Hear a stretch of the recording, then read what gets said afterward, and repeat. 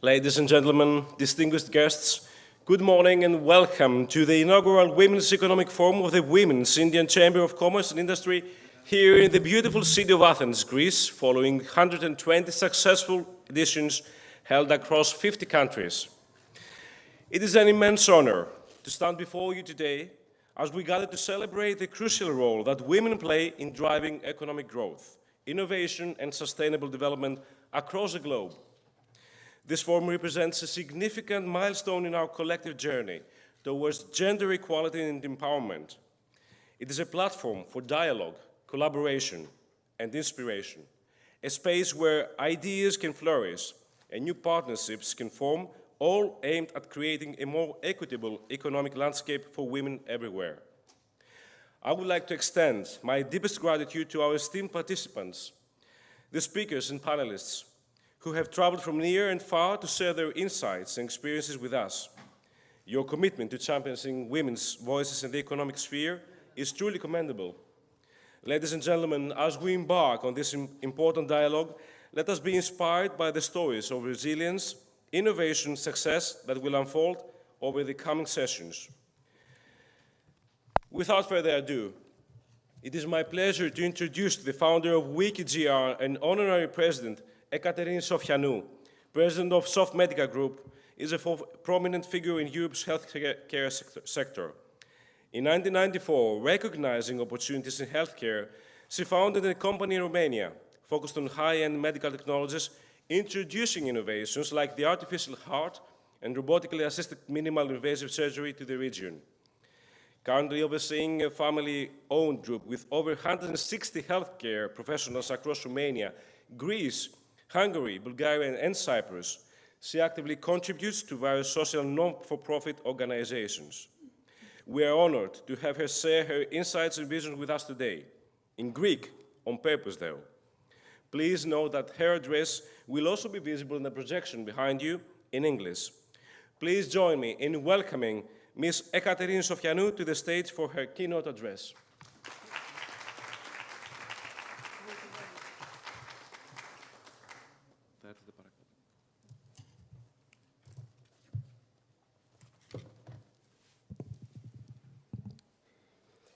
Distinguished guests, it's my great pleasure to extend a warm welcome to all of you.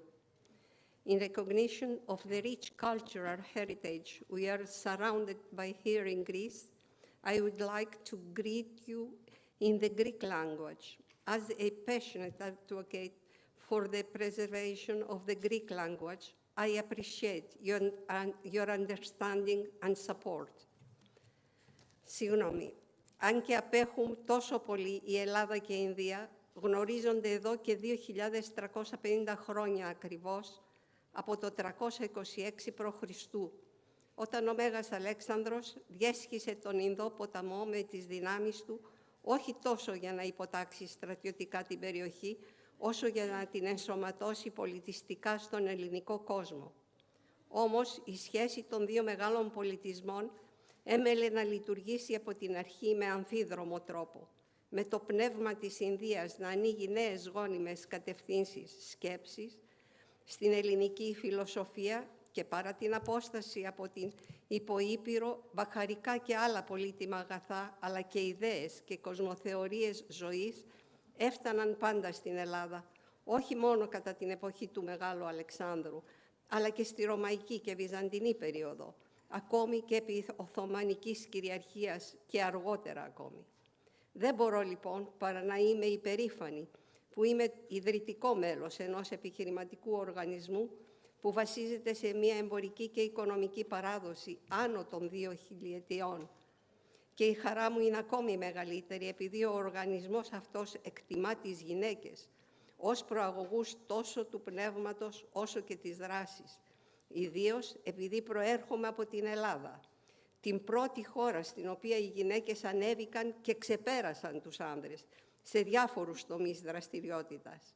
Σκέφτομαι την ποιήτρια Σαπφό, τη βασίλισσα της Αιγύπτου Κλεοπάτρα, τη μαθηματικό και φιλόσοφο Ιπατία.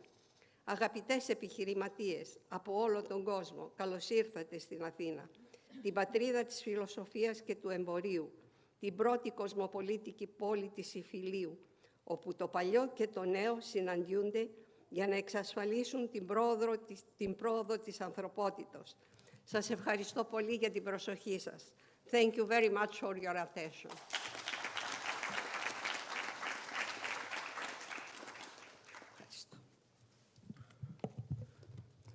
So nice words to hear early morning. Thank you very much, Ms. Sofianou, and thank you for being here with us as a founder of the WICCI Greece. Now, I would like to move on. I would like to begin by extending our heartfelt thanks to the remarkable founder of WICCI Greece, Ms. Katerina Belefanti-Sofianou, for her inspiring keynote address. At this time, I'm thrilled to pass the floor to Harbin Aurora, founder of the World Economic Forum and founder and president of WICCI India, whose passion and commitment to advancing women's role in the economy has sparked a movement across continents. Harbin Aurora will be with us via WebEx. Okay. She will not be able to attend the conference in person right now, so we'll be actually watching a virtual message from her. So, if we're ready, thank you.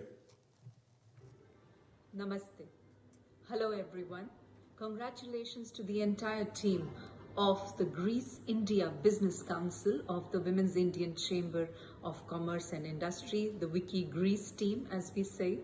And congratulations to all the soul sisters, my soul sister Catherine Sofianou. Just meeting you in Egypt a few years ago started off this beautiful journey. And of course, with the support of our brother who you introduced to us, Professor John Kulakis, we have been on a non-stop journey of growth and blossoming. Together, we see the outcome of these consistent efforts in this fabulous WICCI Greece team. I honor the president, the vice president, the council members, and all of you who have been working tirelessly to put together this conference platform of our network, the Women Economic Forum, for the first time in Greece. And I'm so elated that soul sister Himalayani Gupta, who is a dear soul sister, an eminent lawyer from India, who's been able to join you all today in her capacity as president of the India-Greece Business Council, which is based in India as a counterpart council to help you all in the Greece-India Business Council here in Greece to work together and bridge the gaps and populate this path with more joint ventures, more initiatives, more collaborations across all kinds of fields, be it education, culture, business. And I hope the next 2 days will provide us the opportunity in bridging these gaps with meaningful endeavors and initiatives and ideas that will come in the wake of this beautiful connection. I'm also deeply grateful to all the excellencies, dignitaries, speakers, ambassadors, ministers, women leaders, entrepreneurs, and the movers and shakers of Athens in terms of women's leadership and people who are supporting women's leadership to come together as truly a group that can be the change, that can bring the change. And I invite you all to be part of these deliberations, but also stay connected to our entire global network, which is present in each and every country. With the Greek edition, we are now crossing over 140 editions of the Women Economic Forum across the world, and this is truly a milestone moment for us. We have a few other networks such as the G100 Club, and I invite you all sisters to participate and join us with our brothers and sisters to walk the talk, to really bring the change by putting our collective resources, or rather resourcefulness, together, because all our platforms are free of cost. They are philanthropic. We all do whatever we can do to make things happen, such as all of you have put your resourcefulness together, your networks together, and made this moment happen in collective purpose, in shared vision and shared values. We can make this magic manifest. anywhere and everywhere by the same modality of putting our hearts and minds together beyond borders, beyond boundaries, beyond bias, beyond genders, beyond whatever other narrow identities we hold, because the greatest identity of all, which is our shared humanity, unites us all. And may the power of what unites us be always greater than the power that divides us. With these words, I congratulate you all and extend my deepest and utmost gratitude to you all, and also invite you all to India to bring a delegation of sisters and brothers, with Soul Sister Himalayani would be very honored to organize and welcome you all with, so that we can extend the same hospitality to all of you over here. God bless you all, and may our beautiful collaborations grow and unite our world into one big human family, which we are. God bless you all. Well, let us thank Harbin Aurora for her enlightening keynote address. Her insights not only inspire us, but also challenge us to think bigger and actually bolder in our efforts. Next, we are privileged to hear from Fotini Dimopoulou, President of the International Steering Committee of the World Economic Forum Greece and President of WICCI Greece. Fotini, your contributions as an entrepreneur and as a leader in this arena are invaluable, and we eagerly anticipate your thoughts. Ladies and gentlemen, esteemed guests, it is my great pleasure to welcome you all to the Women Economic Forum, which is organized by WICCI GR with the support of the Technical Chamber of Greece, TE. Women's Indian Chamber of Commerce and Industry, WICCI, is a leading national business chamber that aims to make a global impact on women entrepreneurs, business women, and professionals from all backgrounds. It's supported by influential international women's networks such as G100, All Ladies League All, Women Economic Forum WEF, and She Economy, which collectively have 250,000 members and industry leaders. WICCI works towards bringing about significant changes in governmental policies, laws, incentives, and entrepreneurial ecosystems to strongly encourage and empower women in business across all sectors. As a newly founded Greek chapter of this International Chamber of Commerce, we gather here today as part of our inauguration event to celebrate the incredible achievements of women around the globe and to empower one another in our shared endeavors for the first time in Athens, Greece, in this forum dedicated to women leading economic growth and sustainable development. First and foremost, I would like to extend our heartfelt gratitude to Mrs. Catherine Sofianou, the founder and honorary president of WICCI Greece. Your leadership and dedication have laid the foundation for this important gathering, and we are truly grateful for your vision and support. I would also like to express our sincere appreciation to Mrs. Harbin Aurora, the founder of the Women Economic Forum and the president of WICCI India. Your relentless commitment to uplifting women in various sectors has inspired countless individuals, as we are honored by your presence. We are honored to have with us Mr. Ioannis Kulakis, the President of the Honorary Committee and former General Secretary of the Ministry of Foreign Affairs. Thank you for your invaluable support, which has been instrumental in bringing this forum to life. I would like to take a moment to acknowledge thank the representative of the President of the Greek government for being here today, the ministers and deputy ministers, as well as members of the government. Your presence highlights the importance of our mission and the support we have from the highest levels of leadership in our country. I would like to extend our heartfelt thanks and appreciation to the WICCI GR Board of Directors, who also served as members of WEF Steering Committee, Mrs. Harbin Aurora, Mrs. Tonia Moropoulou, Mrs. Chrysi Tseliou, Mrs. Evangelia Samoili, Mrs. Machi Gavala, Mrs. Katerina Kapogianopoulou, and Mrs. Gelina Dimopoulou. The unwavering dedication and efforts of this board have been pivotal to the success and this conference. As we embark on our discussions on this forum, I want to emphasize the power of collaboration among the steering, advisory, and honorary committees, the result of which we can enjoy today in this forum. We would like to acknowledge the Technical Chamber of Greece as co-organizer of this forum. Your partnership has been essential in ensuring a successful event, and we appreciate your commitment to our mission.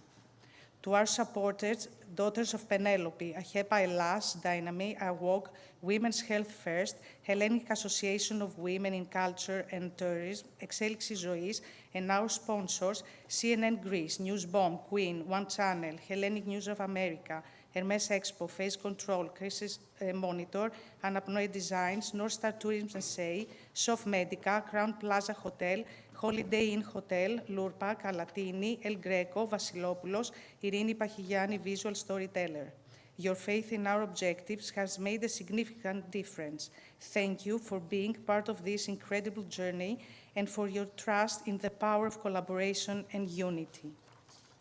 Thank you all for being here and for your unwavering commitment to making a difference. Here is to a successful Women Economic Forum filled with inspiration, collaboration, and a shared vision for a brighter future for all women. Thank you.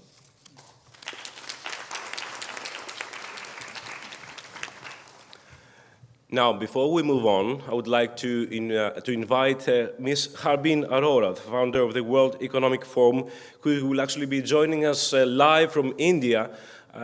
Is she actually live right now?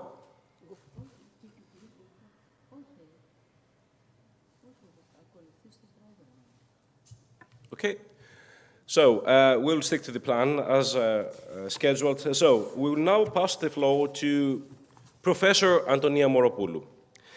She is the President of the International Advisory Committee for the World Economic Forum Greece, Professor Emeritus at the National Technical University of Athens, Vice President of the Technical Chamber of Greece, Member of the Governing Council of the University of Ioannina, to name a few.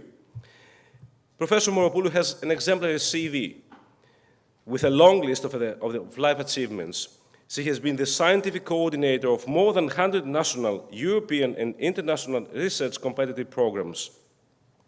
What really stands out, though, of her scientific achievement is the rehabilitation of the holy edicule of the Holy Sepulchre in Jerusalem by the Christian leaders, where she has been the chief scientific supervisor of leading the NTUA interdisciplinary team. In 2012, she was awarded the Hypatia Award by the Association of Hellenic Women Scientists.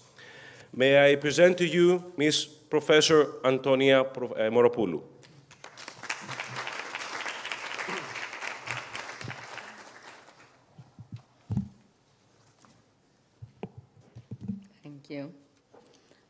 Thank you, Mr. Moutsios.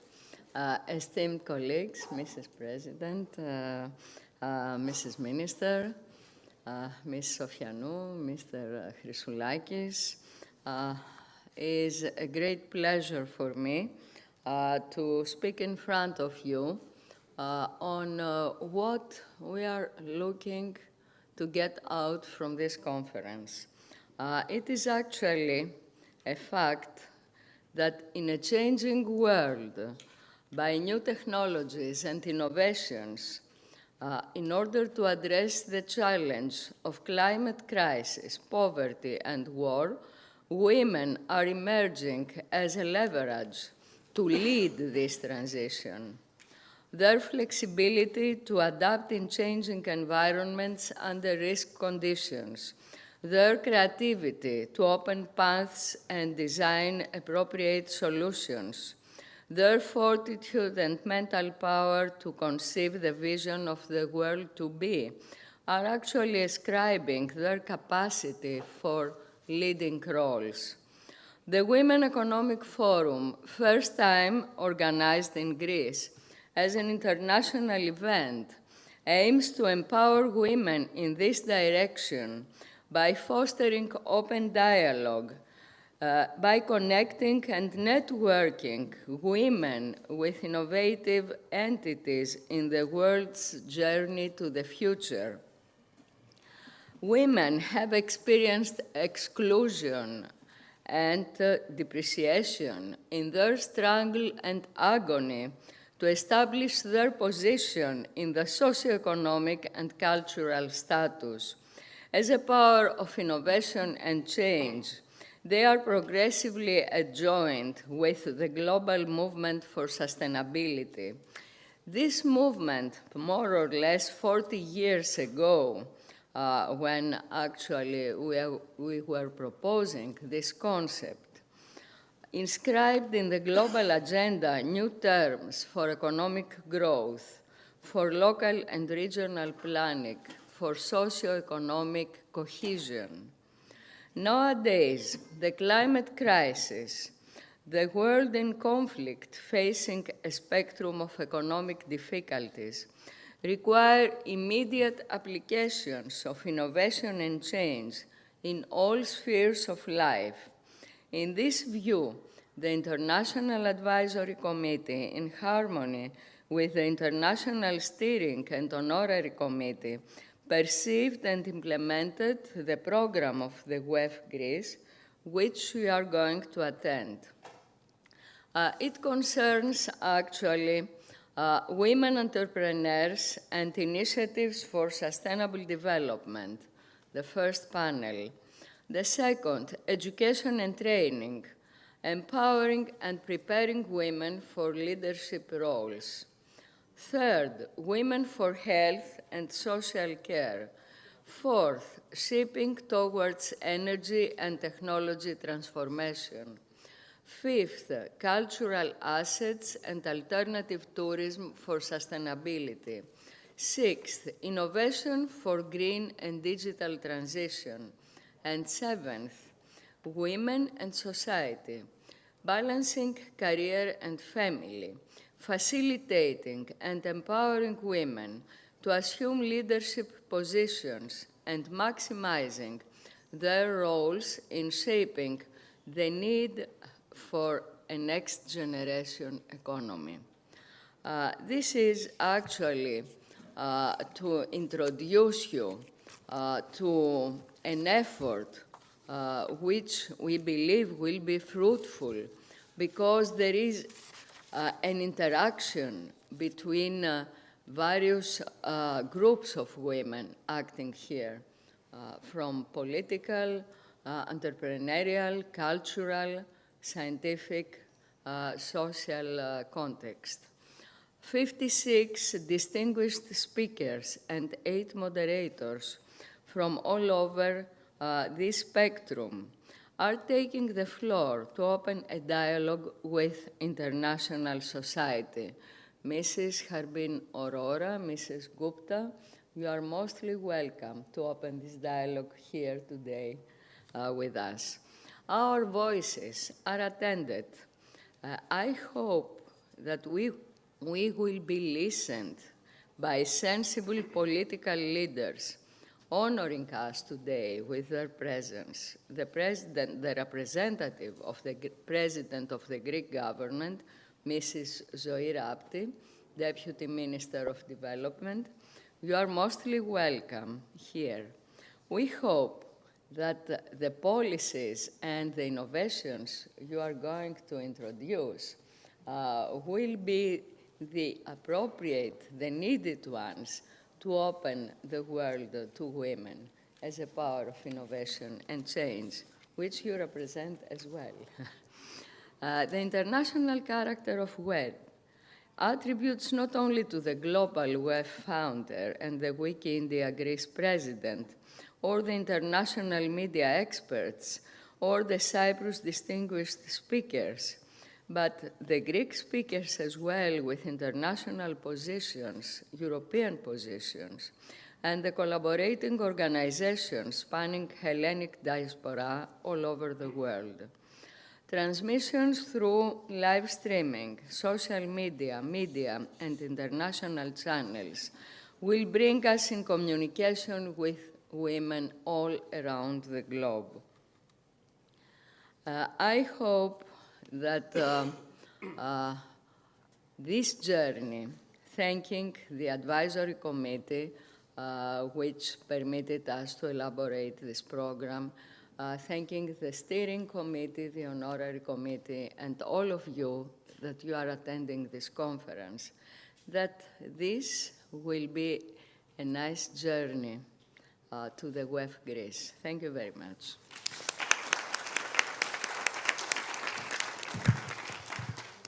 Professor Moru, thank you very much for your thought-provoking address, and your leadership and vision are actually continually inspiring us to reach new goals. Thank you. And on this occasion, let me thank all the board of the WEF and WICCI GR for allowing me to be here and emceeing this. I'm Yanni Moutsios as a journalist, and I'm standing by your side. All the best. So, now it is time to present to you and to hear from John Christoulakis, President of the Honorary Committee of the World Economic Forum Greece and Professor Emeritus. Mr. Christoulakis, your academic insights and perspective are highly valued. So if you would like to take the floor, please. Thank you.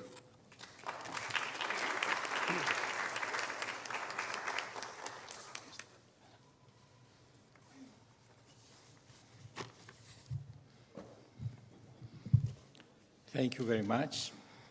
Distinguished participants, I'm very honored to welcome you today and to open as President of the Honorary Committee, the Women Economic Forum.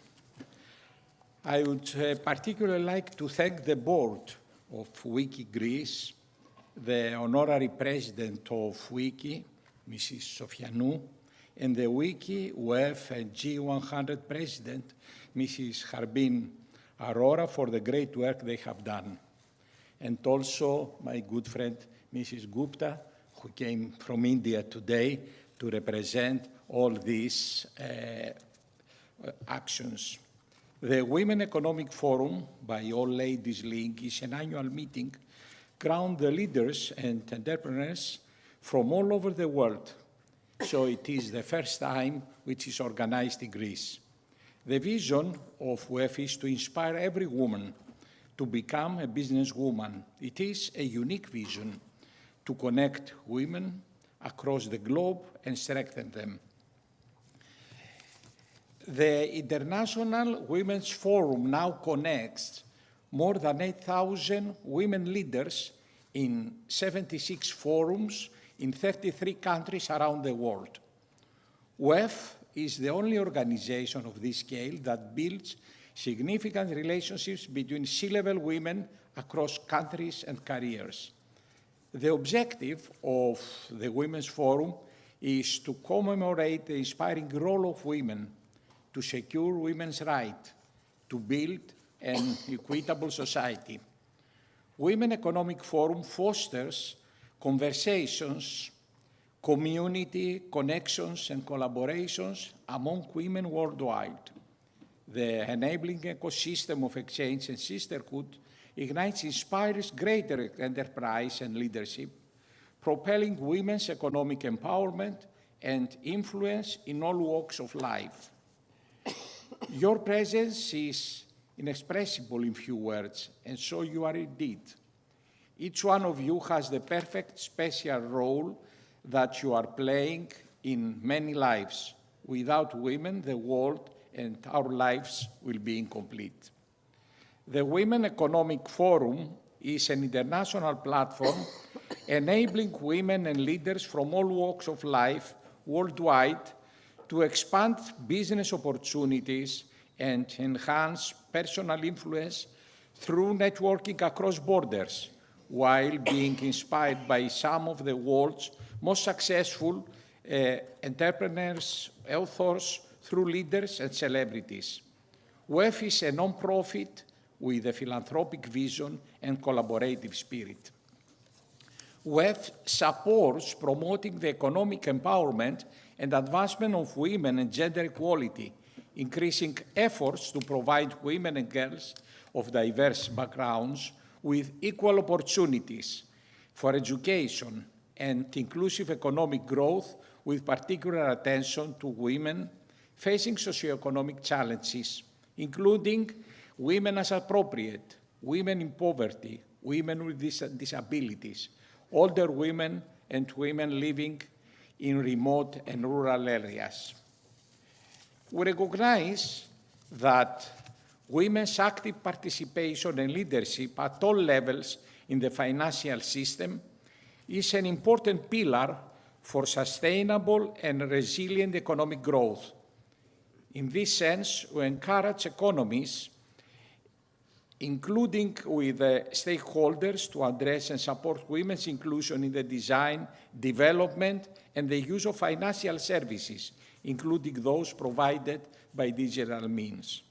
A recent report of EIB and the Commission observes that in Europe, women represent roughly 52% of the overall population in Europe, but they constitute only 34% of the self-employed in the European Union and the 30% of each startup entrepreneurs. This is an exploited potential for economic growth. Also, self-employed women are less well off than self-employed men. 76% of self-employed women in the EU are own account workers with employees, compared to 69% of the men. Dear participants, let me finish with a quote from the Stanford economist Paul Romer. A crisis is a terrible thing to waste. I hope our decision makers will not lose the opportunity to give full support to female entrepreneurs.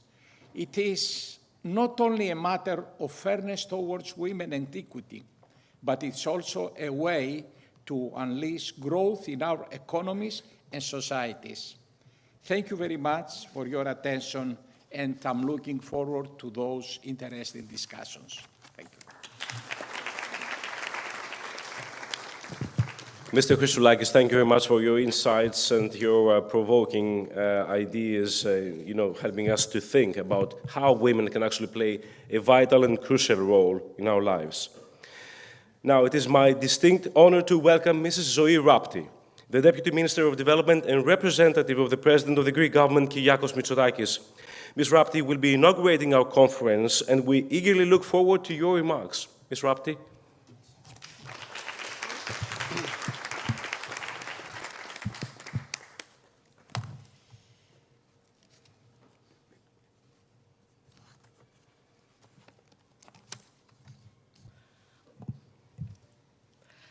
Distinguished speakers and guests, dear moderator, it is a great honor for me to be attending today the Women Economic Forum 2024, representing the Prime Minister. I would like especially to congratulate the organizers of today's event who, in the context of the events held by the Women Economic Forum around the world, chose our country for the forum with the theme Women Leading Economic Growth and Sustainable Development to take place. It is well known that the non-profit global organization Women Economic Forum, composed of renowned female scientists, entrepreneurs, and professionals from Greece and abroad, aims to promote empowering discussions between women who are committed to initiate constructive changes in all areas of economic and social life. The events held by the Forum, which exceed the number of 120 since 2015, function as opportunities for an exchange of views and learning within a diverse and interdisciplinary context, acting furthermore as a center for extensive connections and networking worldwide. I would also like to congratulate the Hellenic Indian Business and Cultural Women's Organization, WICCI GR, the founder, honorary president of WICCI Greece, Mrs. Sofianou, and of course, the president, Fotini Dimopoulou, thanks to whose initiative we're here today. Of course, congratulations are due to the president of the Scientific Committee and my personal dear friend, Antonia Moropoulou, Emeritus Professor of the National Technical University of Athens, and to John Christoulakis, Professor Emeritus, and of course, our esteemed speaker, Dr. Gupta, WICCI President, India, for Greece Bilateral Council. In recent years, female entrepreneurship in Greece has been steadily increasing, which proves that also the position of women in Greek society is constantly improving. However, entrepreneurship as a field is still male-dominated. It is worth mentioning that, according to our registries, only 28% of companies currently have a female CEO or general manager, while only 4,000 enterprises out of the 35 members registered in EVA are owned by women, of course, the Athens Chamber of Commerce and Industry. Regarding startups, a current research carried by the ANEOS demonstrated that only 2 out of 10 startups that we have here in Greece are founded by women.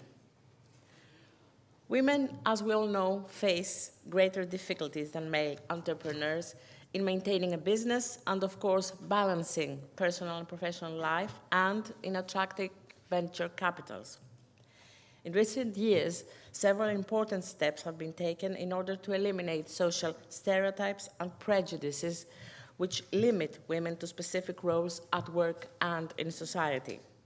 With legislative initiatives to protect women from discrimination at work, with the extension of parental leave and the institutionalization of paternity leave, with incentives for childcare facilities in businesses. However, we still have a long way to go in order to increase quantitatively and qualitatively the participation of women in entrepreneurship and more broadly in the economic activity of the country. In a society that promotes gender equality in all sectors, the state must support women in their efforts to rise and succeed in the business arena. In this context, the Ministry of Development promotes female entrepreneurship in various ways, such as the creation of the Innovation Center for Women that we have in collaboration with the Ministry of Family and Social Cohesion and the Athena Research Center, an initiative that aims to increase the participation of women in enterprises that focus on research and innovation, to create a platform for the development of entrepreneurship with emphasis to female talent, and assess the impact of gender-based policies using a data-driven approach. With the establishment of our national registry for startups here in Greece, Elevate Greece, and the National Entrepreneurship Awards for startup companies, which include, of course, the award category for female innovative entrepreneurship. In this context, 2 companies were awarded in previous years. One, iDNA Genomics, which is active in rapidly growing field in precision medicine and genomic analysis, and, of course, a second one, the first and only Greek platform for searching and finding available babysitters, domestic helpers, and carers for the elderly, which is called Nanuka. And at the same time, this platform is a job posting for those professionals who look for employment in babysitting, home care, and wish to offer their services. At the same time, we included the program Integrated Intervention to support women's employment through strengthening entrepreneurship, which was co-financed by the European Social Fund with the operational program National Contingency Reserve, with a budget of 40 million euro. Its aim is exactly to stimulate employment through the creation of additional possibilities of access to the labor market for women that are threatened by unemployment. As Deputy Minister of Development, I also commit that we will continue to work to strengthen entrepreneurship and increase the participation of women in businesses in areas that will define the future. Such areas are areas that have to do with innovation, the utilization of new technologies, as well as artificial intelligence. These actions we all understand that are necessary because increasing women's participation in the economy and healthy entrepreneurship will contribute to a more dynamic and resilient economy, and of course, to a fairer, more sustainable and prosperous society. These are also the priorities of our Prime Minister, for a Greece that progresses, that innovates, that always moves forward. In conclusion, women's leadership is not just about equality, it's about efficiency and fairness. And, of course, being here today is important, but it's not enough. We must continue to claim that space that belongs to us, build bridges, and break down the barriers that still exist. Every move we make, every decision we take, affects the future of the women who will follow. Change, as we all understand, is not instantaneous. It is an ongoing progress. And with the work we do here today, we can ensure that the women of tomorrow don't have to fight to be heard. And that is the real goal, to build a world where female leadership will not be the exception, but the norm. I'm deeply honored to inaugurate the conference and wish you every success. Thank you very much for your attention.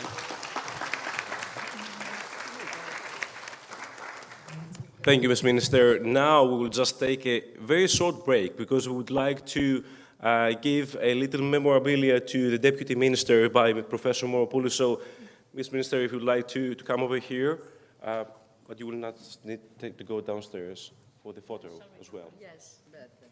Here.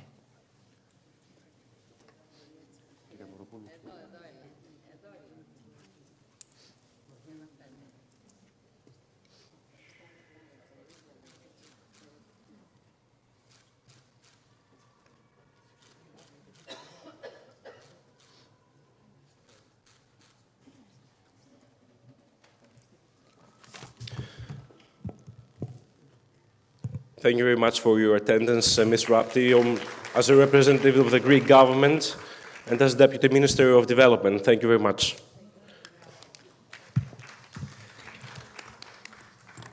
Now, as we move on, I would just like to introduce you Dr. Malani Gupta, the President of the WICCI India-Greece Bilateral Council and Advocate Senior Founding Partner at UHV International Partners. Dr. Gupta is a trailblazer in her field, advocating for women's rights and fostering cross-border collaborations that empower women entrepreneurs and leaders in Greece and India. So I would just like to invite you here and give you the floor, if you may. And thank you for traveling all the way from India to Greece.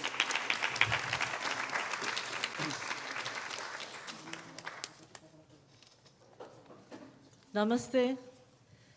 Kalir Sorusma. I hope I've got that right. Kalimera. It is a great honor for me to be here, and thank you so much for such a warm welcome. It is really, and I want to welcome all the honorable dignitaries, ministers, esteemed leaders, and dear guests. I am so privileged to address you all today on behalf of the Women's India Chamber of Commerce and Industry. I congratulate the Greece-India Business Council of WICCI on this momentous milestone. I extend my gratitude to the President and Council members of WICCI Greece and Brother John for his tireless support. Where's Brother John gone? I think he's not here right now. His dedication and all of yours is truly commendable. As the counterpart chair based in India for the India-Greece Business Council, I am honored to be here amidst all of you today in order to strengthen our bilateral ties even further. Our nations share great history and heritage, which paved the way for centuries of vibrant trade and cultural exchange, fostering goodwill and cooperation in business, trade, and culture. Our ancient civilizations are built on common values: human dignity, family, and ethics. These shared principles form a strong foundation for our partnership. Some key areas for potential collaboration between India and Greece include trade and commerce, enhancing bilateral trade, exploring new markets, and promoting economic cooperation. Cultural and creative exchange, sharing knowledge, art, and ideas to deepen our understanding and appreciation of each other's heritage. Entrepreneurship and innovation, fostering joint ventures, startups, and entrepreneurial initiatives in sectors like technology, healthcare, and sustainability. Tourism and education, promoting people-to-people ties through student-to-student connections, educational exchanges, and tourism. And notably, RAI universities in India have offered free of charge to college students in the Discover India program. As we explore the above opportunities for collaboration, I am also excited about the future prospects of hosting a delegation of Greek women leaders in India. I invite you all, and we are definitely going to do an event there. I hope you will all attend. I would look forward to it. Dear sisters, I welcome you to visit us in Delhi and allow us the opportunity to facilitate meaningful connections with women in India as well as other stakeholders, enabling us all to build a solid business corridor between India and Greece through the inclusive agency of women's leadership, which augurs well, not just for the economy, but for societal well-being at large. In addition to participating in the deliberations of the summit, I also look forward to experiencing the beauty of Athens, a city steeped in history and culture. In closing, I extend my immense gratitude to Dr. Harbin Aurora Rai and Mr. Vinay Rai, the visionaries and philanthropists in India who are fostering such powerful circles of solidarity and cooperation across the world. Together, we can forge a lasting bond between India and Greece in a shared vision for peace and prosperity for all. Thank you. Brother John, I think you missed my thank you. A big thank you for organizing this wonderful event, for all your tireless work that has gone into this successful and wonderful thing. Thank you so much. Now, before we move on, I would just like to invite the president of WICCI GR, Ms. Fotini Dimopoulou, to present the commemorative memorabilia to Dr. Gupta. So if you may come over here, please. And preferably downstairs so we can have a good photo, yeah? Thank you.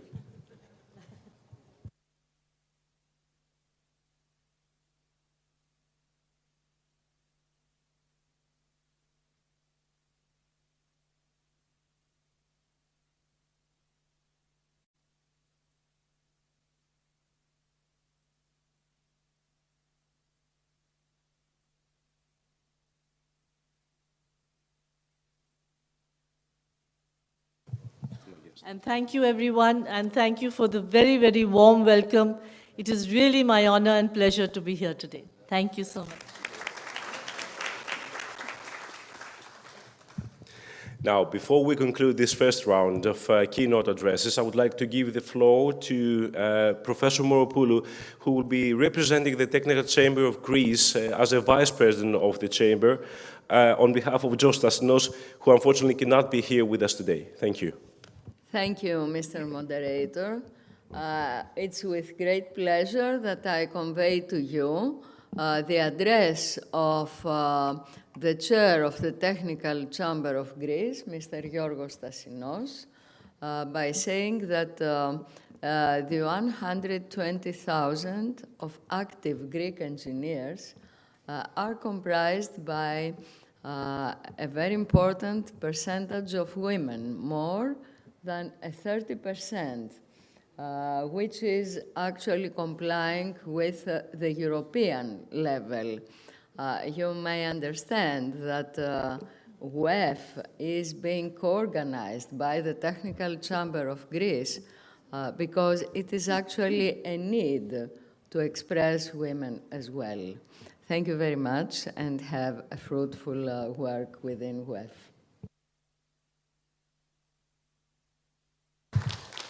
Thank you, Professor Moropoulou. And I think it's now time to actually move on to the actual conference. So here we are today, the inaugural Women's Economic Forum in Greece. So without further ado, I would like to invite our fellow journalist, Maria Nikoltsiou, to take the floor.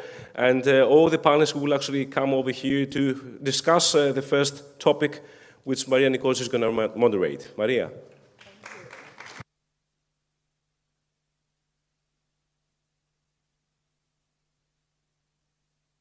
let's give a warm applause to our great moderator. He's great moderator, great friend, and such a gentleman also. Thank you.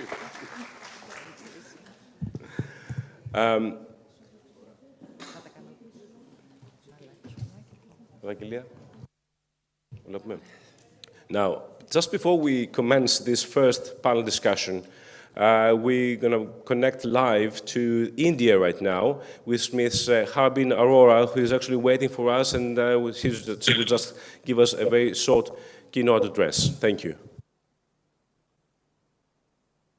Hello, sisters and brothers. It's my great honor and privilege to be with you all today. First of all, I would like to thank two people who have been such pillars of support.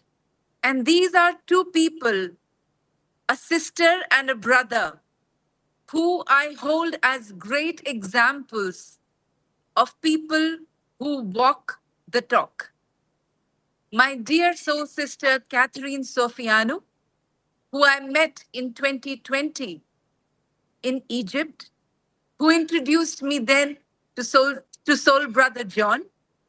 And both of them have been ardently working to build this beautiful corridor between Greece and India, which has resulted in this blossoming of a beautiful family of my sisters here at the WICCI Greece-India Business Council, the president, the vice president, all the members, and everybody in the organizing committee for our conference platform, the Women Economic Forum in Greece, taking place here for the first time. We are almost going to reach 150 editions globally by next year. And this is such an important event happening in Greece today. I am so, so grateful to all of you. My soul sister, Himalayani Gupta, who is the president of the Counterpart Council of India-Greece Bilateral Business Council of the Women's Indian Chamber of Commerce and Industry, which we call WICCI, who is there to step up and share our gratitude with you all. And I am with her. I share her sentiment of feeling overwhelmed with your warm welcome and solidarity. And we are waiting for you in India to extend a warm welcome. Honorable Deputy Minister of Development, who has kindly inaugurated the conference today, and who is also the representative of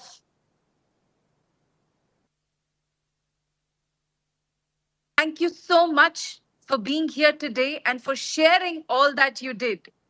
I have no words left to share because you have touched on all the points. The only thing that I would like to add is that together in solidarity, we can ensure that women stay in leadership roles, whether it is in C-suite, whether it is in entrepreneurship, that women stay longer and stronger as leaders.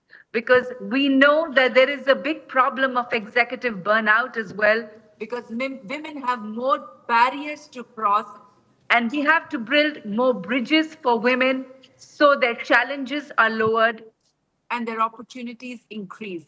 Dr. Harbin, I'm afraid I do actually you have to excuse me because we've lost signal of yours, so we cannot really see you, we can only hear you. Thank you so much. I understand, and I thank you for this opportunity, and I'm grateful I could join you. It has been a pleasure and a great honor to have you here, and we know that you've tried a lot to actually connect with us, so let's give her a big, warm round of applause, please. Thank you. Thank you so much. God bless.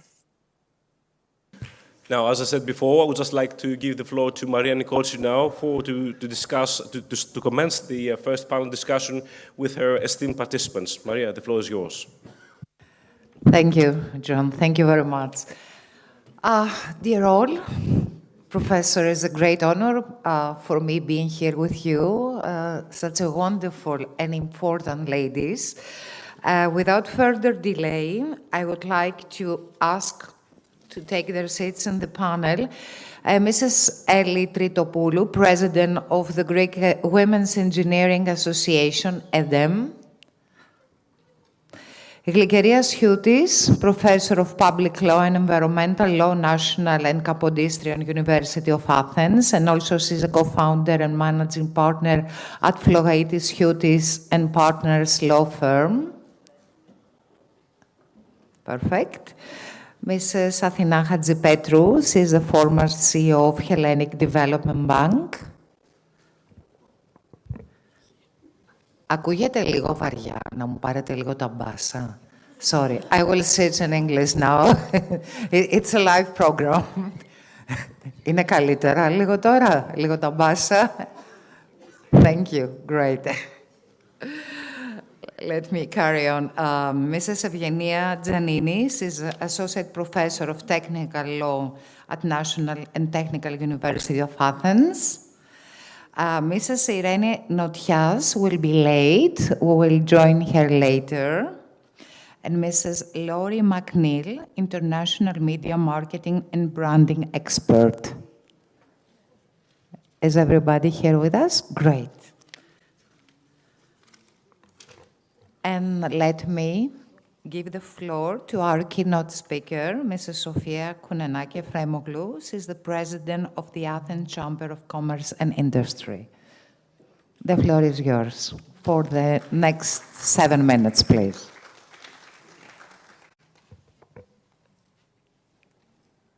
Dear Presidents, dear Presidents, dear speakers, distinguished guests, good morning. It's a pleasure to be here, and thank you very much for the invitation to participate in this important discussion. Today, we are talking about the contribution of women entrepreneurs to sustainable development. The fact that we are having this discussion reflects the progress made in recent years in recognizing women's leadership. Not long ago, we were still debating whether women could survive and succeed in the business world. Now, we are increasingly focusing on the value women can add to businesses, economies, and societies. And this is beneficial, not just for women, but for our world as a whole. The 2023 UN report shows that progress on over half of the goals is insufficient and slow. By 2030, 575 million people will still be in extreme poverty, and only 1/3 of the countries will be able to cut their poverty rates in half. Achieving gender equality may take at least 286 years. The UN Secretary-General has called for urgent action to realign efforts towards meeting the SDGs. In this effort, the role of the private sector is crucial, and women entrepreneurs can play a significant and multifaceted role. This is firstly because women's entrepreneurship in itself empowers millions of women economically and contributes to poverty reduction in many parts of the world. It creates income and employment opportunities, promotes equality, and benefits individuals, families, and local communities. Secondly, businesses led by women tend to perform very well in terms of sustainable development. Studies have shown that women entrepreneurs are more aware of how their activities and choices impact local communities. That's why women often choose to undertake initiatives at the local level, creating businesses that utilize local resources and human capital. We have seen this in practice in Greece through the National Chamber Network of Women Entrepreneurs. Furthermore, according to a study published in the International Journal of Business Governance and Ethics, women are more likely to consider the rights of others and adopt a more collaborative approach to decision-making. The same study reveals that women in leadership positions tend to make decisions that take into account the interest of multiple stakeholders, leading to fairer outcomes. Women entrepreneurs bring not only creativity, innovation, and talent to the economy, but also support the transition to a new model of business leadership. They express a purpose-driven entrepreneurship, one that doesn't end with profit-making for shareholders, but includes creating value for society, contributing positively to addressing common challenges. That is why we have every reason to continue our efforts to strengthen women's entrepreneurship and encourage women to gain more confidence, to trust in their own leadership style and choices, rather than trying to conform to outdated stereotypes. This is a battle we continue to fight, both at the Athens Chamber of Commerce and Industry and the National Chamber Network of Women Entrepreneurs, through developing a three-pronged strategy to help women break barriers and succeed in business. The first focus of our strategy is on reskilling and upskilling women, ensuring they are not left behind in the ongoing digital transformation. To address this, we launched the Empowering Unemployed Women over 35 years of age, a pilot program in collaboration with Microsoft Hellas, aimed at providing essential knowledge and skills to women seeking new employment opportunities or career changes. The program includes seminars and coaching sessions in order to help participants navigate the job market and develop confidence. Next month, we will start a new cycle. In addition to this, we are also running a national program for 5,300 young unemployed women, providing them with training in fields such as new technologies, finance, virtual reality, and green energy, areas where women are often underrepresented. The second axis of our strategy is focused on increasing women's participation in the technology sector. Recognizing the immense economic potential of gender equality in business, the National Chamber Network of Women Entrepreneurs, AHEPA, as we say it in Greek, is actively participating in the Women's Innovation Center that the Minister mentioned, where we work to increase women's presence in STEM fields and entrepreneurship.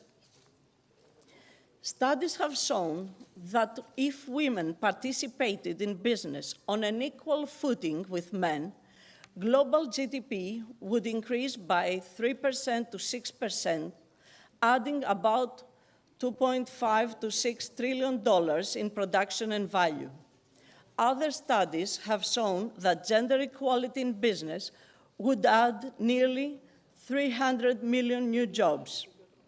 Projecting these numbers to the Greek economy, we would be talking about an extra 12 billion euros to our GDP. That is why the third axis of our strategy is centered on encouraging women-led startups. Despite the increasing role of women in entrepreneurship, women founders still make up only 15% of the total, and just 2% of these have access to investment capital. So we at the Athens Chamber of Commerce and Industry, we offer incubation facilities to women entrepreneurs, providing space, but also legal and financial advice, business planning, and access to networking opportunities to help secure capital. Our incubator is the largest in Greece, and by now we have supported 30, in the 2 years that we have started, we have supported 30 women-led startups, and we are currently working to assist another 20. Additionally, we are committed to exposing women-led startups to international investors by including them to global events such as the Lisbon Web Summit, the Mobile World Congress in Barcelona, Collision in Canada. We have around 7 free of charge to the Innovation Forum in Sardinia at the end of this month. And recently, we launched the Greek chapter of Prospera Women from Silicon Valley at the Athens Chamber of Commerce and Industry. Moreover, we systematically promote the equal participation of women in corporate boards, focusing particularly on small and medium-sized enterprises and family businesses, providing practical guidance and encouragement for promoting diversity and equality. And we are ready to support the increase of women's representation on the boards of listed companies to 33%. Now the law is 25, and it's actually 27, in line with a recent EU directive. You see, increasing the participation of women in entrepreneurship and the economy is not just a matter of fairness. It is essential for unlocking a wealth of untapped talent, skills, and innovative ideas that have long been underutilized. Empowering women entrepreneurs is a critical driver for achieving sustainable, equitable, and inclusive growth. It's not just about giving women a seat at the table, but about reshaping the table itself, fostering a future where businesses thrive and societies flourish through shared prosperity. Thank you very much for your attention. Thank you very much again for the invitation.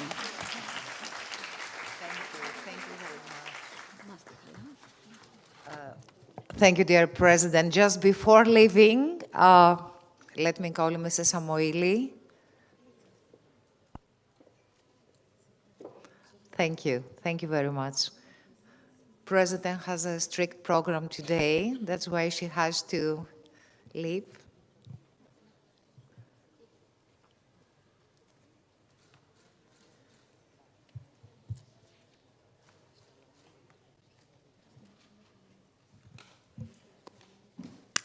Να είστε καλά, Πρόεδρε. Ευχαριστούμε πολύ.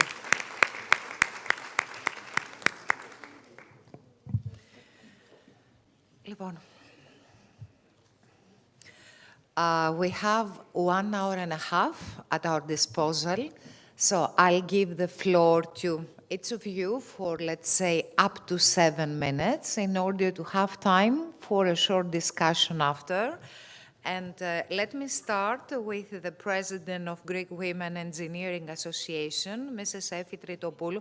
I'm very happy, very glad to meet you because my son just entered the university in order to become an engineer, a mechanical engineer. So it's very important for me to see so many successful women engineers. Dear President, the floor is yours.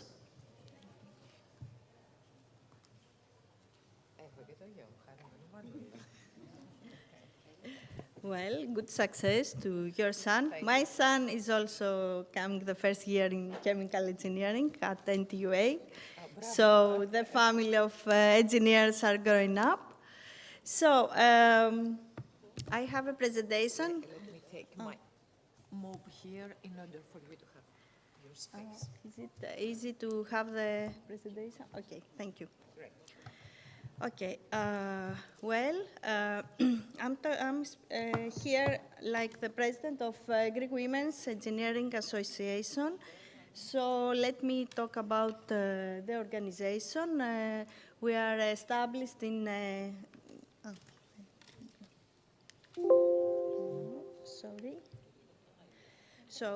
we're established in 1995, and we have approximately 1,500 members, all qualified women engineers, members, of course, of the Technical Chamber of Greece.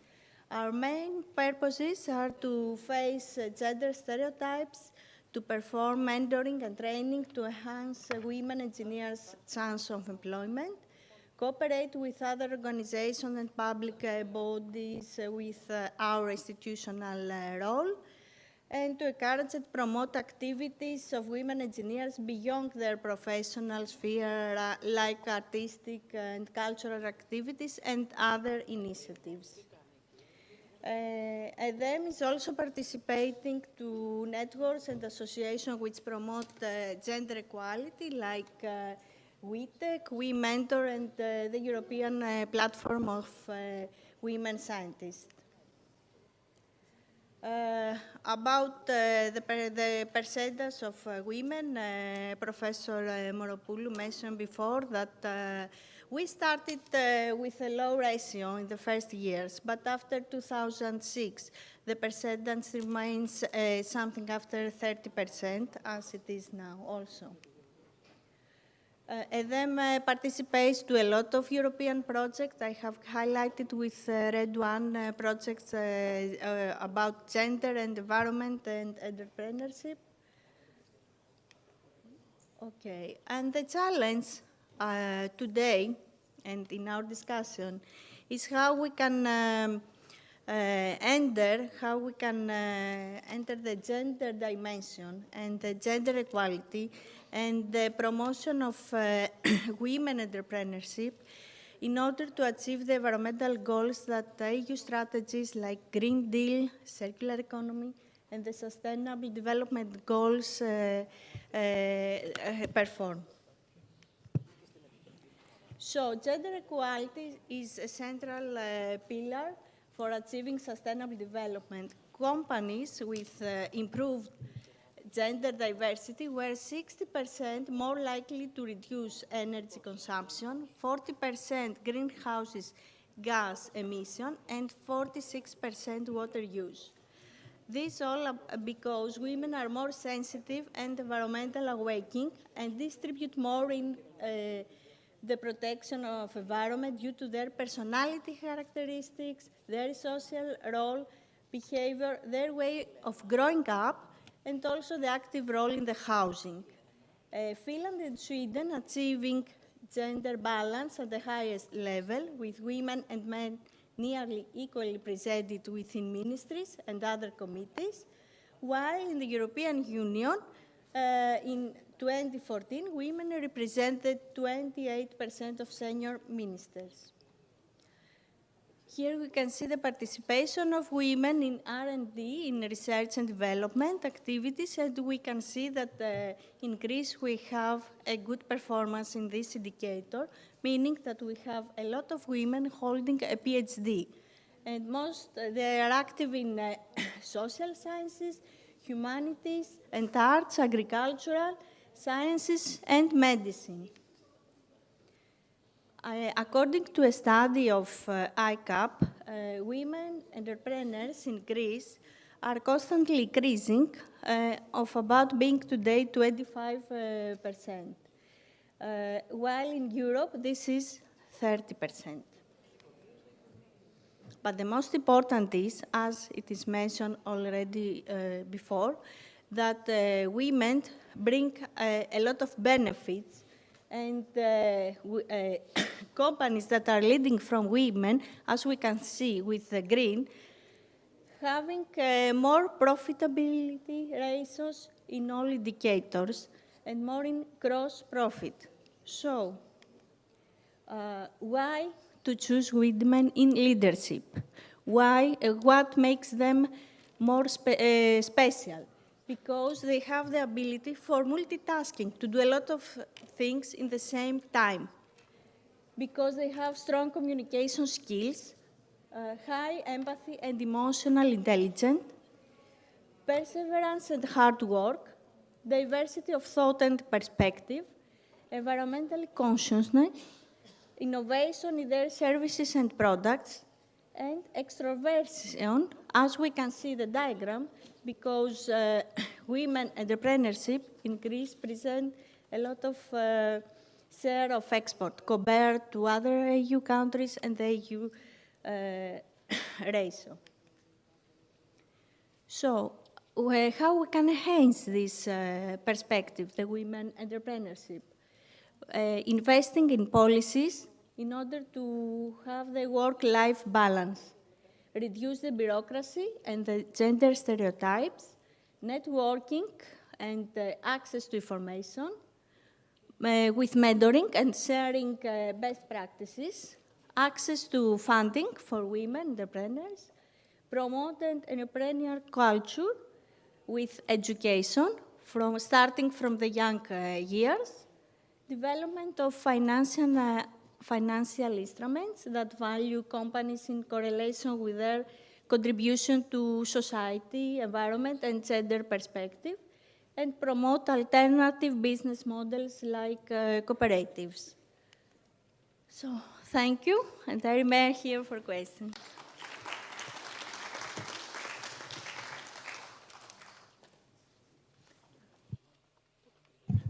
Thank you. Thank you very much for your presentation. I will have a question later. Actually, I was watching this movie, this series on Netflix, Outlander, and the daughter of the main character, back to 40s, 50s, she used to be a mechanical engineer in a big barrier. And no man would accept her as mechanical engineer in such a great barrier, dam, I don't know how do you call it. Πώς λέγεται το φράγμα, το μεγάλο? Dam. Later, I will ask you if this perception has really changed in these big projects. But later, it will be one of my questions. Let me call now to the floor Mrs. Glykerias Houtis, Professor of Public Law and Environmental Law in National and Kapodistrian University of Athens, and of course she's a co-founder and managing partner at Flogaitis Houtis and Partners Law Firm. Please, the floor is yours. I'm going to speak for the panel. Whatever is better for you. Up to 7 minutes, please. Up to 7 minutes, yes. I'm very happy to be here among you. I think that the subject of our conference is really very intriguing, always modern. Before beginning, I would like to welcome here with us a real leadership, a real female leadership in the High Administrative Court of Greece. We have among us Mrs. Sisi Chrysikopoulou, who is Vice President of the Council of State. Yeah, it's an honor having you with us. Now, women's female leadership and sustainable development. The first thing I would like to mention is that the European Parliament and the Council and the European Council have adopted since 2022 a directive on improving the gender balance among directors of the so-called listed companies and related measures. This directive aims to achieve a more balanced representation of women among the directors of listed companies by establishing effective measures that aim to accelerate progress towards gender balance while allowing listed companies sufficient time to make the necessary arrangements for that purpose. Which is the notion of listed companies? Listed companies means a company which has its registered office in a member state and whose shares are admitted to trading on a regulated market in one or more member states. It is evident that this directive aims directly at the top, does not apply to micro, small and medium-sized enterprises, and its main objective is to reach gender balance on boards.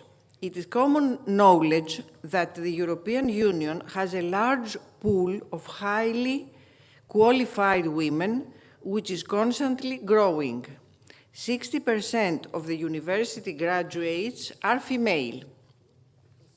In the same time, the underrepresentation of women in BODs is the result of unequal opportunities between women and men, and so the directive aims at ensuring a set of procedural requirements concerning the selection of candidates for appointment or election to director positions based on transparency and merit.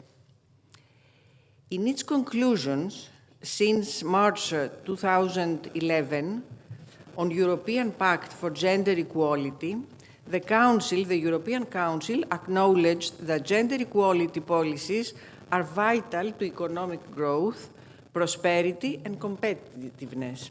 Also, in its communication of March 2010, entitled Europe 2020, a strategy for smart, sustainable and inclusive growth, the European Commission recognized that increasing women's labor market participation is a precondition for boosting growth. It is important that a clear commitment be made to eliminate the persisting gender pay gap and that a reinforced effort be made to overcome all barriers to women's participation in the labor market, including the existing so-called glass ceiling phenomenon. But which is the rightful realm of women? Is it home or not? The metaphors concrete wall, glass ceiling, and labyrinth mean that women have considerably more access to lower-level leadership positions, while they often remain excluded from most positions in the highest level of politics, the economy, and in general society. This applies especially in that stereotypes continue to play, in both a conscious and unconscious way, important roles in the context of women's positional leadership. Positional leadership defines a person who exercises authority over other people by occupying both formal and informal positions within groups, organizations, and institutions, by participating in the decision-making, by imposing rules and limitations, and by giving orders, guidance, and interpretation. Crucial is also the reciprocal relation between leaders and followers. Do people accept women as leaders? The stereotypes still favor the masculine leadership. Moreover, the extent to which leadership can be exercised depends not only on individual capacities, but also on the institutional as well as situational opportunities and constraints on a given office. Now, as for the special subject of the promotion of sustainability and female leadership, findings suggest that firms characterized by gender-diverse leadership teams are more effective than other firms at pursuing environmentally friendly strategies. Women are more likely to implement long-term strategies and outcomes which take into account the interests of all parties, and while more cautious in making investment decisions, are more tended to adopt long-term results and stakeholder-oriented strategies which may contribute to the success of environmental practices and enhance positively the company's environmental performance. There is a growing number of publications and studies since 2011 that there is a strong relationship between gender diversity and environmental performance, and that the presence of women on corporate boards impacts significantly the firms or the enterprises, both sustainable investment and environmental performance. The studies have shown that cognitive patterns which determine the manager's willingness to engage in environmental innovation characterize strongly female leadership. Female directors have a high tendency to protect environmental ethics, to enhance significant companies' awareness of environmental and social issues, and promote the adoption of positive strategies to respond to corporate social and ethical demands. Thus, the company's environmental consciousness and sustainability increase. Especially, there is a greater sensitivity towards climate change, which characterizes female directors and which translates into concrete actions, among which the impact of green information of companies or firms' value within a regulatory context is not negligible. Companies are not functioning in a neutral social sphere. They are complex and interconnected entities. sustained profitability is regarded as one of the most important financial indicators of a company's growth prospects. We must never forget that since the famous Brundtland Report and Agenda 21, sustainability or sustainable development is understood as the development which, by being environmental friendly, does not exhaust natural resources, thus rendering economic growth viable, sustainable. Thus, green strategies are more effectively achieved in companies with strong female leadership teams, which prove to perform a more experienced in community and service performance, thus achieving in the same time their company's financial viability. As for the female behavioral leadership, in opposition to the positional leadership, this last characteristic, which is named behavioral leadership, means that women practice different leadership styles than men. The stereotype of leadership is usually accepted as masculinity, meaning dominance, authority, and ambition. In the same time, women leaders are more participatory, democratic, and interpersonally sensitive. Their effectiveness and their leadership performance need to be considered from a functional point of view, which must be viewed rather as a social construction. Concluding, either as positional or behavioral leaders, female leaders in all levels, political, administrative, and expert offices, are of course largely determined at member states level, but in general still encounter the usual barriers in leadership positions. Women are well represented in the medium level, but not in the highest level as committee chairs, presidents of party groups, EU offices, universities, bar associations. Even in the European Commission, with some few exceptions, are mostly charged with soft portfolios such as education, social policy, and environmental policy.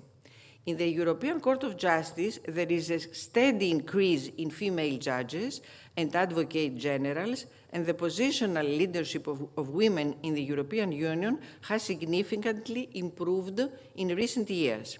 Yet, a fair gender balance and diversity in high-level positions have not yet been reached. The factors are manifold: traditional gender regimes, lack of consistent gender policies, and the still prevalent view that women are less suited than men to performing leadership functions. The best is yet to come.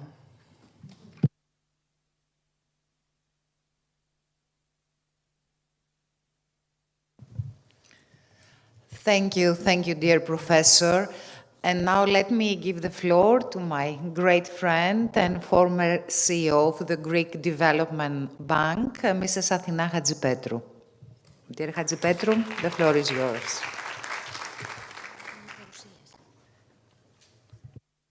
Presentation, yeah. Yes. Okay. Εδώ είναι το κλικ. Αυτό ή αυτό. Ποιο από τα δύο. Okay. Ladies and gentlemen, dear President of ACCA, dear friend and Professor Antonia Moru, today we stand at the intersection of innovation, sustainability, and leadership, a place where women entrepreneurs shine brightly, and their role in promoting sustainable development is not just important, it's vital. Women entrepreneurs can redefine what it means to lead in business and create a profound impact on environmental sustainability.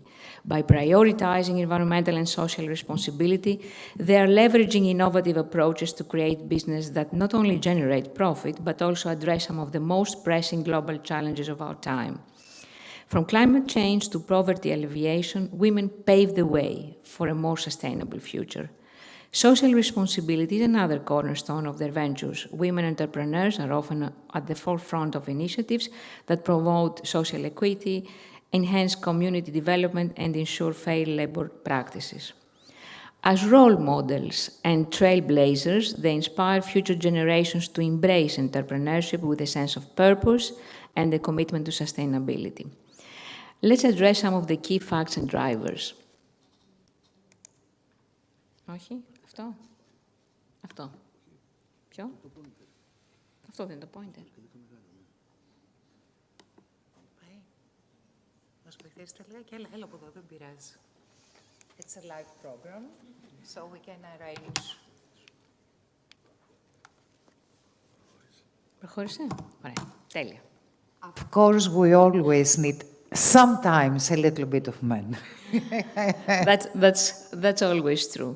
Now, according to the United Nations, nations are all, also heard from previous speakers, achieving gender equality and empowering women and girls is integral to each of the 17 Sustainable Development Goals. But as you see here, following the pace that we have currently, we will achieve these targets by 2086 and not 2030.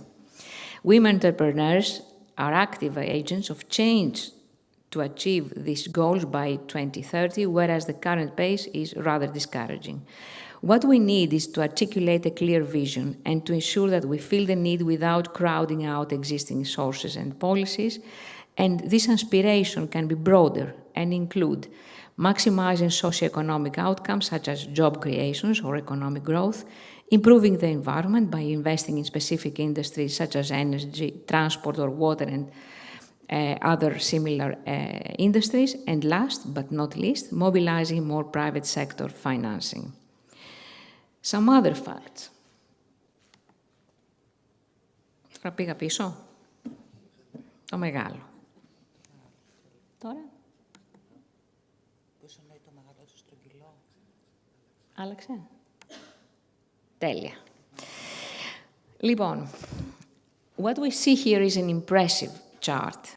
Why? Because Europe, as you see, lags behind East Asia as well as Latin America.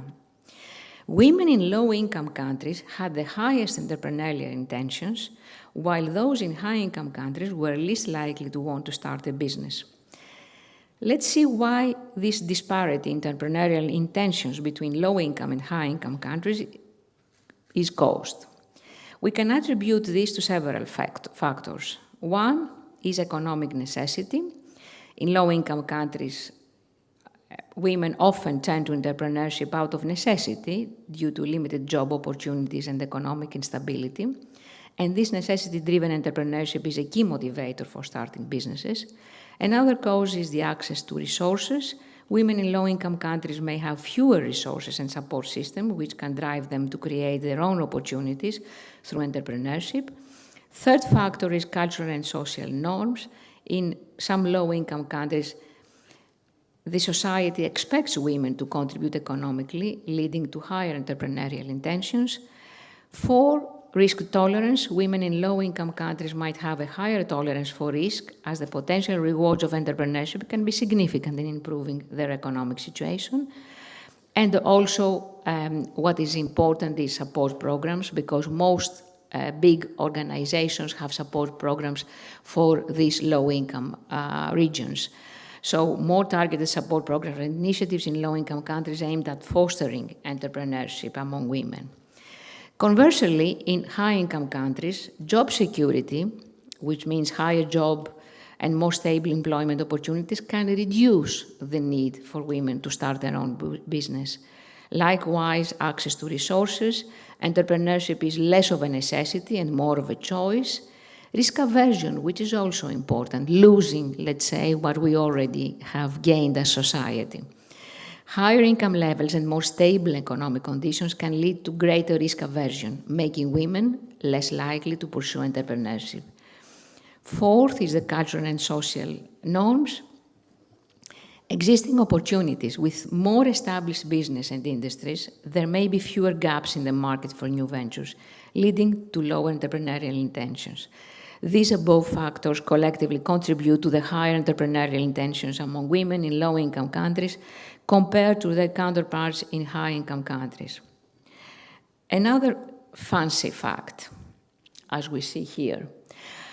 Funds invested in startups founded or co-founded by women garner less in investments, but generate more revenue. And as the figure below illustrates, once women-led startups and SMEs dispose of enough financial means, the return on investment exceeds the average. Conversely, if women were earning as much as men, human capital wealth could increase by about 1/5 globally. It was already mentioned by a previous speaker. I want to make some proposals, and probably Maria will be part of the discussion.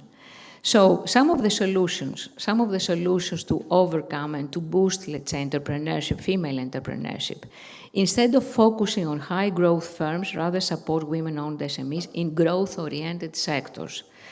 What we see is that significant gender differences in firm size and access to finance are both a cause and a result of their representation.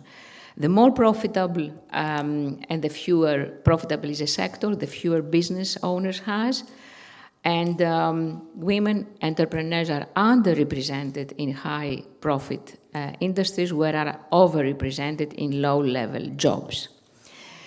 This leads us into strengthening measures to support market entry and business growth into these high-growth sectors.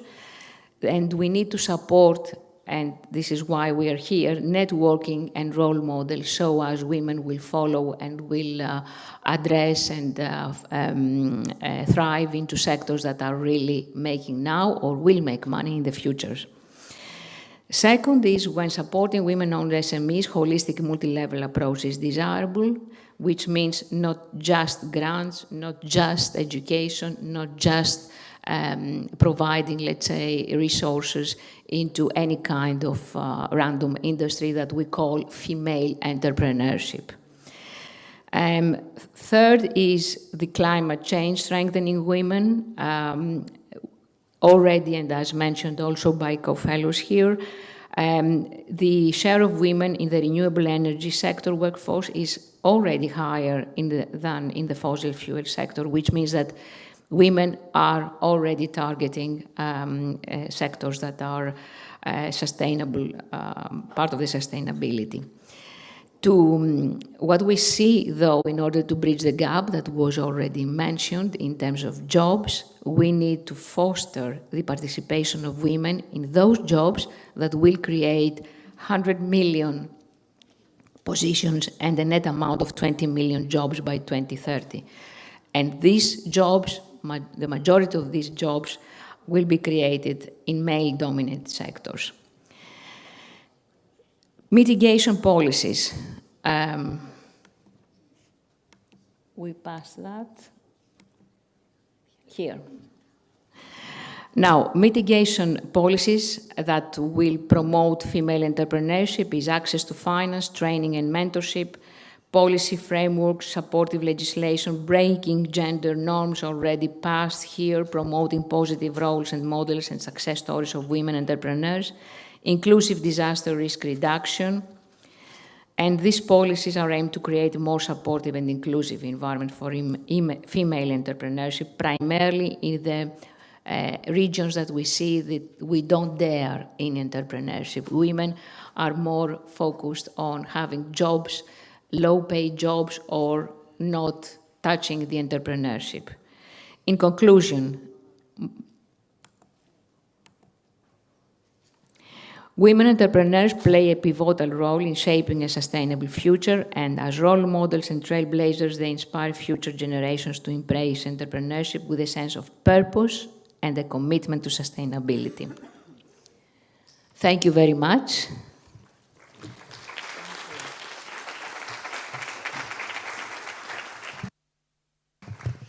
Thank you, Mrs. Hadjipetrou.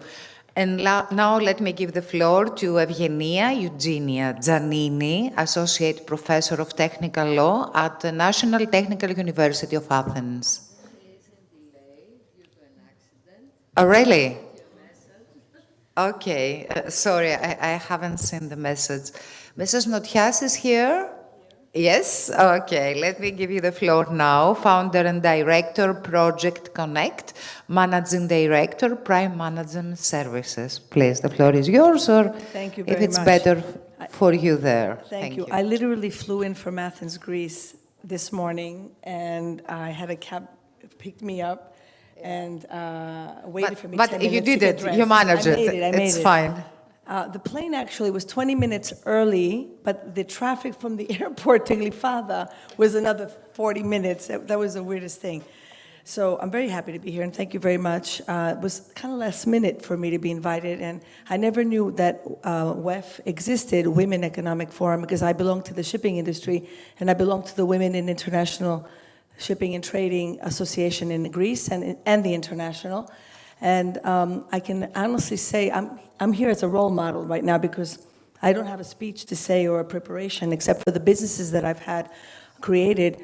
Miss Stella Kokolis, who is here, she knows me from a young girl in Holy Cross Church in Bay Ridge, Brooklyn. I was born in Athens. My parents took me to America. My mother actually took me to America by herself. 1962, I was 5 months old, and I became naturalized when she became a citizen at 7 years old. And I went back, I got the chills now, I went back just now after 2 years of not being there. My father, who worked very, very hard with my mother to leave us a home in Brooklyn, I went back to see the home. And I saw a lot of my friends, all women friends who are all accomplished. We are raised in the church community, in Holy Cross, any church community, to be strong women, to work for the community, to create. But I want to say something also. In Manhattan, I was at a function for the Hellenic, but it was Hellenic something 10 years ago with Angeliki Frangou Navios. And she invited me there. And somebody said, economy, ekonoma. Ekonoma είναι η Ελληνίδα, η αρχαία Ελληνίδα, right? Ancient Greek woman was the ekonoma of the house. And that has stuck to me. I didn't have children. I was married, but I never had children. And I always said women who have children and work are heroes of the world, super women and heroes. And why? And they are the CEOs of the world. They are chief economists of their house, right? CEOH. And I don't hear enough of that. I keep hearing about, σαν να είμαστε λίγο nagging, because we don't have enough equality and payment and all that stuff. Yes, but we know that we can all do it. And this is my third business in Greece. In America, I changed my father's shoe repair shop into Konstantino's boutique because I didn't want my father to be working till 76 years old to raise us, to help us. So it is economic how we create something. He had the store, so I said, let me start a boutique because I had worked in a boutique. So you have to have expertise, you have to have know-how, and you have to be smart in how you can start a business. That's one thing. That was 8 years where I got my PhD in the business because my father and my mother were telling me, μη χαλάς λεφτά πολλά για να παίρνεις ακριβά ρούχα και να τα πουλάς ακριβά, να πάρεις πιο οικονομικά. Translated in English, please. We have an English audience. My father was a businessman, and my mother was very commercially inclined, and she was a housewife. But she said, Irene, don't buy for your boutique such expensive clothing. I had my dream. I was 24 years old, and I was saying, oh, I want a specialty store with very fancy dresses, because I was like thinking all these things. 8 years of being in a business, getting my PhD there because trial and error, right? We learn this in school, but unless we practice it, we really don't know it. I mean, we can study it, which brings me to my current businesses in Greece. Because I had shipping background and I worked as a secretary in a shipping company in America, when I came to Greece, I found much more easily a company. I found myself in a shipping company. I was 34 years old. I wanted to try living in Greece. I worked in a shipping company, and then in 4 years, I was like 39, 40, I started my own business in the fuel business. Just like your car needs gas, the ships need fuel. So I was active in that.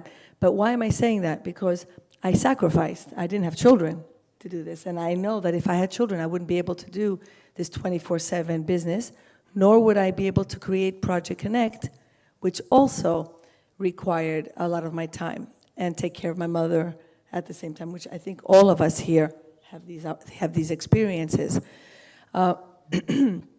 Project Connect, which is the most recent business that I have, is actually matching shipping talent, young professionals in the making, to shipping companies directly with a CV platform that was created by me and my staff 2015. And we have lots of success stories where young women and men found jobs because they were selected from this platform, which now has developed from just a CV platform to an HR recruiting tool, which I want to bring into the other industries also. Because in this HR recruiting tool called CV platform, I've connected 90 shipping companies, which were my customers when I was selling fuel, which was just a year ago. And I took advantage of the clients that I knew and invited them to become members of Project Connect. And what it is Connect. A lot of young people think that they can't get jobs because they don't have the connection to get into shipping, which might have been true in the past, but it isn't anymore, because really it should be, it is with such criteria that is like demanding. You have to be able to be patient and demand and reach the demands in shipping when you're working, because you're following the vessel. You're not following a human being only, you're following the job of a vessel, which is transporting every single thing that we have in this, even our clothing, our glasses, everything is transported by ships. So women who are in shipping have very demanding jobs, 24/7, 365. It's funny, one of my friends in Brooklyn, Yasu, in Brooklyn, New York, was telling me, yeah, come on, 24/7, weekends, you have weekends. No, I don't have weekends.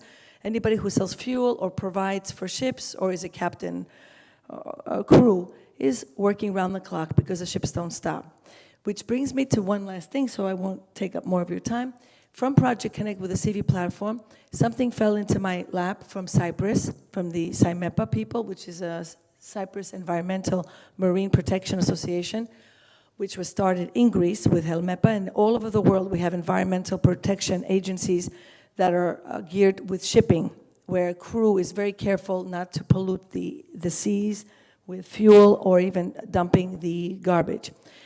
So AHEPA is created with the Cyprus Chamber of Shipping, a program called Adopt a Ship. This was an American idea which did not go through in the 1930s because the captain stopped writing letters to the children. But what it is we match a vessel, seafaring vessel, to a classroom. This is perfection. This is a diamond of an educational tool that we adopted also at Project Connect, and we've infiltrated in the Greek education system, and we have about 165 classes the educators have enrolled, and we find the vessel, we match it with our shipping owner members who are a part of us, and the educator draws the classroom's attention to write their first letter, and the children, 8 years old up until 12, this is for elementary, junior high, and we just created 2 years now, EPAL, Kyria Kerameos, the Minister of Education, Mrs. Kerameos, 2 years ago, encouraged us to put this program into the nautical vocational schools, which are high school students who study to become ship captains and whatnot. So it's a fantastic program, which is just letter writing, where kids learn how to write English letters. It's all in English. Some Greek teachers want to do it in Greek, and I reprimand them for that, because it has to be, English is the shipping language, international language. So they're learning English writing, they're learning empathy, which is very much needed for young people, empathy for the crew, because they realize from the crew's letters that the captain's letters, who says he doesn't see his family for 4 months. The children during the pandemic were very, very sensitive to that, and we're writing Christmas cards and Easter cards and with doctors on top of the vessel, drawings and nurses, and saying, wash your hands and please be careful. We can't wait to meet you. One child said, when it snows, does the vessel stop? Does it stop working when it snows? It's really very interesting how the children's minds Could you please working. Try to conclude? Yes, my conclusion is that when it comes to sustainability, basically, that's what I want to say, that these young people, what Project Connect is doing, the business that I created in Greece from 2015, is to make sure that we have cultivated the standards and the aim for excellence, which is found in shipping industry, in these young children's minds, and we plant the seeds of maritime because maritime is really about life. It's connecting cultures, connecting ports, and the children learn so much. And they actually, we do 3 times a year surveys with the children and the teachers, and we find that at least 49% of the children who partake in this adoptership program want to be in the field of shipping, which is business, it's commerce and trade, and half of them also want to be captains and travel the world. And inclusivity and gender diversity, women. I mean, that's 50-50. It's young girls want to be captains and they want to work in shipping. So I want to applaud all of you women who have jobs, created your own businesses, and you have children and families, and bravo to you, because it is a hard job. And don't forget, you're a CEO of your home, whether or not you have children. Always. Thank you for your, let's say, inspiring speech. Thank you. And now let me give the floor to Laurie McNeil, International Media Marketing and Branding Expert. Do you prefer here, the floor, or there? Okay, the floor is yours. Great. Thank you so much for having me. It is an honor and a privilege to be here in Greece and meeting all of you, which I've received such a warm welcome. Thank you so much. I am actually from Oregon in the United States. It took me almost 2 days to get here, and I arrived last night. And it's an honor and a privilege to be here at WEF and to be here on the inaugural event in Greece. So thank you so much. So I thought, in order to tell and share with you a little bit about my experience and my thoughts on women in leadership and sustainability, it might be beneficial for me to back up and tell you a little bit about my journey in leadership and how I got to where I am today. I actually grew up in a very, very poor environment with 7 of us living in a conversion, 1984 conversion van. So I actually grew up homeless, and through a deep desire, and if any of you are familiar with Napoleon Hill's work, the deep desire within me that there was something else out there in the world that was for me, even though I had no idea what it was, but I was determined to figure out what that was and what my place in the world was. And so through a navigation and exploration process of all kinds of different opportunities around me, I then began a very early passion for entrepreneurship. So in order to help my family with basic needs, I actually made and sold barrettes at Christmas bazaars. And I learned a lot about product placement and service in talking with the customers at 6 years old. So at 6 years old, in order to help my family, I learned what size barrettes, what color barrettes, how to price them, all of the different things. Now, some of you may be thinking that I was so young. How could this have been such an impactful moment? I'm here to tell you that it was, and it was the beginning of a journey that I was going to continue going down, that I still, to this day, continue on as an entrepreneur. I then began, as the years went on, and my family then was able to move into a 1-bedroom travel trailer, and then years later, my first stick-built house. My family went on this journey as we learned and grew along the way. But what I didn't realize was that a young girl in a family of 7, I was the silent leader. I was the one that was mentoring and leading my family, that was actually changing my family tree in ways that I didn't even understand at the time. I was the first one in my family to go to college. I've graduated with 3 bachelors, 3 masters, 2 PhDs, and 25 certifications. And I have, thank you.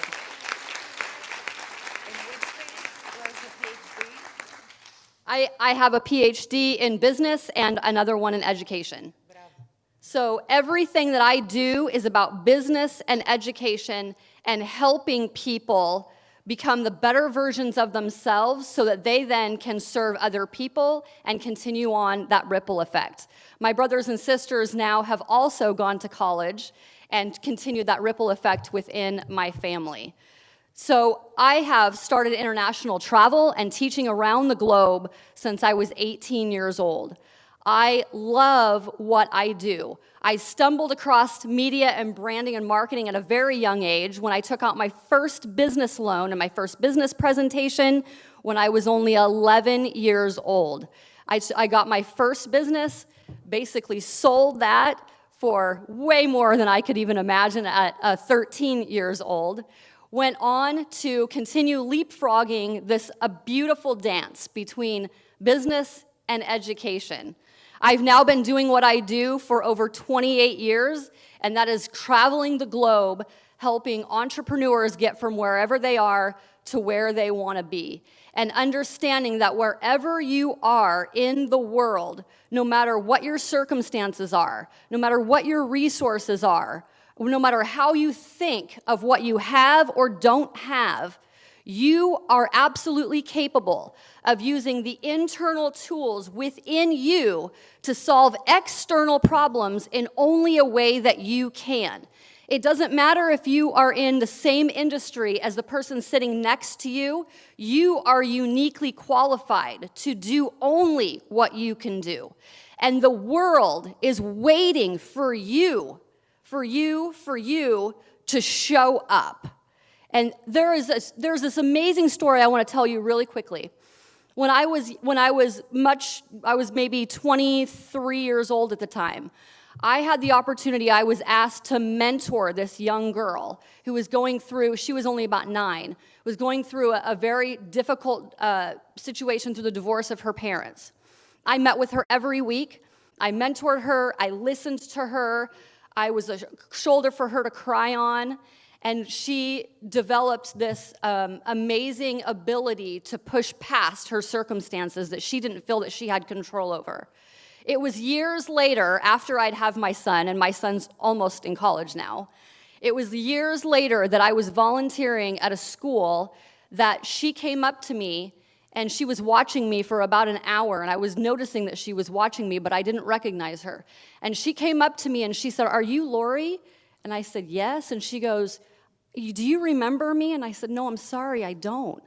And she said, "I just want you to know that you changed my life.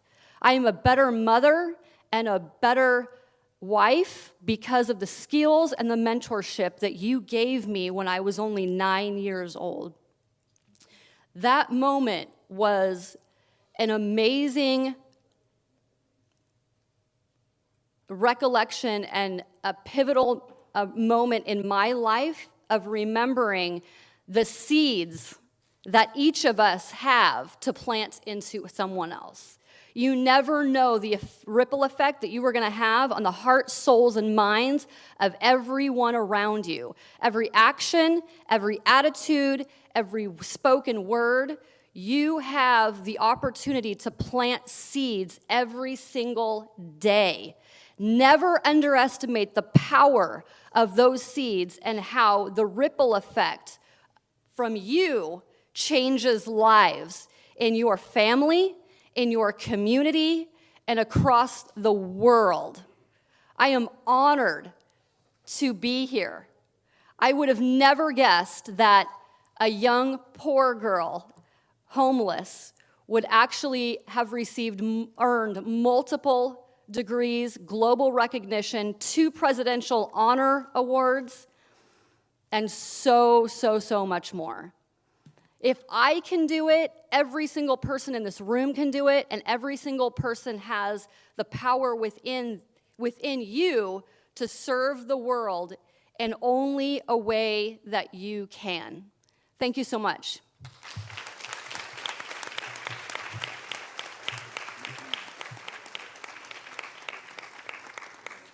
Thank you for sharing with us your amazing and inspirational story.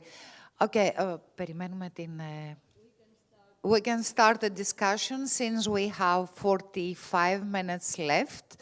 Okay, what I suggest to encourage the discussion among you, I could set the floor, or also we can have Q&As, whatever you prefer.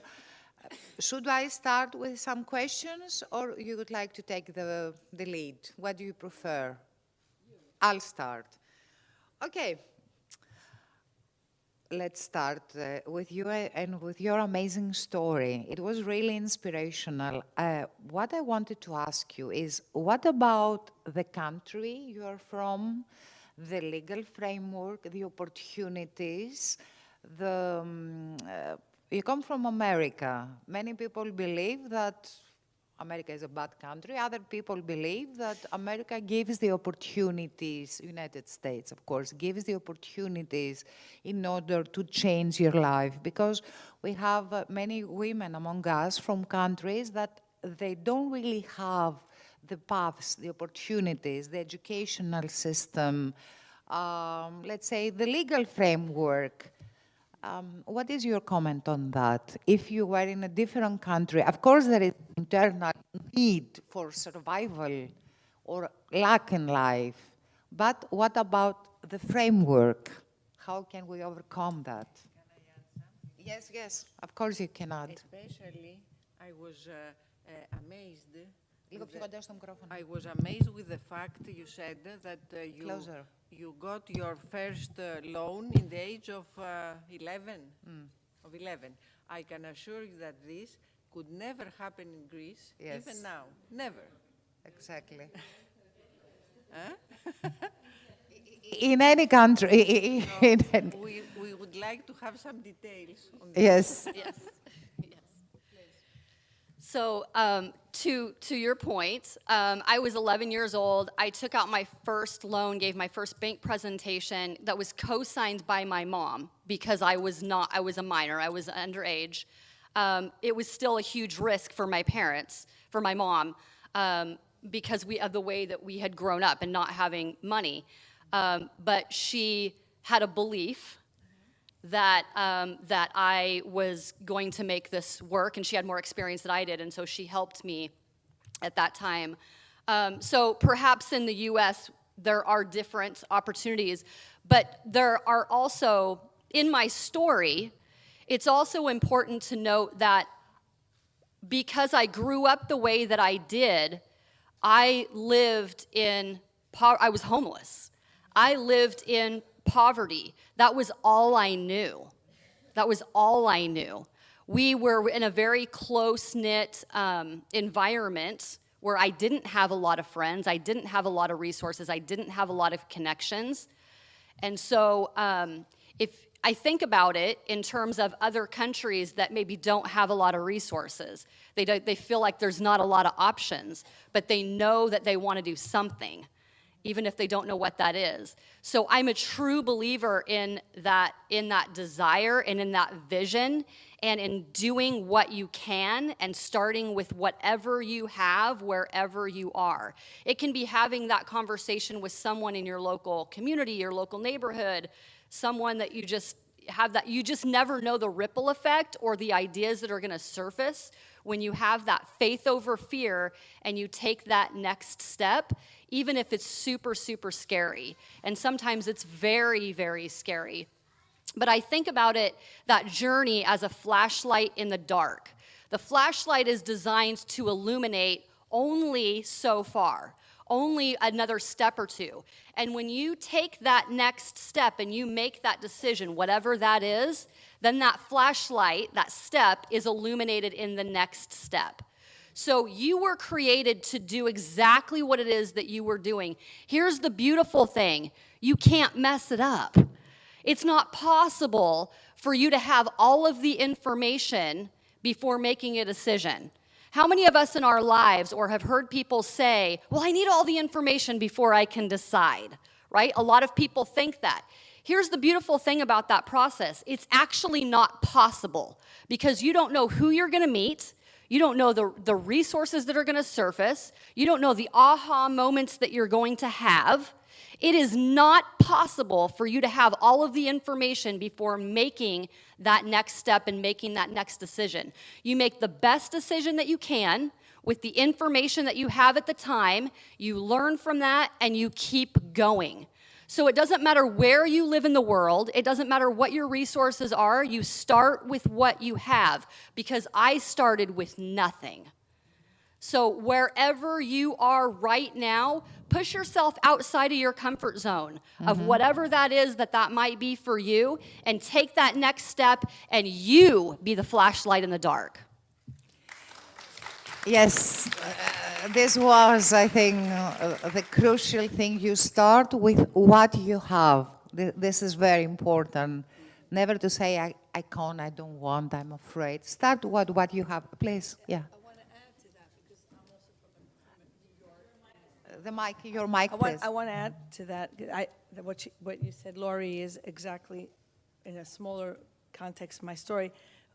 When I said my father had a store front, and we stopped him being a shoemaker there, a shoe repairman. He had a small store, and I didn't have the money to buy merchandise, but I had worked in a boutique, and I saw goes to the young women here. I worked in a boutique, and I saw a magazine, W magazine, which was about a wholesale. And I put an ad in there that there's a shop opening in Bensonhurst, Brooklyn, and whichever designer had clothing, they wanted to put it in there. So in other words, I filled the store up without paying any money, and had merchandise, which as it was sold, I would pay the designer. So you could always think of creative things. And that's the light, that's the flashlight, because I was like, okay, we have the storefront, but we don't have the merchandise, and we don't have the money to buy the merchandise. So how are we going to make this store? How are we going to make this boutique? So I was 24 years old at the time. I was selling Avon at 13 in Bensonhurst, and they had marketing courses for us at 13 years old. You know, but it is, though, when you have a need, it's always a need that pushes something also. You know, we had a financial need too. Thank you. Let me give the floor to Mrs. Hadjipetru. And how can we overcome these obstacles? Not only our internal obstacles. I think we all have the will and the power, the framework, the society, the institutional obstacles. Well, what we heard, and primarily of those two ladies with red, that is a color of passion anyway, my feeling, what I received, is a passion. So in Europe and in Greece, which is, you know, the more, the areas that we feel more comfortable, we little girls, are at this, in the last 40, 50 years, encouraged academically. So we receive degrees, we excel academically, we see that more and more women in judges, in doctors, engineers, in every sector, in finance community, in every sector, but within a framework. And this framework does not entail risk. So risk is something that it's not in the mentality of what we call mature communities, which is the European community overall and in Greece. How we can overcome it? We could create, we start with education. And we can, what I heard is encourage entrepreneurship at a very early stage and secure the quota that we heard now that it's on the board level, but it takes like 20 years to become a C-level. In between, you have to build a mentality, you have to build a passion, you have to target somewhere. So when I was asked, primarily by my son, why we have a quota in ladies and you know, females, whatever, in board participation, whatever, it's not because it's fair, it's not because it's you know, inclusivity and whatever, but it is because we need to show that there is a potential that is here. So what we called create the path so that there is a potential, that they don't experience the glass shield in every move of their life. It is institutional. So coming to the loan, because I know it was the mother that took the loan, but in Greece, there is no way that a 6-year-old will drag the parents to the bank and the parents will endorse a loan based on the passion of the child. So what we miss in our communities it's is... not only the passion, there is a real need, let's say, because Yes. in Greece, thank God, let's say, not many 6-year-old girls, you know, are in such poverty. But as you remember on the chart Yes. that I show you, Yeah. it's very clear that on the regions of this planet that are less mature, financially wise, which is not Europe, which is Asia, which is Africa, the entrepreneurship mentality is higher. Yes. To the fact, the only problem is that in the States, you have the opportunity to exercise your dream and passion, whatever, in high-profit sectors. Yes. Whereas in those regions, you exercise your entrepreneurship on selling low-margin goods, let's say, like, I don't know, clothes and handmade things and whatever. Whereas in the States, you can position yourself and you can set your dream in high-profit sectors. But I was highly impressed by your passion, ladies. Thank you very much. And it's also, I forgot what, it's also a mindset. Sorry, let me interrupt our discussion since our minister, Vice Minister Katerina Papakosta-Palouras, is the Minister of Social Cohesion and Family, is here with us. They all have very strict program today, so let's give her the floor. And after we carry on with our discussion. Dear Minister, the floor is yours.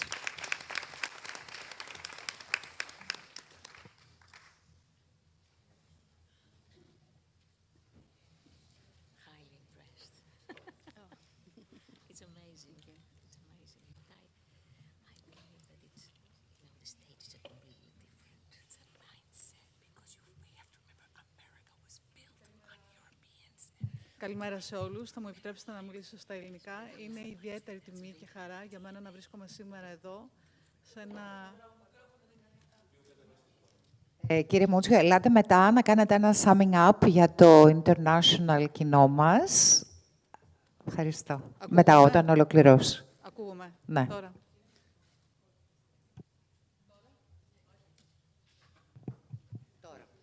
Ωραία. Είναι ιδιαίτερη τιμή και χαρά για μένα να βρίσκομαι σήμερα εδώ σε ένα τόσο επιδραστικό φόρουμ, το οποίο θεωρούμε πραγματικά... Είμαι και λίγο ψηλή. Εκεί, μια χαρά. Είμαστε καλύτερα τώρα. Ωραία, τέλεια. Στο πολύ λίγο χρόνο που διέθεσα, θα μου επιτρέψετε, απλά είναι πολύ βεβαρημένο το πρόγραμμα. Άκουσα μια πολύ ενδιαφέρουσα εμπειρία από την αξιότιμη κυρία και νομίζω ότι είναι πάρα πολύ σημαντικό για την κάθε μία από εμάς να πιστέψουμε πρώτα εμείς από όλες τον εαυτό μας και το πόσο σημαντικό είναι πραγματικά να γίνει κατανοητό σε όλους ότι οι δυνατότητες τις οποίες διαθέτουμε είναι πραγματικά τόσο έντονες, τόσο δυνατές, που δεν υπάρχουν όρια έτσι κι αλλιώς, το τι μπορεί να πετύχει κάθε μία από εμάς. Σας μιλάω μια γυναίκα η οποία επίσης έχει ξεκινήσει την πολιτική της διαδρομή και όχι μόνο από τα χαμηλότερα κοινωνικά στρώματα, επενδύοντας πρωτίστως στην εκπαίδευση, η οποία ανέκαθεν για μένα και για την οικογένειά μου αποτελούσε εκείνη την οπτική ότι αποτελεί τον κοινωνικό ανελκυστήρα προκειμένου να επιτύχει ο καθένας από εμάς τα όνειρά του και τους στόχους του. Ως Υφυπουργός Κοινωνικής Συνοχής και Οικογένειας, ως Υφυπουργός αρμόδια για θέματα ισότητας, για θέματα ανθρωπίνων δικαιωμάτων και όχι μόνο αντιμετώπιση ενδοοικογενειακής βίας και της έμφυλης βίας, το τελευταίο χρονικό διάστημα εστιάζουμε ιδιαίτερα με την Υπουργό, την κυρία Ζαχαράκη, σε θέματα ενδυνάμωσης και ενίσχυσης της γυναικείας επιχειρηματικότητας. Σε ένα μήνα θα καταθέσουμε στην Βουλή την κύρωση της Ευρωπαϊκής Οδηγίας 2381, η οποία θα ενισχύσει, θα βελτιώσει την εκπροσώπηση των γυναικών σε εκτελεστικές διευθυντικές θέσεις που τόσο πολύ ανάγκη το έχουμε. Ανεβάζουμε το ποσοστό. Είμαστε από τα λίγα κράτη που προχωράμε με τόσο γρήγορο ρυθμό στην ενσωμάτωση αυτής της οδηγίας, Οι μετρήσεις δείχνουν και τα στατιστικά και τα στοιχεία που έχουμε στη διάθεσή μας ότι τουλάχιστον από τον πρώτο χρόνο θα έχουμε 50 τουλάχιστον νέα διοικητικά στελέχη σε διευθυντικές θέσεις. Άρα λοιπόν μέσα σε όλη την υπόλοιπη προσπάθεια που γίνεται εννοείται από όλους τους εκπροσώπους, επιχειρηματίες, πανεπιστημιακούς, από την κοινωνία των πολιτών, από όλες τις γυναίκες οι οποίες βρίσκονται στην αιχμή του δώρατος, θα κάνουμε ακόμα ένα βήμα πιο δυνατό για να σπάσουμε τις γυάλινες οροφές. Αυτό σε συνδυασμό με το σήμα ισότητας που από την 1η Ιανουαρίου του 2025 θα την χάνει καθολικής εφαρμογής, επιβραβεύοντας όλες εκείνες τις επιχειρήσεις οι οποίες καλές πρακτικές, οι οποίες αφορούν την ισότητα των φύλων, ενσωματώνοντας τις πολιτικές, τις επιχειρηματικές ευκαιρίες, δυνατότητες, προκειμένου τα δύο φύλλα να μπορούν να έχουν ισότιμη εκπροσώπηση και όχι μόνο αντιμετώπιση, που ξεκινά προφανώς από την ισότητα στις αμοιβές, αλλά δεν σταματάει μόνο εκεί, αλλά και μέσα από ένα πλαίσιο γενικότερο στήριξης της επαγγελματικής ζωής, έτσι ώστε αυτή να συναρμονίζεται με την οικογενειακή ζωή. Βλέπετε, για παράδειγμα, νταντάδες της γειτονιάς, μια τελείως διαφορετική προσέγγιση που μπορεί κάποιος να πει πού αυτό συνδέεται με την γυναική επιχειρηματικότητα και όμως οι γυναίκες σήμερα είναι εκείνες που σηκώνουν το μεγαλύτερο βάρος προκειμένου να φροντίσουν, να αναθρέψουν τα παιδιά τους, να έχουν μια συνεκτική δομή της οικογένειας, αλλά είναι και εκείνες οι οποίες φροντίζουν τους ηλικιωμένους γονείς και συγγενείς τους. Άρα, λοιπόν, το χρονικό διάστημα που τους μένει πραγματικά για να μπορούν να ασχοληθούν με τα δικά τους όνειρα και πολύ περισσότερο με την δική τους βελτίωση και επιχειρηματικότητα είναι πολύ δύσκολο και πολύ ελάχιστο. Συνεπώς, οι δικές μας πολιτικές κατευθύνονται προς αυτήν την στόχευση, να μπορέσουμε να βοηθήσουμε όλες τις γυναίκες να ισορροπήσουν και να μπορέσουν πραγματικά να έχουν τον χρόνο που χρειάζονται για να μεγαλουργήσουν. Σας ευχαριστώ πολύ για την δυνατότητα που μου δώσατε να κάνω αυτή την παρέμβαση. Εύχομαι καλή επιτυχία στις εργασίες του Φόρουμ και κάποιος συνεργάτης μου θα μείνει πίσω για να παρακολουθήσει έτσι με πολύ ενδιαφέρον τα σχετικά συμπεράσματα και απόψεις που κατατίθενται. Να είστε καλά, καλή συνέχεια.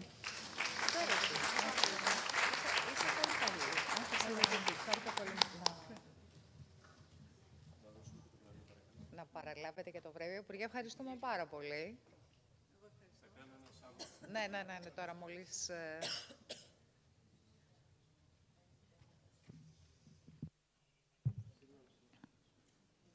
Υπέροχα.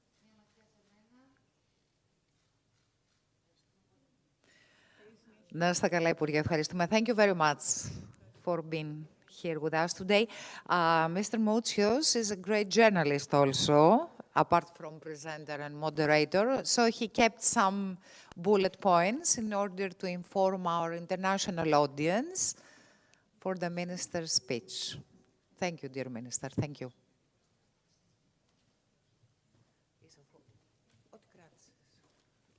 Right, I will just try to wrap up what the Deputy Minister said.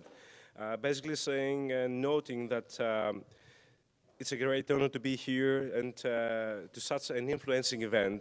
She actually mentioned the experience that you had, basically saying that the capacities and possibilities that we have as humans are the ones that we really need to bear in mind and use them in actually achieving our goals. That is to say, that it is important to believe in ourselves and understand what capacities we have, what abilities and skills we have. She has started from very, very low, right down at the bottom. And she understood from the early beginning that education is an investment in ourselves, trying to use that in order to raise ourselves further up in the society. She also mentioned that in the next in the next year, there will be the verification of the European mandate, which essentially dictates women being positioned in managerial posts. So this is a great thing to actually focus on. And she also said that the government is actually trying to raise the percentage of women taking managerial positions. So hopefully, next year, there will be 50 more women in managerial positions. And she also mentioned that there is going to be the sign of equality in companies, essentially saying that this is going to be used to show that there's a diverse policy of equality for women and men, and that will provide the companies with an additional, if you like, advantage to how they make use of women's and so on. She also mentioned the new scheme of babysitters in our neighborhoods, which is a program based on women that look after our kids by just getting some sort of salary. Women carry a burden. They need to look after the kids, they need to look after the elders, but they don't have enough time to look after themselves and make their dreams come true.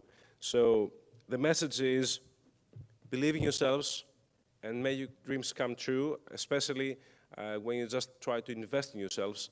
Don't forget that you're women, but you also have powers. Thank you. Thank you, John. You're amazing. Of course, we have to believe in ourselves, but the institutions and the governments and the society has to help us. It's not only because I really want and I will succeed.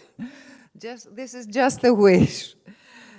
Let me carry on with you, Effie, Mrs. Tritopoulou. I don't want to pose any specific question. I would like your comment on what has been discussed already. Well, thank you. I would like to start from something that the Minister said before, because I think that as women, we must believe in ourselves. This is the first point of starting leadership, business, etc. Because we don't have families like yours that support so much the kids, etc. We are raised up in an environment that may be not being so supportive, with a lot of stereotypes that, okay, you are a woman, etc., etc. Afterwards, we may have partners, men, that they don't want to be with very dynamic women. They are not supportive. So it is on us to believe in our capabilities, to believe that we can go ahead. And after belief, we must see what other things we have to do.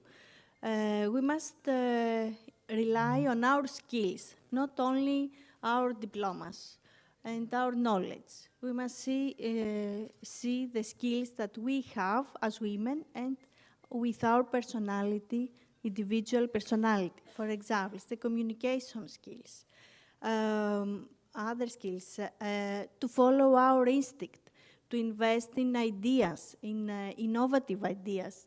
And if we don't have a father with a factory, we must know that we must work hard, very hard, in order to succeed. And what else? Let me ask you the question I wanted to ask you. It might be heard very childish or very stereotypical. However, would ever trust a woman to build a huge dam here in Greece, like in the Outlander paradigma? I want to build a huge, let's say, bridge or a huge dam in Greece, and you are a great mechanical engineer. Would you be the head of the project or not? Honestly. If it was on me, yes, No, of course. You. If you would be chosen to do that. This is another issue. Yes, if someone else should take this decision, I think it would be still difficult. Why? Because there is also stereotypes. As you can see, only 30% are still women, and this percent that's kept to be stable from 2006. And especially in the constructor sector, okay, men think and choose men to build such construction. Okay, if it was on me or someone else, I think I will choose and I trust. And can I say something more in the previous? Because I just wanted to finish. Also, I would like to say that we may have obstacles in our professional life, but we shouldn't give up. There should be always be reactive and to have plan B, plan C, and never give up. And finally, we will succeed. Other women did, so we can do also. Thank you, thank you. And let me give the floor for one more time to Professor Giannini. Yet. No, she's not here. Are you here, Professor? Join us. We still have time, Professor. Is everything okay? Can I just say something? When you asked, I don't remember all your names right now. Your name? Yeah, it's okay. Effie. Immediately, when you were asked, it was like, why not? You know, that's all. Why not? We're raised differently in America. That's the difference. We're raised differently. We're raised to do anything my brother could do, I can do. Yes. Okay. Not here. Not yet. Μόνο για να γελάσετε, I couldn't go out with a lot of guys. My brother could go out with a lot of women, but I couldn't go out with a lot of guys. Λοιπόν, let me give the floor from there, from here, whatever you prefer. Eugenides Giannini, Associate Professor of Technical Law at National Technical University of Athens, please. Από εκεί καλύτερα. Εδώ το όνομά σας. Δεν έχεις presentation. Έλατε εδώ. Θα τη δώσουμε εδώ. Όλα καλά. Όλα καλά. Είχε τροχαίο στο δρόμο. Ναι, πήρε φωτιά με την τελικά. Really? Apologies for your delay. There was a car accident in the national highway, but I think now it's everything okay. Professor, the floor is yours for the next 7 minutes, and after each of you has, let's say, 1 minute. I owe you 1 minute more for a last comment. Okay.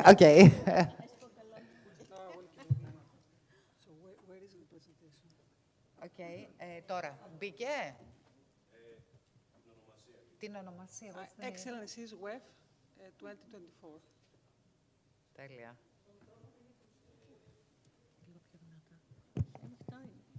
Εντάξει, όλα καλά. Τι ώρα είναι τώρα? Είναι ακόμα morning. Ναι.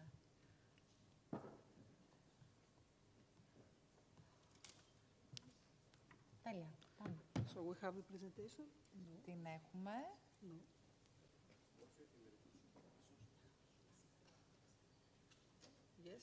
Yes. Okay. Great. Thank you. Thank you. Good morning, ladies and gentlemen. We have gentlemen also? We do, of course. Okay. So, first of all, I would like to express my gratitude to the President and the Organizational Committee for this invitation, for this event. An event dedicated to the female entrepreneurship. So, entrepreneurship cannot be conceivable without the notion and the concept of social responsibility. So today I'm here not in my capacity as a lawyer and professor, but as my capacity as president of the Excellencies, an NPO that has been established for a specific purpose and scope. The story is long. I grew up in an Aegean island. And many years ago, I witnessed Naxos. And many years ago, I witnessed the struggle of numerous high school graduates unable to pursue their studies at the Greek universities. This is due to the Greek insularity, a phenomenon that is unique and is not encountered in other countries, particularly in the European countries, so we don't have an experience how to manage all this. And the question was the following: how entrepreneurship could help address this challenge? So at the time, the idea was the following: how to promote and to develop a culture supporting the high school graduates from remote islands in order to ensure for them studies undistracted from any other obstacle that their origin, the islands, could pose. So the idea of establishing an entity aimed to the social intervention was born.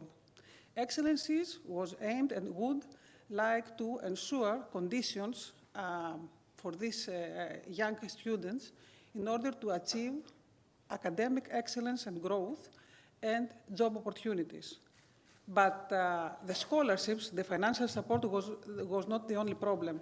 We would like to ensure and to provide to these students also two other pillars like mentorship and internship. So this student to build a CV that could be the right CV that could fit to the market they would like to develop their career. So we did. And the question is how we could raise the social awareness. Actually, the co-founders of this entity, Excellencies, we share a common passion, that is swimming. So since 2016, we have crossed the most challenging straits of the world,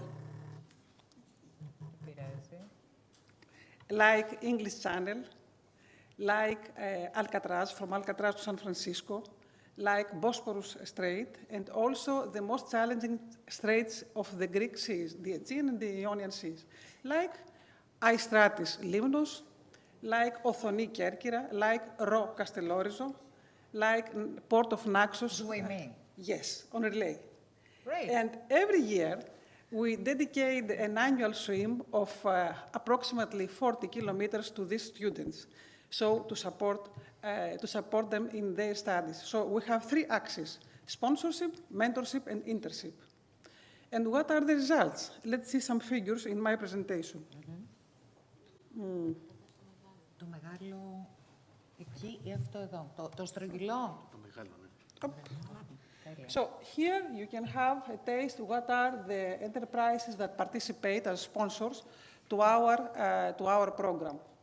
Also, representatives from these enterprises play the role of mentors. So the students can have a mentorship from enterprises that could help them afterwards to find a position in the market they prefer. Here we have the map of Greece, and you can see what are the islands that are supported. Actually, in the program, we have included only the islands that have population less than 2,000 people. So all these islands that the job opportunities that the student may have are almost zero. So all these students coming from these islands are supported by the program. Here we have the map of the Europe. Alcatraz is missing, so you can see the English Channel because it's the map of our swimmings. And we have Bosporus crossing, Aistratis, Limnos, etc. And little by little, I think that we will... You swim also? Yes, of course. And here I am in the photo. Oh, really? Oh. Yeah, in the English Channel crossing. So totally, all the team, all the swimming team, has already swum approximately 8,000 kilometers for training. And you have to add also the races that are, as I said, approximately of 40 kilometers every time. So here is a photo from the Academy of Athens, because this entity was destined to be awarded, recognized and awarded by the Academy of Athens last December of 2023. This was my small presentation, and I hope that I kept the time. And I would like to emphasize how entrepreneurship could strengthen the society and the social cohesion through the social responsibility. So we have to keep in mind that this is a part of our activities that we should already develop, and to respect the social need from us to support people that coming from remote islands or from remote villages. Thanks a lot. Thank you very Thank much, you for being dear delayed. Professor.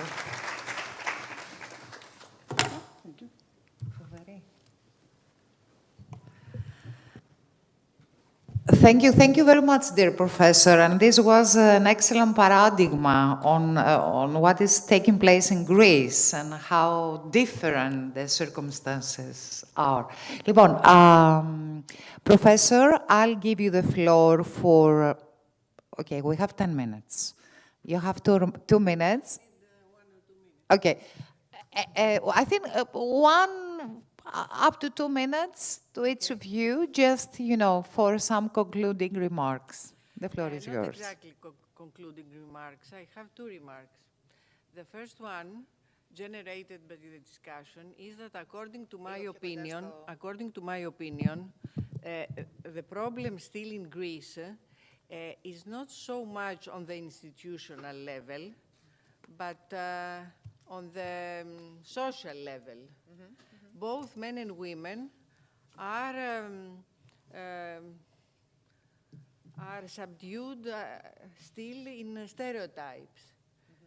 Women, on one hand, although they are legally and regulatorily accepted in every kind of institution, in every kind of scale of leadership, etc., many times they don't use the chances they have. They prefer a more moderate career. Many times I have seen it in the university where I have served now 40 years. When I started, I was one of the very few women in the academic environment, but I was very lucky because a man was different. I had a professor, a man professor, of course, much more aged than me in that time, who looked at me as if I was his own daughter. So he believed in you. He believed in me, he loved me, he pushed me. I still remember, 40 years now, that he was telling me all the time, do not lose your time as an assistant, prepare your thesis for a doctorship. You are not less good than your male colleagues. And this went on through all my career. And the second remark? And the second remark is what both the 2 ladies from the States have mentioned, and also Eugenia Giannini a little. It's this system of mentorship and mentoring. Our society, as far as I know, at least in my surroundings, has very few to do with mentoring. I would like to ask you how this system of mentoring works, not in psychological aid, but mentoring in entrepreneurship, etc. Yes, just now not to try to open discussion, because we said 1 minute and a half for a conclusion. You answer us your last remark, please. No, well, for the mentorship, Project Connect has mentorship program. We connect with women in shipping also, and the young students on the city platform, they request a meeting with a mentor. So, and what happens there is the young person is asking questions about the shipping industry and how he or she can use our network, and it's really specific, and of course experiences. Each lady or male shipping professional is giving information to that young person, and it's helpful. Great. Mrs. Giannini, Professor Giannini? Yeah, I will answer with a nice story, which is true. In the first year of the program, we didn't have money, but to sponsor only 8 students. In the 9th position was a guy, Yannis, from Furnus. He was very poor, but unfortunately his academic performance was not so good, so to be at the 8th position. I was very, I was not happy with this, because I would like to embrace this student. Suddenly, he loses his father 1 month before we would take the decision who is going to be our scholars. So he took, in our scorecard, he took some scores, some scores. So he finally, he took the 8th position. What happened after? We didn't have scholars for him. So I asked from the CEO of one of the biggest shipping companies in Greece to adopt this student from Furnus. And he said yes. And he said immediately yes.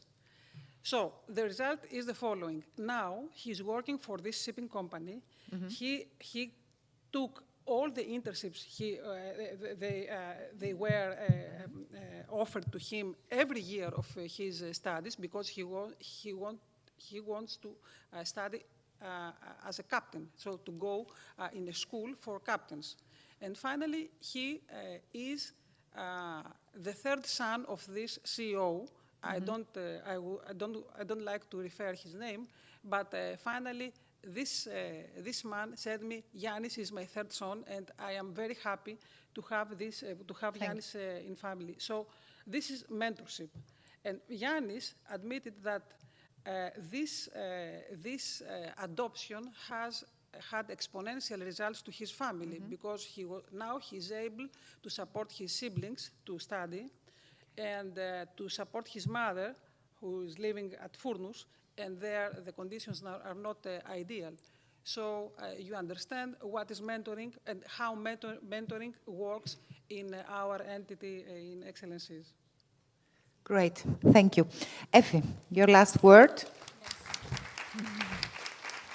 Well, I would like at the end to highlight that it is very significant to promote, to present best practices and women that manage.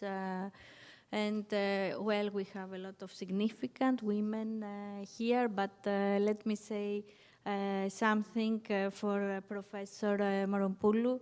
Professor Moropoulou was the first woman that managed to upgrade at the level of professor at the National Technical University of Athens. Tonya, we follow you, and thank you for all this support and organizing this conference. And also Mrs. Moropoulou for Greece is, let's say, an historical person. She has a profound history also in activism, and she had fought for her ideas, and she's a very important person, an important woman. Let's finish. Laurie, your last word, and after to give the floor to Mrs. Moropoulou. Just really quick, I wanted to add, before my closing remarks, I wanted to add that mentorship is a state of lifestyle, it's a mindset, it's a state of being. It is not a title, and it is not a program. There are a lot of wonderful mentorship programs out there, but as a leader, wherever you are in the world, whatever your capacity, whatever your resources, you always have the opportunity to be a mentor in anything to anyone at any time. So that's one thing I wanted to add to that topic.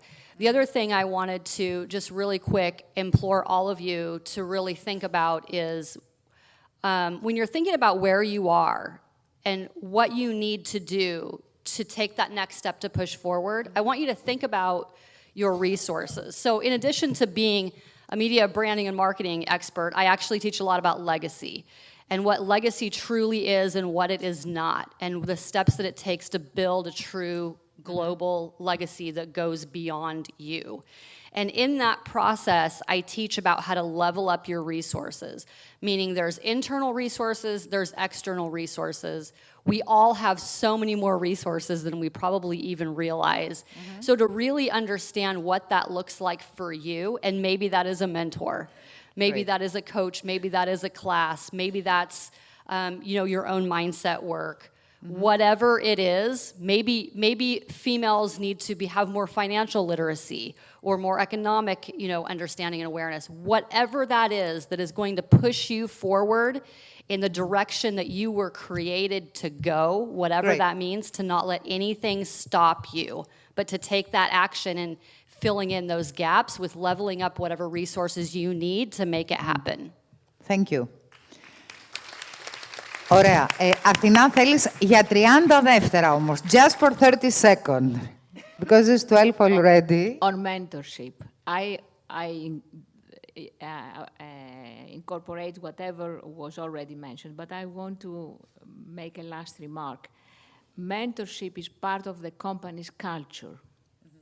So this is for all young women that I see in the back. Don't choose a company, choose a mentor. This is what will take your career forward. It's very important. If there is not mentorship, if it's not in the mindset of the company, you can't act it by yourself. Great. Professor Moropoulou. Thank you for the excellent examples.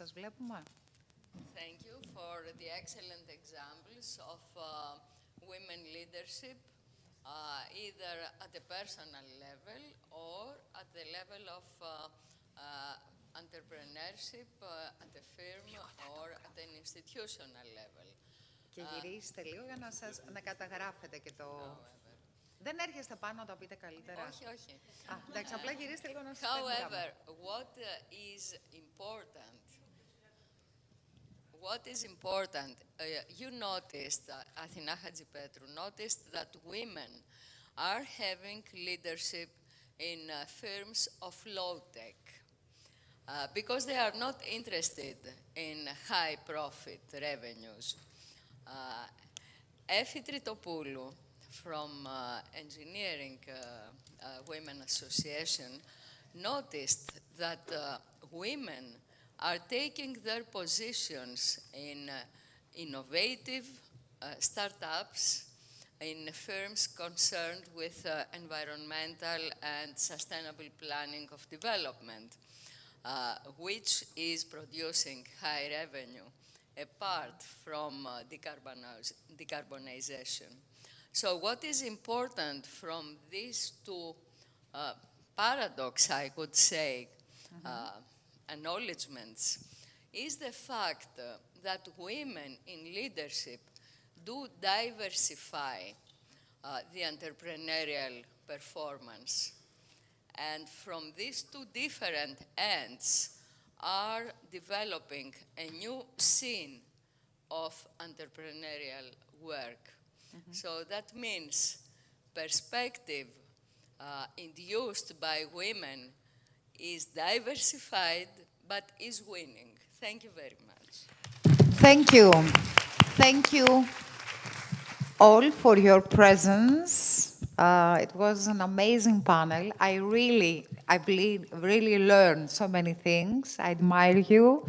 It was a great honor for me being with you today. I have to leave because I have to present a news bulletin. Thank you so much. And I give again the floor to Yannis.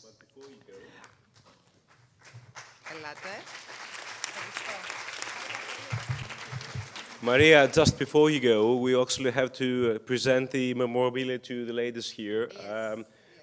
Their insights have been fantastic, and for that reason, I'm going to invite Evangelia Samueli. She is the WEF Steering Committee Coordinator and WICCI GR Secretary General. So I would like to invite you here, and any of the ladies here, you will please go downstairs, receive your memorabilia, take some photos, starting with Ms. Nicole Chu.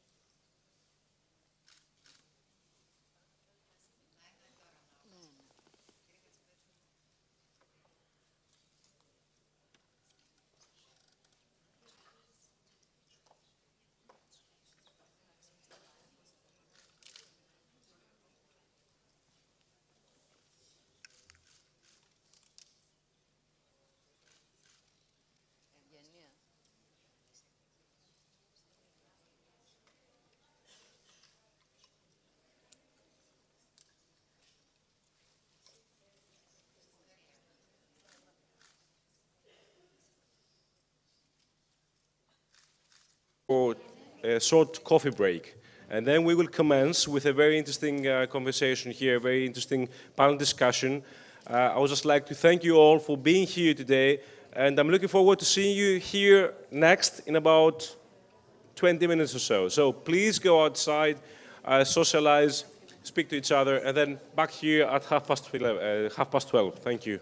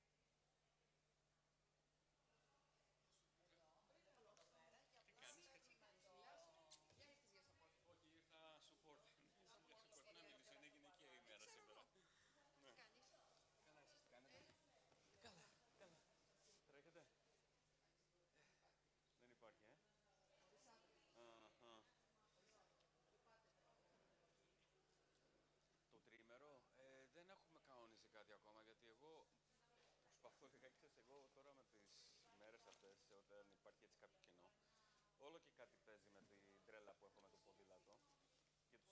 Και τους γιώνω λιγάκι όλους. Τους λέω, αυτό έχω, ξέρω εγώ, εκείνα έχω τέτοιο, σε σημείο που σκέφτομαι ότι γίνομαι και λίγο, μερικές φορές με κάνει και λίγο αντικοινωνικό. Δηλαδή, γιατί ξέρεις, τη Σαββατοκύριακα έχω το, άμα έχω, ας πούμε, κάνω μια βόλτα το Σάββατο και γυρίσουμε απόγευμα, μετά εγώ πάω σε αγώνες, ναι. Μετά το βράδυ δεν έχω όρεξη πολύ να βγω. Δηλαδή, καταρχήν με πτώμα. Δηλαδή, άμα έχω κάνει 60 χιλιόμετρα πάνω στα βουνά, ας πούμε, και τα λοιπά, είμαι πτώμα. Θέλω να ηρεμήσει το σώμα μου. Δηλαδή, δεν έχω... Και αν βγω, μετά από λίγο πέφτω. Τέλος πάντων, προσπαθώ να βρω τις ισορροπίες. Μια χαρά, ευτυχώς πηγαίνει καλά. Δηλαδή, στρώθηκε έτσι ενεργά, του αρέσει και αυτό το περιβάλλον, έτσι, το ξενικό λίγο, εκεί που είναι, ξέρεις, είναι τουρλού φοιτητές εκεί, είναι από όλες τις μεριές του κόσμου σχεδόν. Αλλά όχι, είναι εντάξει, προσπαθώ να τον πείσω και λιγάκι τώρα να μήπως φύγει κανένα χρόνο έξω και κάνει...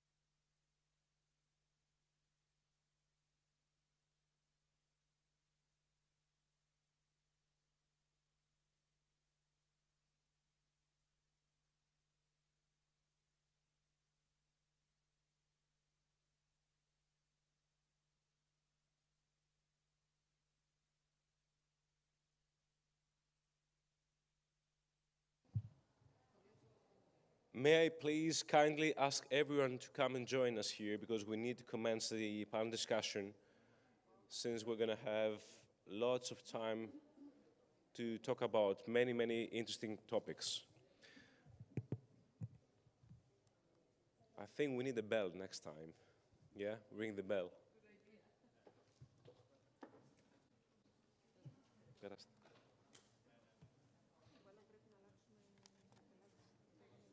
Ελάτε. Πώς?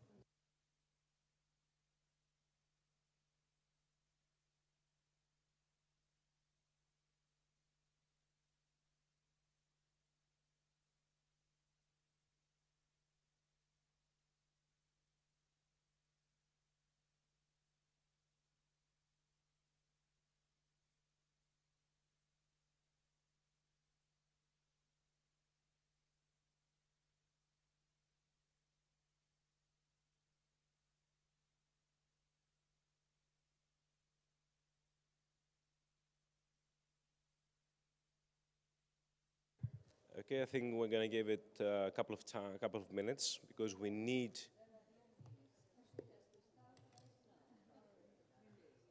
Well, if Professor Moru says so, I will go with it. No worries.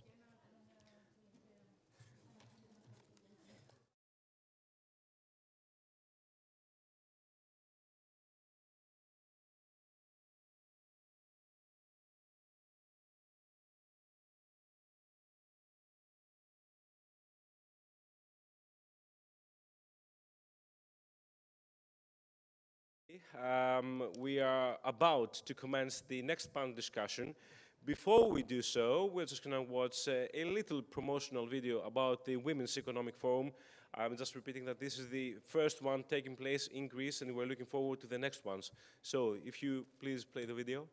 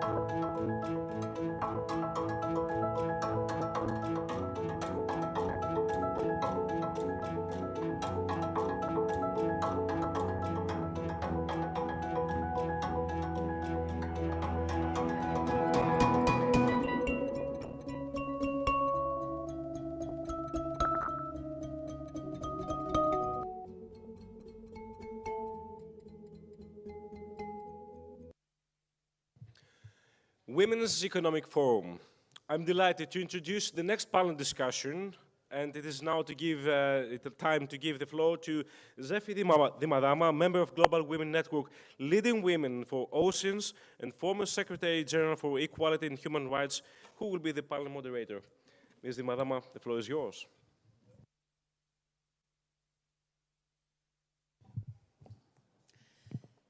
Thank you so much.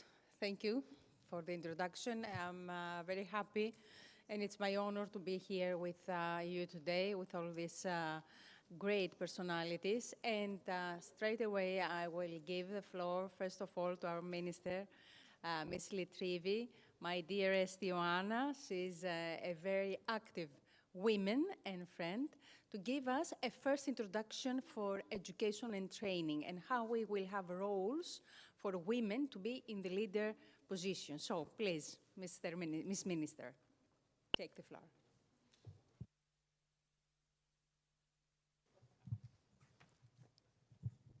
Perfect. That's it. Thank you very much. Dear distinguished guests, ladies and gentlemen, it is an honor to be here today at the Women Economic Forum in Athens. The theme of this year's forum, Women Leading Economic Growth and Sustainable Development, is not just timely, it is essential to our present and our future. As the world navigates complex economic, environmental, and social challenges, we know that sustainable solutions require diverse perspectives and innovative leadership. And women are at the forefront of leading that change. The topic of our session today, education and training, empowering and preparing women for leadership roles, speaks the truth. Education and training are the foundation of empowerment. Education and training hold the key to unlocking the vast potential that women around the world possess. Education is it's much more than transmission and the acquisition of knowledge. It is the cultivation of confidence, the cultivation of resilience and ambition. It provides the tools and skills necessary for women to break through barriers and take their rightful place in leadership, whether in the boardroom, in the classroom, or in policy-making spaces. It is the pathway to greater gender equality, diverse perspectives in decision-making, and ultimately, a more inclusive and sustainable future for all.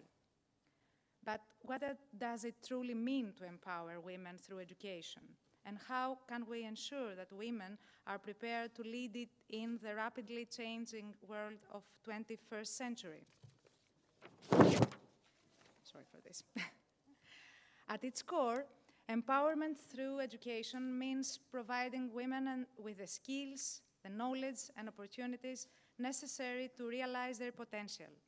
It means breaking down the traditional barriers that have kept women out of leadership position, particularly in sectors where they remain underrepresented, such as technology, science, engineering, and finance.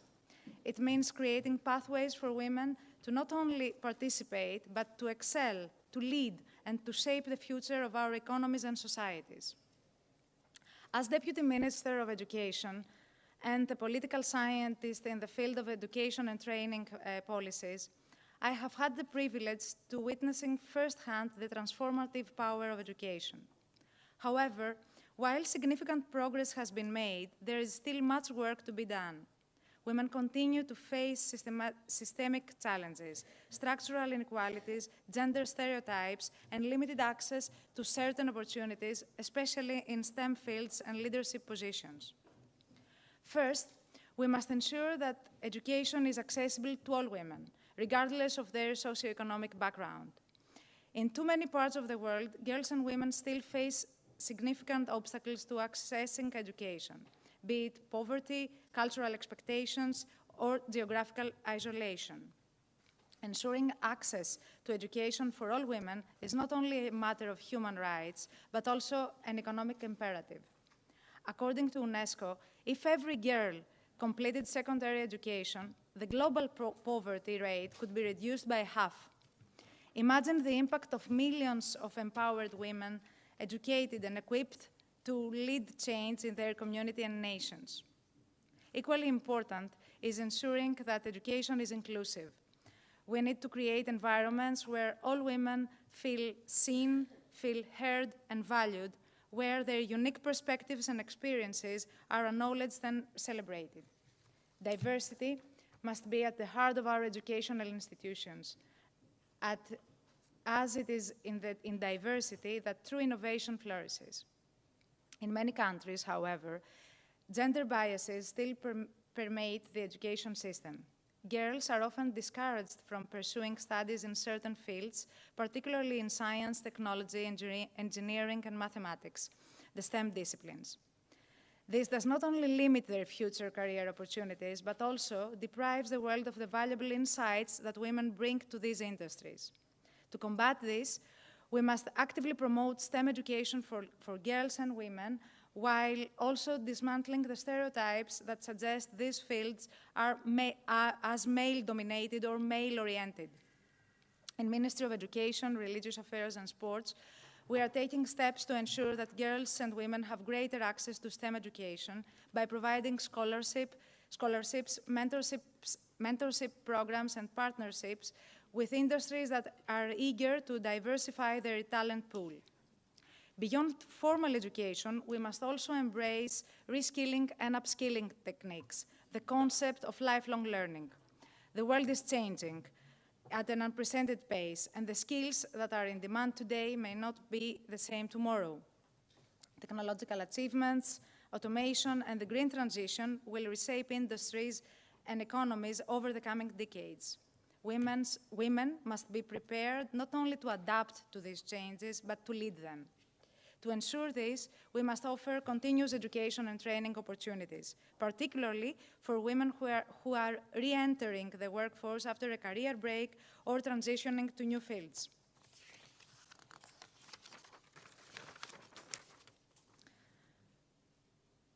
As I conclude, let me stress this out once more. The empowerment of women is not just a goal. It is the key to our collective future. The challenges that our world faces, climate change, poverty, inequality, cannot be solved without the full participation and leadership of women. And it is education that will empower women to meet these challenges head-on. In the Ministry of Education, Religious Affairs and Sports, we are committed to building an education system that empowers women to lead, innovate, and create sustainable futures. We will continue to invest in programs that equip women with the skills and confidence to break through barriers and take their rightful place as leaders in every sector of society. But this is not the work of one country or one government alone. It requires global cooperation, shared knowledge, and a collective commitment to gender equality. Events like this that we are attending today, like the Women Economic Forum, provide a vital platform of us to exchange ideas, share best practices, and strengthen our resolve. Together, we can build a future where women are empowered not just to participate in the global economy, but to shape it, where they lead with vision, with courage, and with purpose. Thank you for your attention.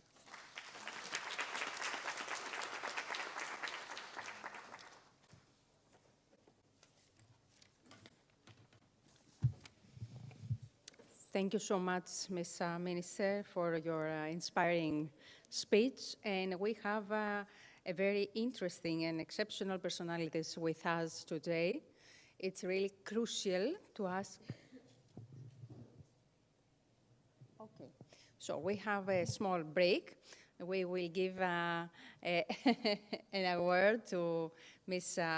Litrivi. Our minister has to go to the parliament, so she has to take this. Yes, please.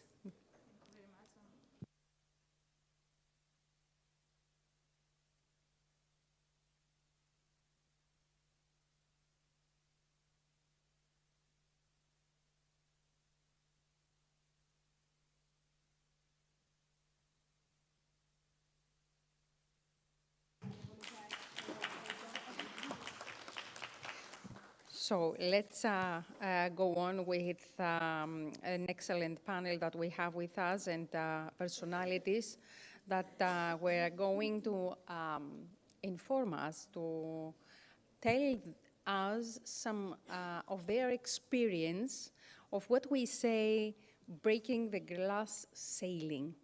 And this is something that we need to talk a lot about. And as a professor also, we know that it's not so easy. We started with Miss Maria Cuccellini, a professor. She's not here with us. And we have her contribution. So we'll start. Miss Cuccellini is Professor Emeritus of Department of Education Science at the University of Cyprus and President of the Cyprus Agency for Quality Assurance and Accreditation in Higher Education. So we're ready to hearing her contribution. It is my pleasure to participate in the forum, thanks to Professor Moru. Unfortunately, due to unpredictable difficulties, it is not possible to participate in person and to meet the exceptional colleagues and decision makers. I hope I do it in another occasion. The aim of the presentation is twofold. Firstly, to explore difficulties of equality in leadership and to search for a key level for addressing leadership with a gender perspective. The issue of equality in leadership is repeated for years, indicating the difficulty of change due to multidimensional aspects of inequality, which reappear with a new face. The concept of equality, as an eminently socioeconomic and educational concept, changes along with the conditions prevailing in these fields. Thus, searching today, in the era of artificial intelligence, to answer the question of how we can address leadership with a gender perspective, we must consider key issues of society that redefine gender inequality. Uncovering inequalities can provide orientation to develop equal opportunities for women's persisting underrepresentation in leading positions across sectors. Firstly, I would like to highlight the effects of the interlocking system of crisis in the female rights and present in the society. The interconnected system of an ongoing crisis, for example, economic, environmental, political, educational, have been intensified through temporary wars and conflicts, climate change, pandemics, and a deep dispute of the international institutions for the protection of human rights, along with the helpless and rather incapable political leadership today to face the situation. Under this scene, women's leadership is becoming an increasingly demanding task. As Moru points out, it does not matter what kind of powers history produces. In contrary, what matters is the naturalization of male's power through history, and that the advantage of power has a male face regardless of whether the women's position and the modes of subordination are differentiated or changed. Factors and barriers to women leadership across sectors, we should admit that becoming a leader involves much more than being put in a leadership role. It involves policies and practices that communicate a gap between how women are seen and the qualities and experiences people tend to associate with leaders. People usually is modeling leadership on male characteristics, and in final analysis, norms shape the way of leaders should behave. Known Judith Butler speaks about gender performativity. She says that gender is a constructed identity, a performative accomplishment which the modern social audience, including the actors themselves, come to believe and perform in the model of belief. The cartoon here is more than elegant. The girl is seeking for a job, and the male director says, "Sorry, you are simply not the right man for the job." The concept of gender must be changed and admit variations that are not fitted into norms. The cartoon shows a woman here holding a child's hand standing on a sidewalk at the entrance to a building. The entrance is shaped like a male silhouette. The qualities of a leader, as well as the pathways to achieve leadership roles, are still largely based on a dated male model. Norms, stereotypes, and male model in leadership leave women in the shadow. Glass ceiling remain unbroken. Insensible gender biases are the great barrier to women's career advancement. How can we trouble the limits? Thinking gender differently is a liberatory action that troubles the limits of gender and benefits women in leadership.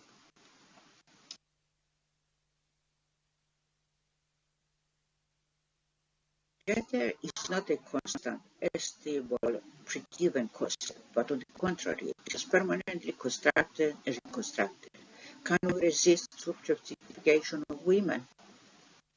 Intersectionality has been defined as the situation that traits, which, when added, increase the negative effects on the social and political position of women and men, and in general, those who are most oppressed in the society. I reverse the meaning and the effects of intersectionality in this slide, aiming at introducing factors and situations that, when added, will enhance women's power and women in leadership. Men are not less educated than men, but men possess the leadership positions, as She Figure 2021 shows, at least at the university level, indicated that only 14% of rectors in 46 European universities were women. Women should avoid design segregation as well in education in male and female sectors, which is a construction based on preferences and not on abilities. They also need to study gender, its performativity, and its social construction in order to get self-awareness and to demand for leadership positions. Quotas. Ensuring gender balance through the introduction of gender quotas.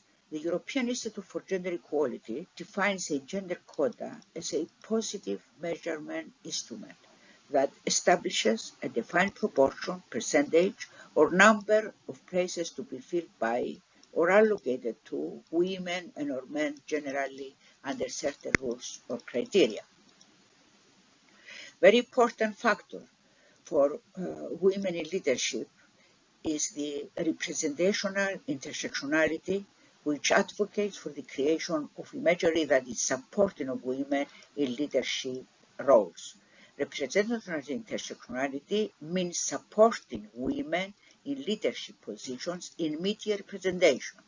As it is well known, gender is a system of power, in that it privileges some men and disadvantages most women. The media representation multiplies the negative or positive results on males and females. Resisting oppression. Speaking from a critical standpoint, colleagues point out that domination always involves the objectification of the dominated. All forms of oppression imply the devaluation of the subjectivity of the oppressed. Self-valuation and self-definition are two ways of resisting oppression and claims the practice of self-awareness helps to preserve the self-esteem of the group that is being oppressed, while allowing, at the same time, to avoid any dehumanizing outside influence. Finally, we must speak about networking. Women research found that women have been less frequent networkers than men. They tend to be reluctant to mix business and pleasure, but we know very well, according to the research in the field, that the big men decisions are taken in a free time when the one asks for the support of the other. Women research indicates that women are less likely to use their range in personal connections for professional advancement. Thus, for finding more women in leadership positions, my advice is to point out the factors that can support their advancement and also to help women to get self-awareness. Thank you very much for your attention.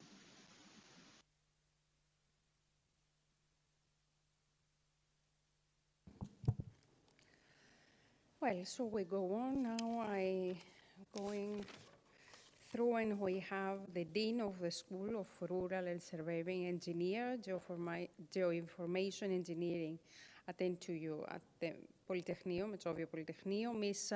Tsakiri Maria. Please take the floor. Thank you.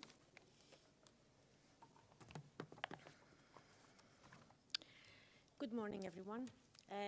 As our colleague said here, my name is Maria Tsakiri. I'm professor at the School of Rural Surveying and Geoinformatics Engineering, and I recently started my role as a dean of the school. It's a pleasure to come here, to be here with you. I'd like to share some experiences from my university and also some experiences from abroad, just to show the differences that exist between different academic environments. And I think our previous speakers said that university is the pool of the next leaders. So we really have to put a lot of effort on that environment. So let's begin this important trip from trying to cultivate their leadership from our female students to our staff members. As I am a technical person, I'd like to show you some statistics about what's happening in my university. Here you can see the number of staff, academics. You can see that the majority is male. The blue pillars are male. The lower numbers are in departments like naval engineering. There is only one female staff member. In mechanical engineering, there are single numbers. Architecture, as you expect, there are higher numbers. Chemical engineering, they've got few more women. Surveying engineering, where I come from, and then after that we see a big drop. And this is a problem, okay? I mean, how we're going to expect leadership positions from women that don't exist, okay? So we have to do something about that. Just to also show you some numbers again, from female academics is the graph below. Very few are professors, okay? There are associate professors, there are assistant professors, a couple of lectures because of the previous law. So again, we have some discrepancies on that, okay? What is happening and what do we do wrong here? Some more numbers again in female leadership in NTUA. There are 4 deans currently in 4 schools, so it's not so bad. It's about 50%. We are 9 schools at the university, so it's not so bad there. There is none in the chancellor, no chancellor or vice chancellor at the moment. Only Professor Moru was the first and only vice chancellor at our university, and we congratulate her for that. And ever since, we haven't had any. So no women chancellor, this is something we have to keep in mind. None in the governing council. Okay, this is again a problem. Why? What is happening? And we don't have any women in the governing council of NTUA, the largest technical university of Greece. NTUA has started having a gender equity committee. There are very slow steps on that avenue, but still there is a lot of road to go forward. In my school, let's see some numbers again, because this is quite important. The pool of females if it's not adequate, we don't expect to have also staff females, okay? So you can see for the last 3 years, male students over-represent the student body. The female students are pretty much equal the last 3 years. It's quite interesting to see, though, that in postgraduate level, female students are slightly higher than males. But when it comes into PhDs, again, the females drop. Why is happening? Why is that? Do they prefer to go for jobs? Is it the age where they start thinking about family commitment? What is happening? I mean, I'm a technical person. I cannot really translate that. I need your help from social sciences to explore on this. But this is what I'm referring to. Yeah, based on the previous graphs, we can see that there's a disparity. The disparity starts early. Okay, we don't have enough female students entering the university. This is the problem. Okay, and that limits the pipeline of women that will go into the advanced courses afterwards. Now, the doctoral programs really show a wider gap. This is concerning, okay, because the future of the female leaderships is in that area, the doctoral programs. So why we don't have so many?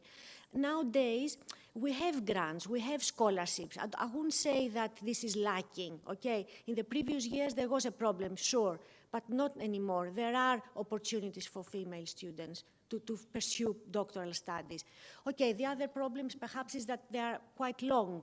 You know, you require 4 to 6 years at least to complete a PhD program. So this is something that perhaps it is a worrying about women. Senior academic positions, again, like chancellors, vice chancellors, as I said, are predominantly held by men. This is and this is a problem, okay, because women, we cannot shape institutional policy. This is very important, okay? We leave the men to form the culture of the university, and we have to do something about that, okay? Forgive me, but I'm talking about a technical university. Perhaps in other universities that there are more women in literature or in other studies, but I would say that pretty much this is the problem in Greece, okay? So, what are the barriers for female leadership in academia? Rarely, Greece offers these mentorship programs in academia that we heard before in the previous panel. It's a key point, mentorship, okay? Let's face it. This will enhance leadership skills. Gender biases are also, and cultural expectations, okay? The problem is that there is a perception that men are better suited for leadership. Why is that? Okay, they've got perhaps more time. Well, they shouldn't have more time. They are equally responsible for their family issues, okay? This is a problem, okay? So, yes, cultural expectations put a pressure into women to prioritize family responsibilities, and it shouldn't happen that, okay? And I'll show you some examples later on. Challenges in balancing these work-life responsibilities, okay? Yes, women, we can feel the burnout of that. I've got 2 boys, teenagers, I've got a husband, I have to feed them, they expect me to be at home when they come back at school. There is a burnout, yes, I have to sacrifice a few things for my career. For example, I wasn't going on conferences till they were 12 years old, my boys, okay, because I felt guilty, but I shouldn't have felt guilty on that, okay? But this is what I was brought up with, this culture that women are responsible for their families. Yes, of course. I'll show you some successful approaches on female academic empowerment. I just chose some good examples. Scandinavia is a very good example that they offer these facilities to female leadership in academia. For example, in Sweden, they offer pairs. Early career female researchers to pair up with a professor. So this program helps to build their confidence, they do a valuable network, they give opportunities for advancements. There are some also work-life balance policies. In Norway, for example, they have these family strategies, and they allow both parents to take leave to bring up their children. This is very important, okay? Here in Greece, we say either the man or the woman, but children need both the parents, okay? Not one at a time. This is very important key. And leadership training, okay? In universities, for example, in Denmark, they focus on confidence and building these essential skills. It might be soft skills, but they're essential for females to feel confident and go up and talk like we are here, okay? This is very important. Or negotiate. It's very important to start to build up these negotiation skills, conflict resolution. There are various soft skills that we have to talk about. Australia, this is another very good example. I spent a few years in Australia. I'm a product of positive discrimination. Yes, if I wasn't positively discriminated in Australia, I wouldn't be a dean today in Greece. This is something that I have to talk about that. Because many Australian universities put a quota and they say that for example, Sydney University, they say that 40% of female representation is important in the leadership position, okay? It may sound, I don't know, strange to men, but this is the way we have to go, okay? And then the culture is building up slowly before we start getting accepted in equal terms. This is the thing. University of Queensland, for example, they reduce barriers and therefore they try to exclude prejudices and stereotypes. This is called unconscious bias, by the way. And perhaps social scientists can talk about that more. Sorry about that. Oops, I didn't want that. Sorry. Where was I? Yeah, okay. Visibility and role models. Australia is very good at that. They use very key roles staff, and they give presentations everywhere in academia, okay? And they inspire female students. This is something that perhaps we can use in Greek universities. And finally, funding and research opportunities. There are dedicated grants for women, okay? For example, in Melbourne or Australian Research Council, they use dedicated funding tailored for women research to promote their research. Because, let's face it, women have got more difficulties. They have to go back at home to get a family ongoing on that. So there is some tailoring on that. And perhaps these are some paradigms that we can use nicely in Greece. So I can see two types of trying to promote the development for leadership here. One, to focus on the early development, on our female students, and then to develop the competencies to the existing staff members in the universities. For example, many panelists said that about mentorship, okay? We need to get paradigms from other universities, from abroad, to build confidence and receive personalized advice. We started doing that in our school, not successfully yet, I have to say, but there are few and more step by step, that's true.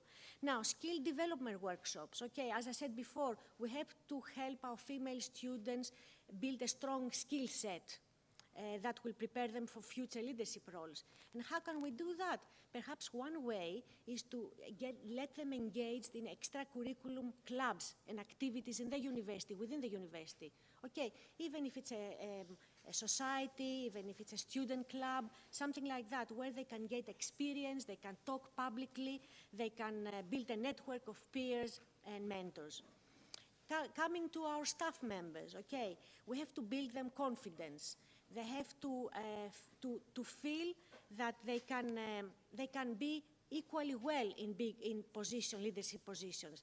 And I'll tell you an example which really made my day when I heard it. One colleague of mine, female, not male, she told me, how do you feel with your new role as a dean? Are you nervous? Are you afraid? I said, no, I'm not. And men were very, very more positive about this. Okay, this is something that us women, we say to other women, well, you're not afraid. She actually told me, are you taking pills? Because I said, you know, I'm not nervous or anything. I said, no, I run every day 10 kilometers.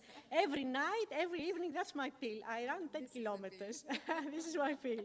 Okay, so, and just to wrap up very quickly, some extracurriculum leadership roles we need to try and promote and build a network of peers and mentors to our staff members.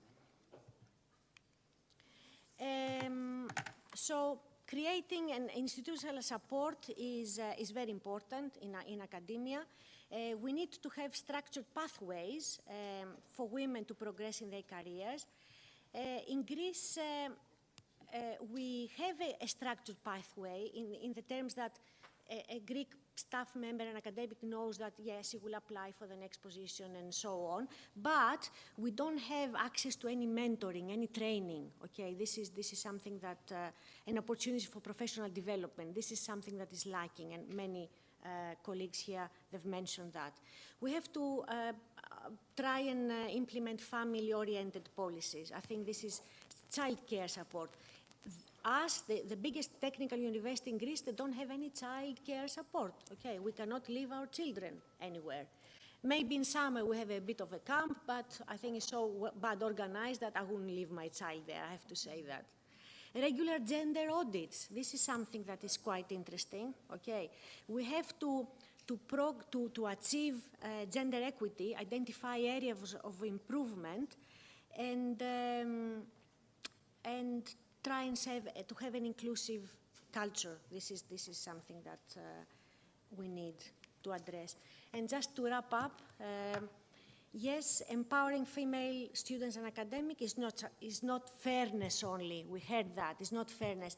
It's bringing fresh ideas. It's bringing excellence to our institution. So we have to fight for that, okay? Women should have the same opportunity to succeed in academia. It's not happening yet, I think, in my area. So just to close here is empowerment through action is not just a goal for the future. It's something that we all need to work for a better and fairer academic community for everyone. Thank you very much for your attention.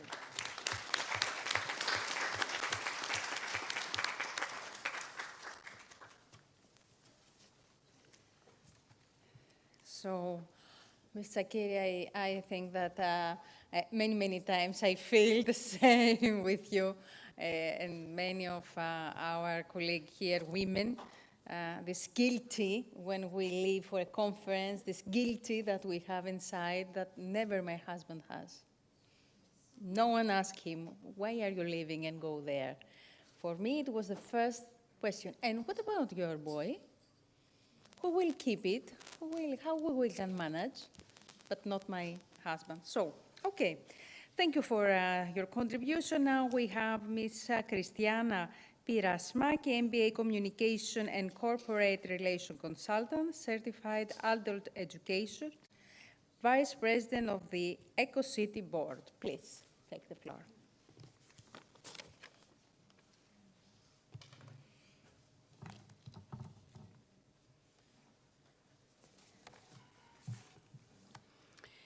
Thank you. Good afternoon, ladies and gentlemen. Been here since this morning.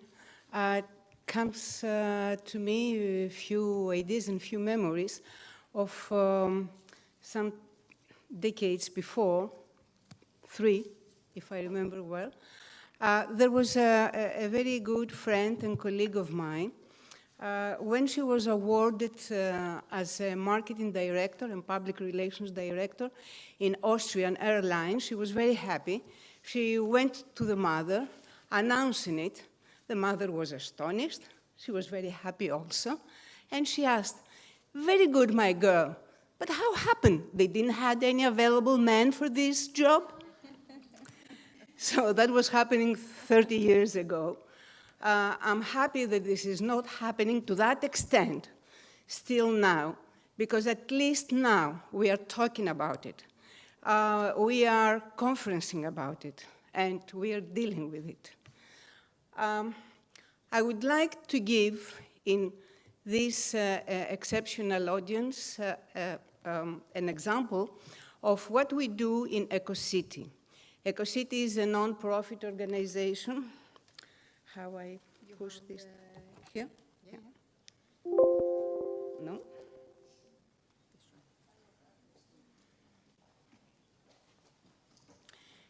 I have two left hands in technology, as you realize. Okay. Excellent. So, EcoCity is a no-profit organization, operates on a voluntary basis on national and international level, and focuses mainly on an urban environment. It was founded in Athens back in 2004, and actually keeps all his actions around, as I said, national and European level. What is important to that is that we run programs that they have the structure of a campaign. We don't deal with once-off issues or activities. We need to have a continuity and consistency on this. So one of these programs is the program of eco-mobility, which has also the support of our members.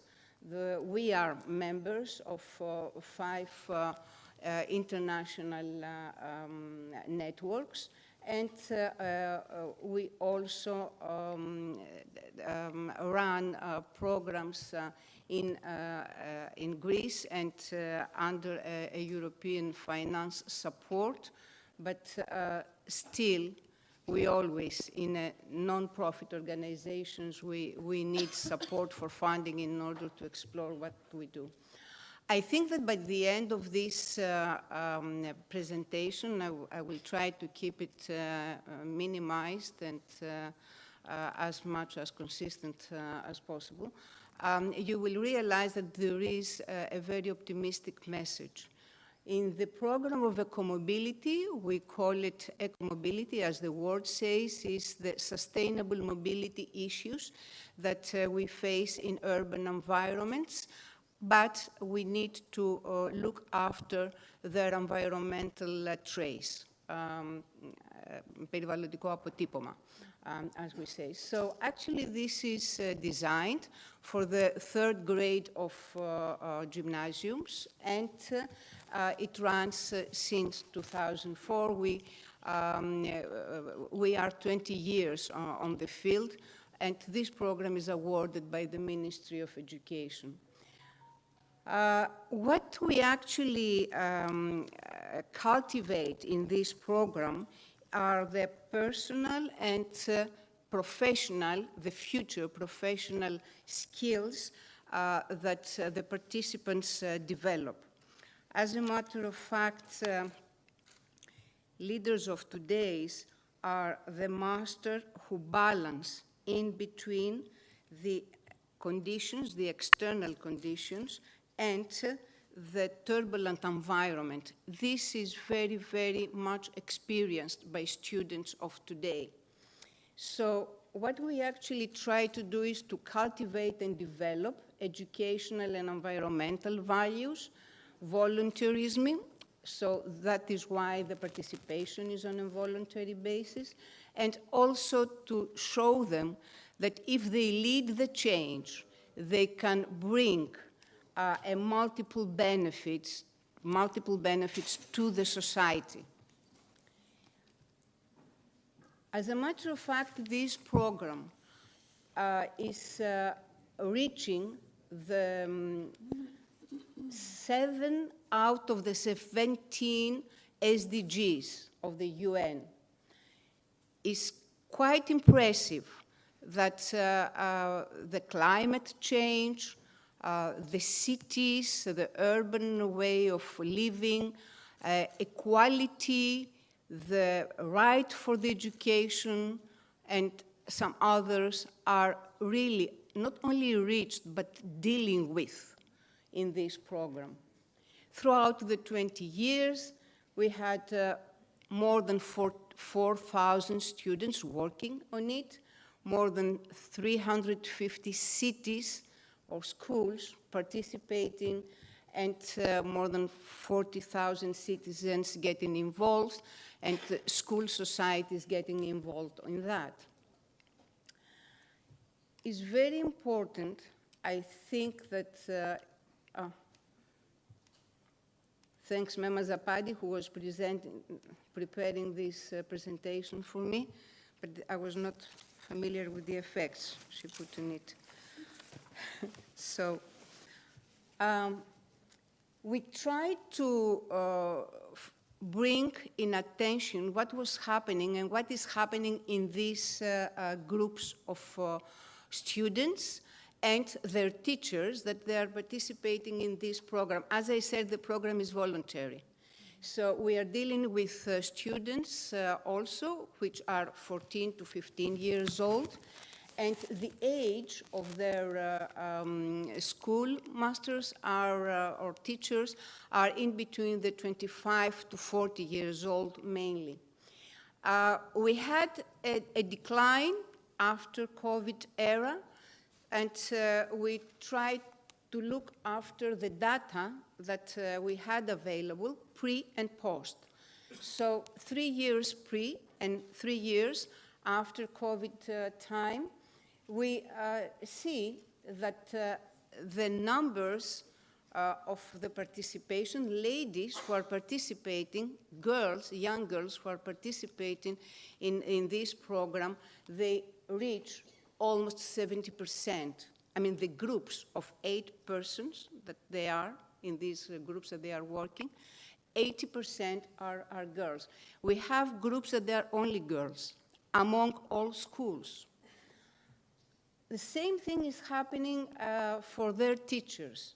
No matter 70% is coming, and sometimes more than that, is coming for their teachers. Although after COVID era, the total number of participation was declining. We still try to enhance that, but this glass teaching room, the glass teaching room, you know, it had an effect. So we try to bring them back in the experience and the everyday work. So even that the numbers were declining, we have half almost of participation, still the proportions are the same.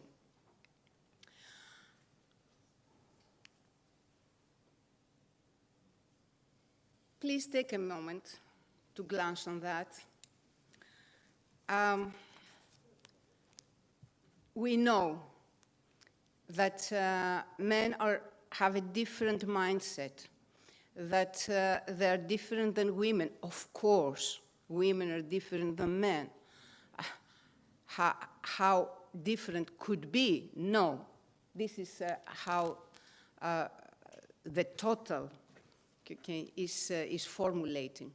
But the women, the way women are thinking, the way women are acting is multi-complex, is multi-different, is multilateral, is put next to it no word you want, any word you want, you're gonna make it. So what we actually need to focus is on the quality, how the view, how the others, how the society, how the groups, how the family is looking after the girls, the women. So equality is what we need in the perception of the society mainly, not the parity. Knowledge and skills, which actually are coming from a comobility in the groups that they are working in, is a strategic mindset. They develop strategic mindset, and this is done because they are assessed how they reach the excellency. Sustainability and resilience of the work is there because they are judged by the local authorities how these proposals They need to change their city and what they propose, how this is perceived. So they create public dialogues with the local authorities, and they have to persuade them that this work and this proposal is there for good and it's realistic. Team building, of course, in order to come to an end, to present something that all together they have built up, they have to give time and they have to give space to their colleagues, to their co-students. So they are trained for more than 3 or 4 months. They are working on it and they are getting these new skills, but actually they are not getting it in the normal educational style or the formal educational style that we run. And this team building is also an assessment criteria because at the end, this is a contest, sorry, I forgot to say, I mean, ecomobility is a contest as a matter of fact. And what we bring as an end, they are struggling to go in Brussels because there is a European MP that is inviting them, the excellent team that is giving the best work out of what they're looking after. They're getting this as a prize. So also networking and communication and interaction with the local society is something that they have to deal with. Ecomobility participants, they really bring a change. They lead a change in their city. They are young students, 14, 15 years old, mainly girls, that they stand up after 4 months of work and they give a presentation of their proposals, how their city they love to look like. And they create a dialogue and they have questions and answers from representatives of the city, of the local society, and of the authorities. And sometimes they argue with them.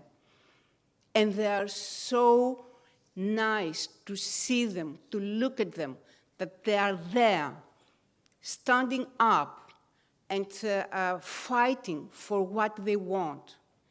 In a few years, most of them, we met them as elected members in the city's councils. And a little bit, a few years after, we met them in other leading positions. So if we really need to do something, we have to support the earliest ages, the earliest times in our educational methodologies. And to give you an example, these are a few cities in Greece that they have transformed their, the way the citizens live. I mean, they create pedestrians, they reform the center of the city, they keep the cars out of the center of the city and they bring changes, they bring cycle paths in the center of the city, etc. And these have become a reality because the students of ecomobility asked for and worked for it. So thank you for your time. Thank you for being here. And please think that all these changes and leadership starts from earlier, not from university styles, which is very, very important to be there and get the educational tools and get everything that we need from education. But the skills and the eagerness and the will starts from before that. Thank you.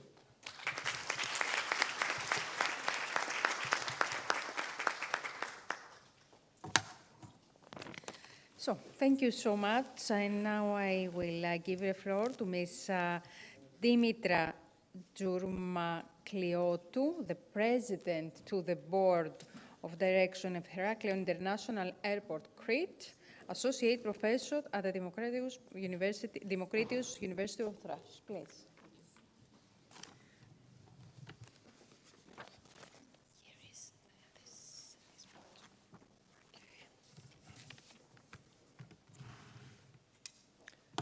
Good afternoon.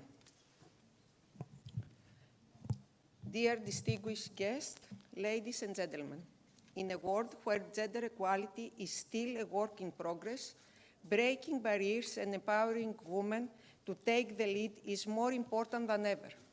The next generation of women leaders holds tremendous potential for driving change and shaping a future where equality and diversity are at the forefront of decision-making. Today's world is facing numerous fundamental changes, is transforming and accelerating under the impetus of greater urbanization and mobility, growing demand for energy, water, and food, increasing production, and the need for new technologies to improve people's work and life. The issues we confront will only get bigger. Therefore, we cannot afford to leave half our resources, half our talent, and half our ideas untapped. Our future depends on a fundamentally different worldview. The values, voices, and contribution of women can make a world of difference.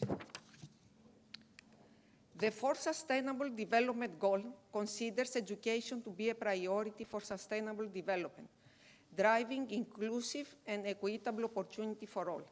In this sense, education plays a critical role in assuring gender equality, particularly to help women attain managerial and leadership positions.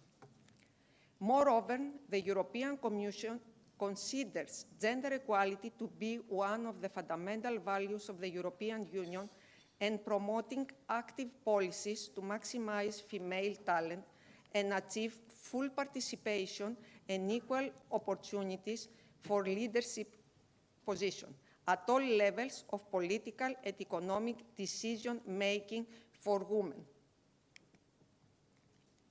Several studies have shown that closing the gender gap could double global growth and boost GDP by over 20%.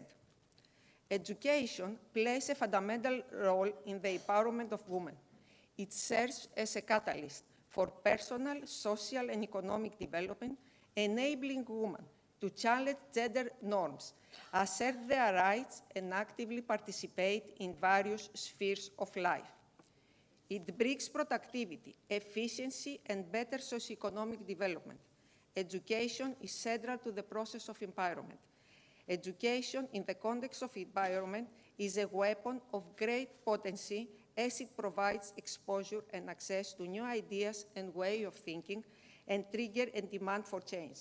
In the absence of education that is relevant to existing knowledge and real needs, women are unable to get access to formal sector jobs, make career advancement, participate in decision-making at all levels, and be represented in government and gain political influence. Educated women are better equipped to extract the most benefits from available services and existing opportunities and to create alternative opportunities, roles, and support structures. Education increases women's awareness and leads to their overall development, thereby helping the nation to prosper. It brings greater social mobility, which is capable of bringing an inclusive growth.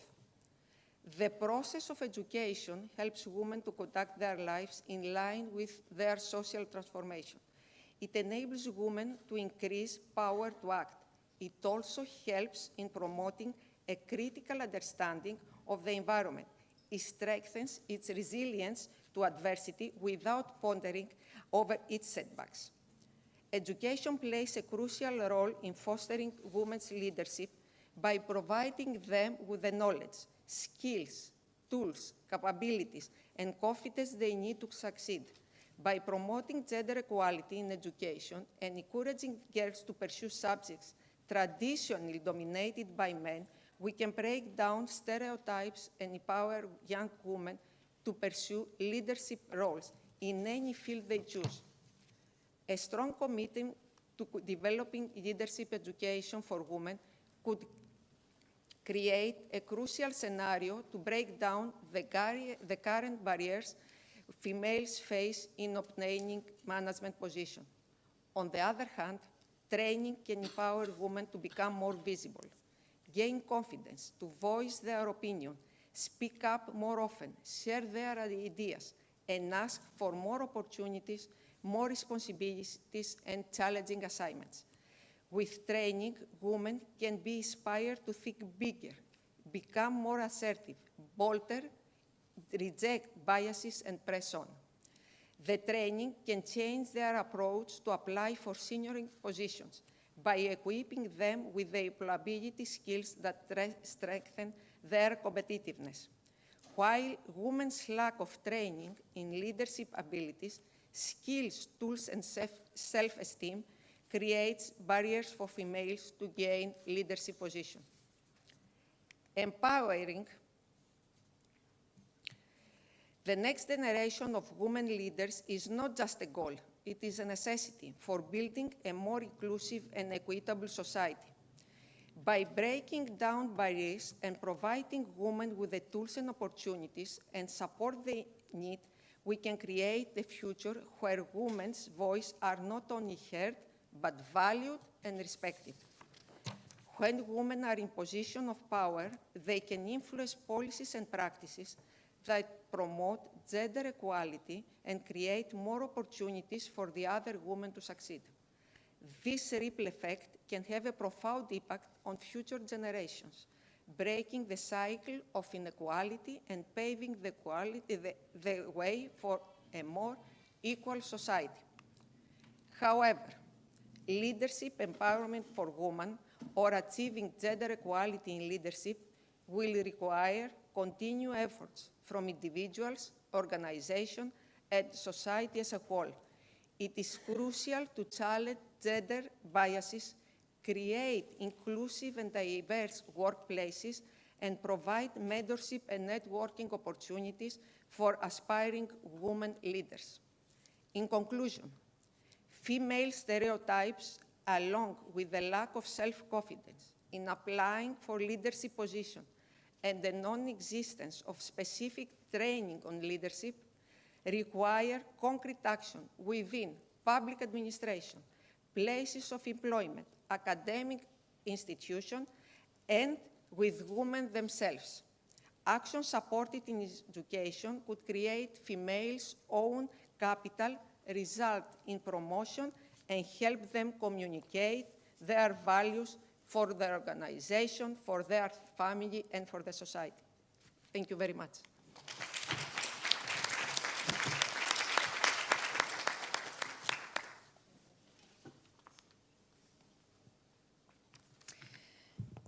Thank you so much. We have so interesting contributions with so many ideas, so we need days to discuss about this, but we need to go on now.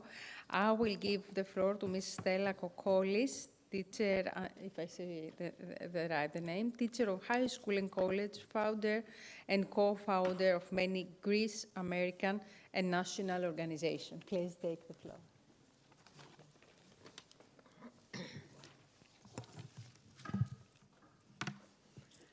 Ladies and gentlemen, we are here today to write history. History of explaining the achievements of women in civilized world. And I'm very impressed and honored that we have so many speakers from all over the world to talk about leadership values, education, success. As an educator, I'm always critical, and sometimes I want something else, more. This is education. I want to see what the education of women, of those great speakers, can do to really educate the less fortunate, the women who live in a different world. They have values, but they deprived from the opportunity, the ability, and of education to break the glass ceiling and to become in a modern society. It's a pity. It's really sadness. All of us should join hands, starting with the Αρχόντισσα, βασίλισσα της Διασποράς, την κυρία Σοφιανού, μαζί με όλο το group, with her group, and with Dr. Kulakis, who visited women around the world in 5 years, representing Greece, what it's all about, the Greek government. Today, with all these beautiful, educated leaders of women of the world, take a branch of olive tree and join hands to civilize the world, all the world, not the civilized and the Western, some other really beautiful as the world of India, beautiful culture. And education is very valuable there, and they do educate. But go to other countries of the world and see what's going on. You will feel sorry. It was really a pleasure to be in this beautiful gathering today. I left Greece, my beautiful country, the homeland. I was born in a beautiful island of Andros. I migrated to Athens when I was very young because the distances at the time were big. Today, in 2 hours from Athens, I go to Andros. Those days, I had to leave Andros at night to go to Athens the next day. What do I mean by that? I'm very happy, very honored to live today in another Greece, and in a modern Greece, civilized Greece. But of course, the Greek civilization derived from a magnet, from a civilization that taught the world at the time, today, in the future, and furthermore. We educated the world at the time, especially if you look at the history, even the Western world. It's a very, very big honor after so many years to come in front to a forum that it was unknown during my time. The women were not depressed. They were not civilized, but they had different norms for the society. The women should stay home during my time. Only in education they were successful. Who could imagine, especially my mother's years, or my mother maybe because she came from another country, she was Greek. My grandmother who came from Egypt, she came and she was a teacher. Well, she came to Greece as a teacher. She was considered modern, very modern, εξελιγμένη. Σήμερα είμαστε όλοι εξελιγμένοι. Where to start? I don't know where to start because I'm so honored, so impressed that Greece is part of the world today, is one. If I come to Greece today after 59 years, it's not different from great country of America. It's the same. Exactly the same. The markets, the supermarkets, who knew at my time? But anyway, this is how world is and should be. Another thing that I would like to criticize a little bit, as an educator for 59 years. I still teach, although my age really doesn't see many of my age to teach. I go and I teach the students, the new teachers, to really be fortified from the classical education. I would like to share these thoughts with you. And of course, being Greek and believing in the aspects of education, the usefulness of the Hellenic cultural education, philosophical education, I would like to quote some sayings, some names that really gave opening to the new world of education. From their work, many, many years ago, they gave effort to educate the world through our own education, the classical education. If we remember in history, many women broke the glass ceiling in the ancient Greece. We had deities, women deities, they were worshipping the deities. That was a form of accepting the woman.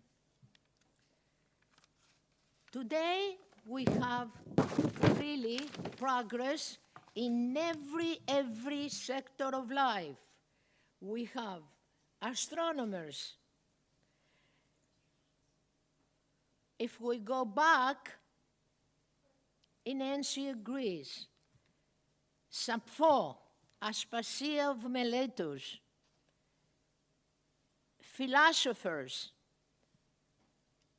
Η Ασπασία είναι πολύ γνωστή που ήταν δίπλα από τον Περικλή, and they say that offer the knowledge and the help for the democracy. Ασπασία ήταν ετέρα, αλλά έδειξε στις γυναίκες της εποχής αυτής, to the women of the time, that were not less than the masculine race. We are equal, if not better, because the sense, the ability της γυναίκας είναι λιγάκι πιο μεγάλη και από τον άντρα ακόμα. Και όπως λένε, πες μου σε αυτόν τον successful άντρα ποια είναι δίπλα, είναι γυναίκα δίπλα. Ας τα πιστεύουμε αυτά και ας πιέζουν πολλές φορές τη δύναμη και την αξία της γυναίκας. In the 5th century, λοιπόν, the women escaped from the limitations of ignorance thanks to the education. Of course, education is the meaning, is the power for creating civilized societies, modern societies, if we say today. Often όμως είναι restricted from that opportunity, as I said before. And only the education can bring them to the point, to the ability to compete and to go beyond.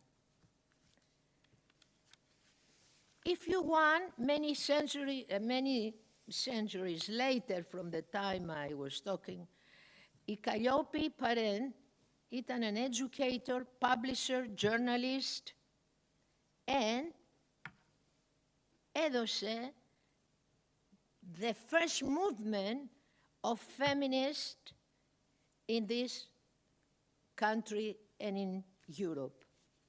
She laid the foundations for many future women's rights, though her newspaper, Εφημερίδα των Κυριών, Journal of Ladies, which she launched, published March 8, 1877, and lasted for 30 years. She empowered many, many generations of women through her writings, as well as through her teaching at the various schools.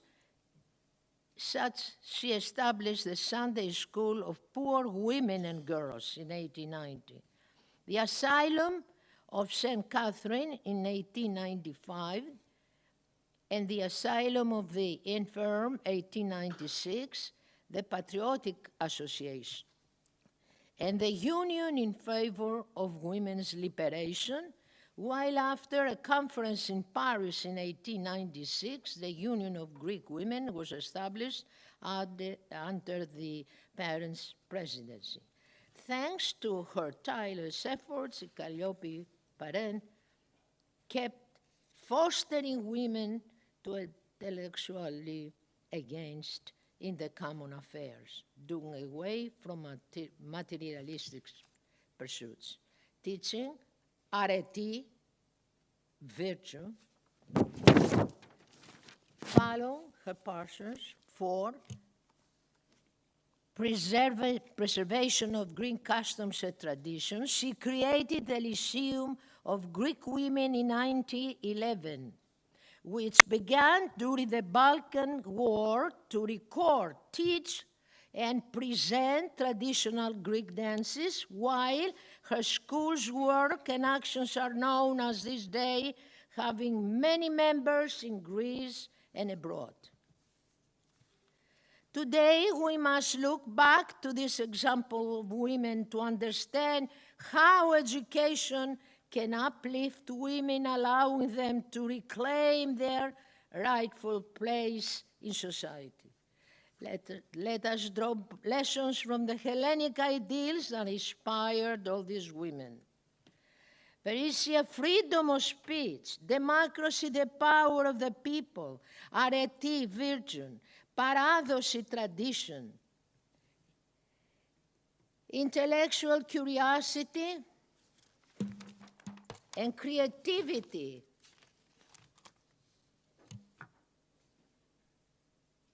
Just some of the Hellenic ideals guided our predecessors that will guide many generations to come. These ideals could enormously benefit implemented in some parts of the globe where women, as I would say before, are still subject to severe limitations. Let's join together, remembering the Hellenic ideals from our culture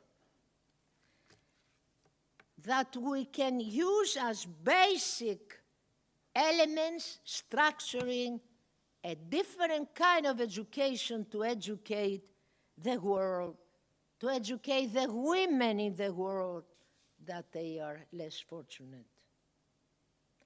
Ας θυμηθούμε τις αξίες τις ελληνικές, την παιδεία. Ποια είναι η Ελλάδα?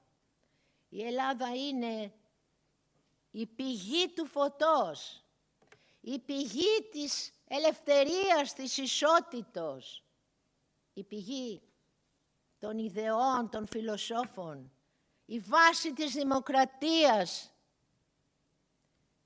η βάση της ελευθερίας των λαών, η ελληνική γλώσσα, η γλώσσα των αγγέλων που πραγματικά βοηθάει να μορφώσει στον κόσμο. Ας κλείσουμε μέσα μας την Ολυμπιακή ιδέα του ωραίου, του μεγάλου και του αληθινού. Ας κλείσουμε μέσα μας την Ελλάδα, αυτή την Ελλάδα που ζήλεψε όλος ο κόσμος και μορφώνεται πάνω στις αξίες τις ελληνικές. Ας ενώσουμε σήμερα τα χέρια με κλάδους ελιάς, που σημαίνει νίκη, σημαίνει αποφασιστικότητα, σημαίνει μέλλον. Ας ευχηθούμε ότι θα γίνει αυτό και όλες εδώ οι leaders της οικουμένης, the leaders of universe, to help do their work. Ζήτω η Ελλάδα μας! Ζήτω ο πολιτισμός μας! Ζήτω η κυρία Σοφιανού που ανοίγει το δρόμο και ο κύριος Χρυσουλάκης που μας ακολουθεί. Ζήτω, σας αγαπώ όλους!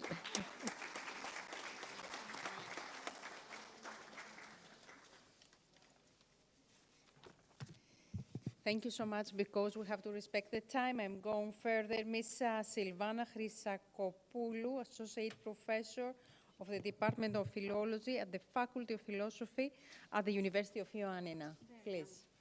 Oh, you are already here. Please. Running, yeah? Yes, I do. Okay. I'm very honored to... could you please project the painting I told you? Yes, thank you. I'm very honored to be here among you, and especially among these grand dames, and especially Professor Moropoulou, who happens to be a chancellor in our university, and not only in the University of the Polytechnic School. So and it is thanks to her that I can give this talk. And I do not mean by that only thanks to the fact that she is a chancellor in our university, but it is thanks to her that 50 years ago,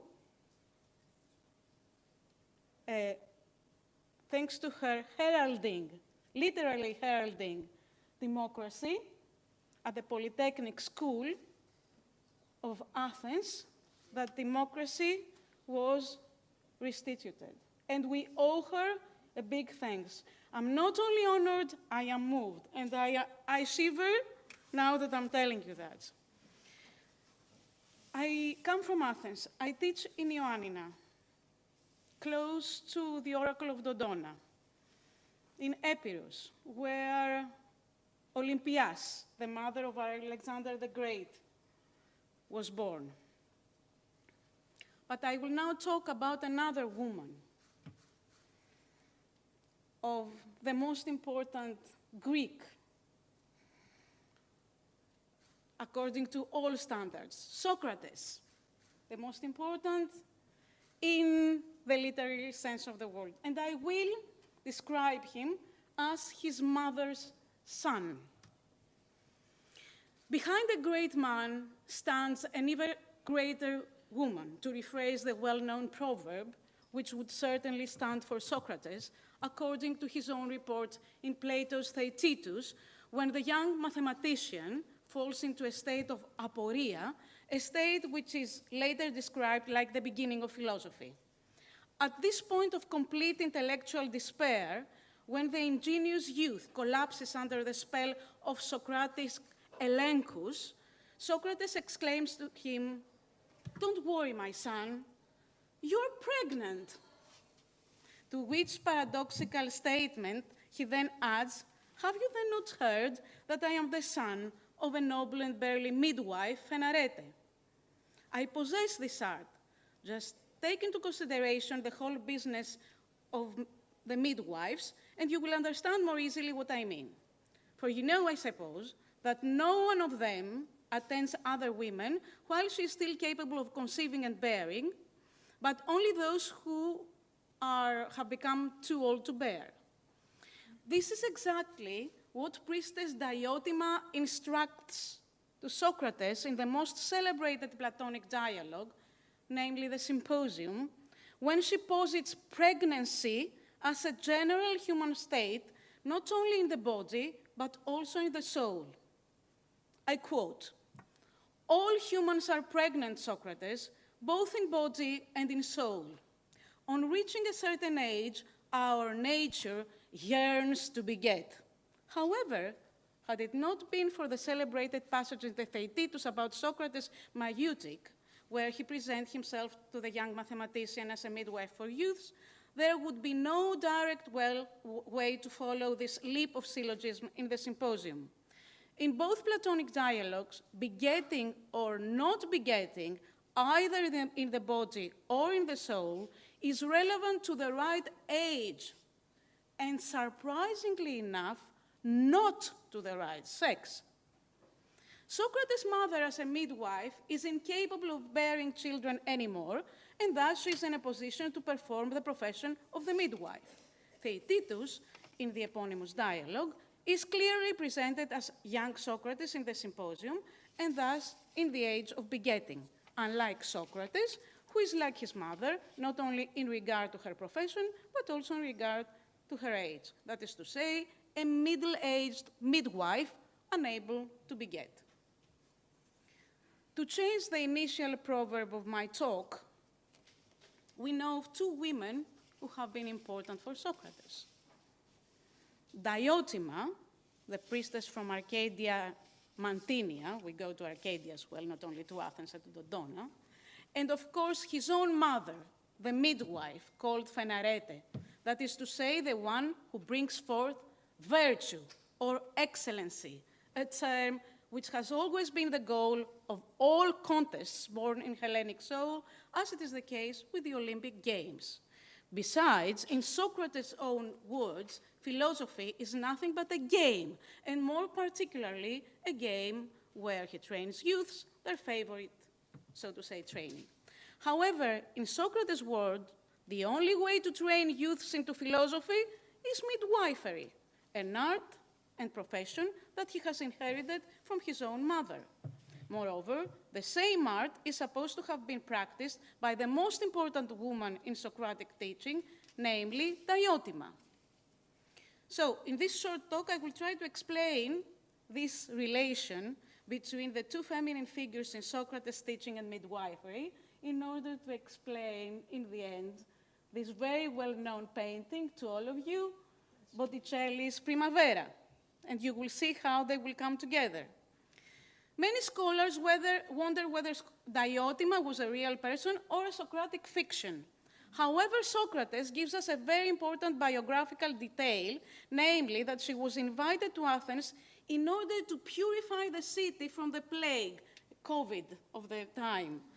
Yes, around 440 at the latest, when he was about 30 years old, which corresponds more or less to Agathon's age when he hosted the symposium, this big party in 416, where Socrates presents her as a wise, sage woman in many respects, and more in particular, as his first and only teacher on matters of eros.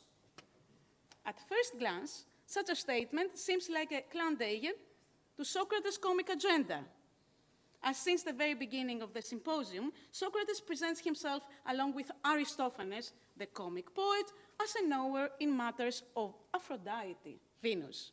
However, the lesson Diotima teaches to Socrates does not only consist in placing Eros between gods and men in her capacity as a mediator between them, but more surprisingly in associating Eros to the human condition, so to say, which is supposed to be pregnancy.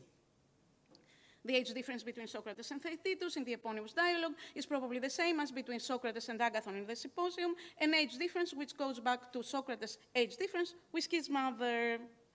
However, there is an opposition in appearance between Theaetetus, who is as ugly as Socrates, and that's why he's very sympathetic, and Agathon, who is described as exceptionally beautiful. This tension is resolved at the end of the symposium when the most handsome Athenian, Alcibiades, compares Socrates to small statues of ugly Silenoi one may find in Athens workshops in the Agora. Besides, Socrates' father, Sophroniscus, was a sculptor. Indeed, those same small statues are presented as exceptionally beautiful inside because they contain images of gods, who are by definition most beautiful. In this sense, those ugly statues from outside could be an illustration of the state of pregnancy as they contain images of beauty. This element of high importance in order to understand Socrates' maieutic in respect to what Diotima suggests in her words is that begetting in beauty is the only way to beget, and it is considered to be a divine action. In her own words, this cannot do upon an ugly person, but only on the beautiful. The conjunction of man and woman is a begetting for both. So we use the word tiktein for both men and women, not just for women. Once again, diotima equalizes both sexes when it comes to pregnancy, but from the women's viewpoint. In the Theaetetus, Socrates establishes another clear distinction between youths, and this is very important for the way we educate them. The ones who consider themselves pregnant while they are not, and the others, like the Titus, who are indeed pregnant but fail to realize it before being diagnosed by Socrates. In the same context, Socrates also declares that his daimonion does not let him accept youths who are not really pregnant, as there is nothing to deliver, while in the Symposium, Diotima's definition of Eros as a demon in between gods and men can only be performed by a daimonious person, a direct reference to Socrates and probably to his daimonion, thanks to whom he proved to be capable in matters of Eros, deinos ta erotica. Similarly, when Socrates describes the midwife's profession in the Theaetetus, he claims that only midwives can tell a successful pregnancy from a pregnancy which is doomed to fail, and in the second case, they use drugs and incantations in order to cause abortion. Those practices are no other than those used by Diotima in order to prevent the plague from infecting the body of the city. To conclude, Diotima in the Symposium is presented by Socrates as a sage woman, sage femme, in the most literal sense of the word, a midwife who brings to light true knowledge, as Socrates does in the Theaetetus in respect to the eponymous youth. However, in order to bring to light the offspring of truth, Socrates has to get rid of what is unsustainable and unnecessary.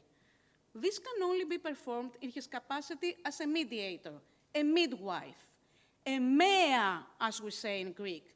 Mea also being the name of Hermes' mother. There he is, Hermes. Hermes' mother, who was the divine messenger of gods to men.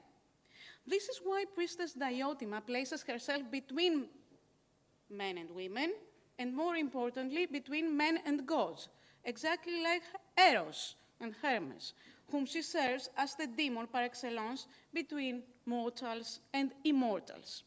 Eros' function of mediation between men and gods is performed through the act of begetting, which immortalizes mortals by perpetuating their species. However, right age is not the only prerequisite in order to beget, as Socrates suggests in the Theaetetus digression, but more importantly, beauty. Only in beauty can one receive and beget, while in ugliness, begetting is impossible. Now, what is this beauty about? Socrates in the Theaetetus says that his profession is under the protection of goddess Artemis. They say the cause is Artemis because she, a childless goddess, has had childbirth allotted to her as her special province. Diotima, on the other hand, says that a divine affair, this engendering and bringing to birth, is only presided by the three graces: Fate, the Lady of Travaille, and Beauty. Those are the divinities, companions in childbirth. You see that the Primavera is pregnant in the middle. So they are no others than Artemis's companions, if not Artemis herself, who is called Calliste. This is her most important name, the most beautiful. So, a late Neoplatonic illustration of the constellation described by Plato may be found in this enigmatic Primavera, painting by Botticelli, where the central figure of pregnant Primavera is presided by the three Graces, by Hermes, Maya's son, on the one side, who points to heavens, exactly as Plato does in the celebrated painting in the School of Athens by Raffaello, whereas on the other side, the double of Primavera, who is supposed to be Aphrodite, we're not sure, carries a crown of flowers next to Orytheia. Orytheia is kidnapped by Boreas, and this is another Platonic myth in another Platonic dialogue, which takes place by the river Ilissos, the Phaedrus, and which is complementary to the symposium. Thank you very much.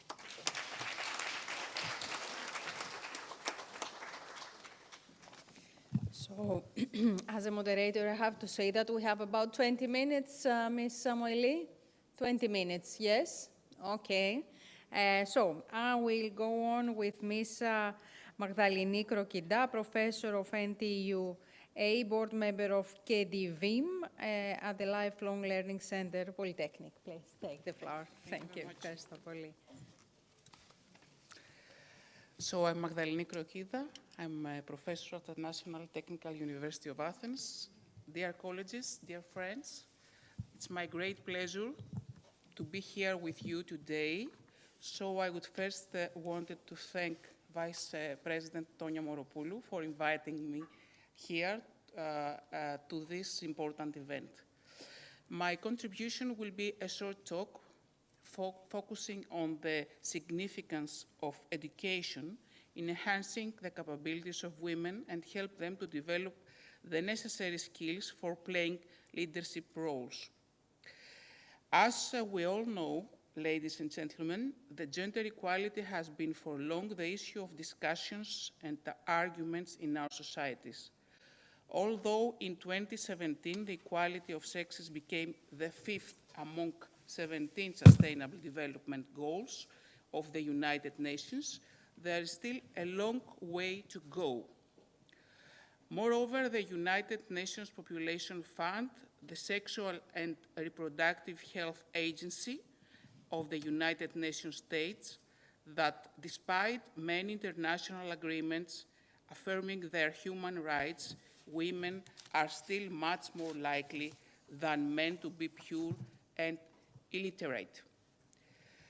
They have less access to property ownership, credit, training, and employment.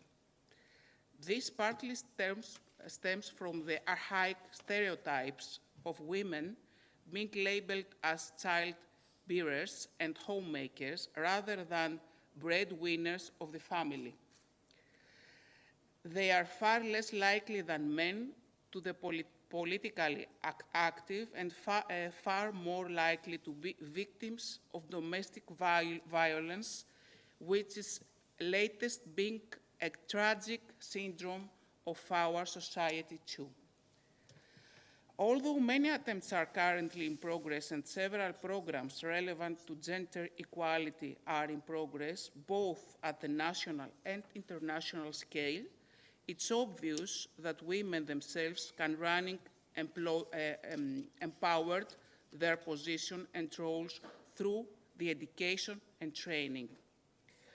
A serious and well-organized involvement of women in these activities may strengthen economies and reduce inequality.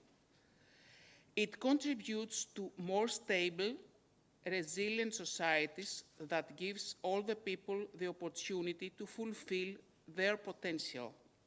More specifically, the education for leaderships is a concept with increased significance, since the related educational programs can help women to promote their personal and professional development and, moreover, become confident for successful careers in leadership positions.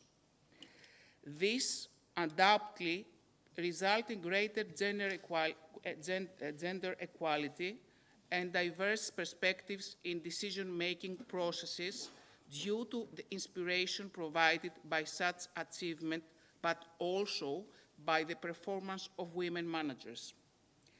The education of leaderships can help a woman to develop their personal plan based on key themes of self-acceptance, self-management, and self-development.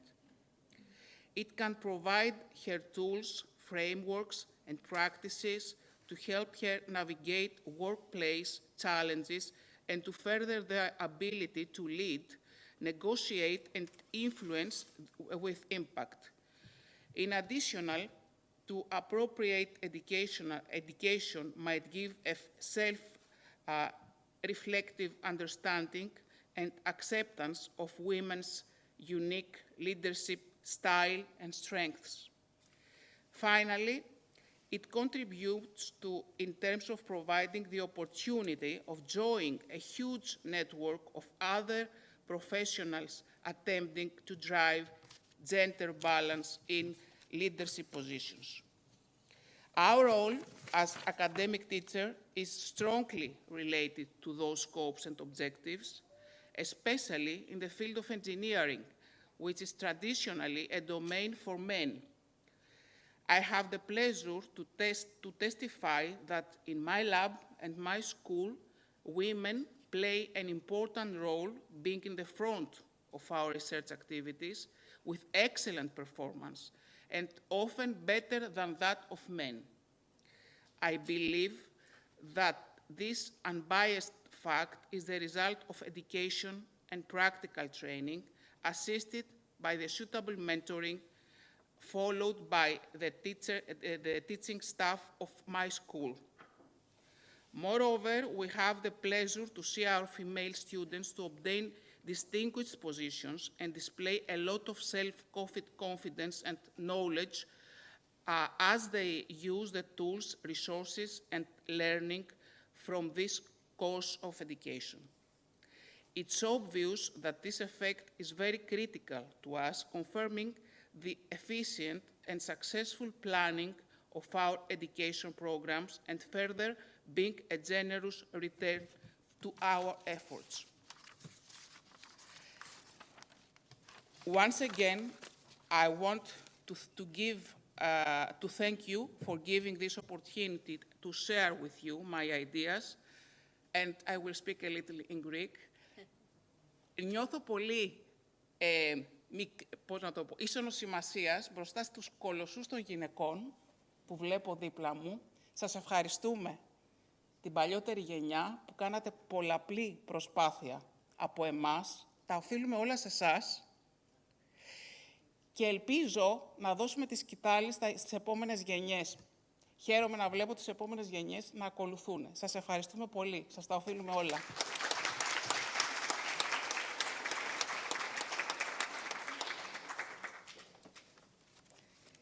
Thank you. And last but not least, Ms. Antonia Rahova, a great friend, representative of the Greek Ministry of Education in the European Commission Expert Group on the Common European Data Space for Cultural Heritage, former president of the General Council for Libraries of the Greek Ministry of Education. Dear Antonia. Dear Zephi, thank you so much. Well, I have the uneasy role to be the last before lunch, which is a little bit tricky.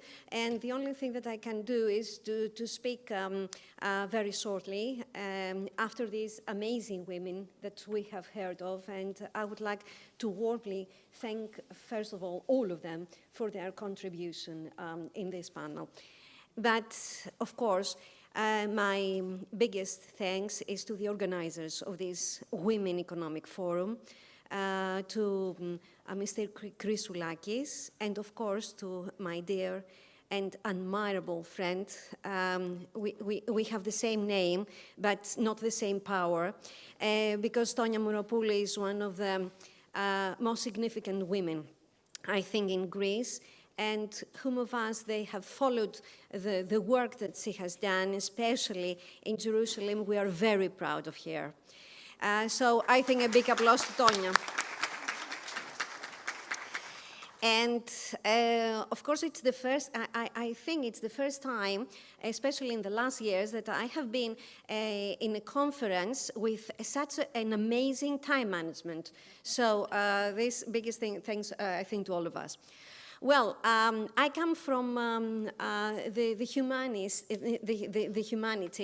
but I'm living with a man who comes from NTUA, which means I am used to talk with statistics, and I'm used to love statistics myself. So I will take a couple of your minutes to talk with statistics.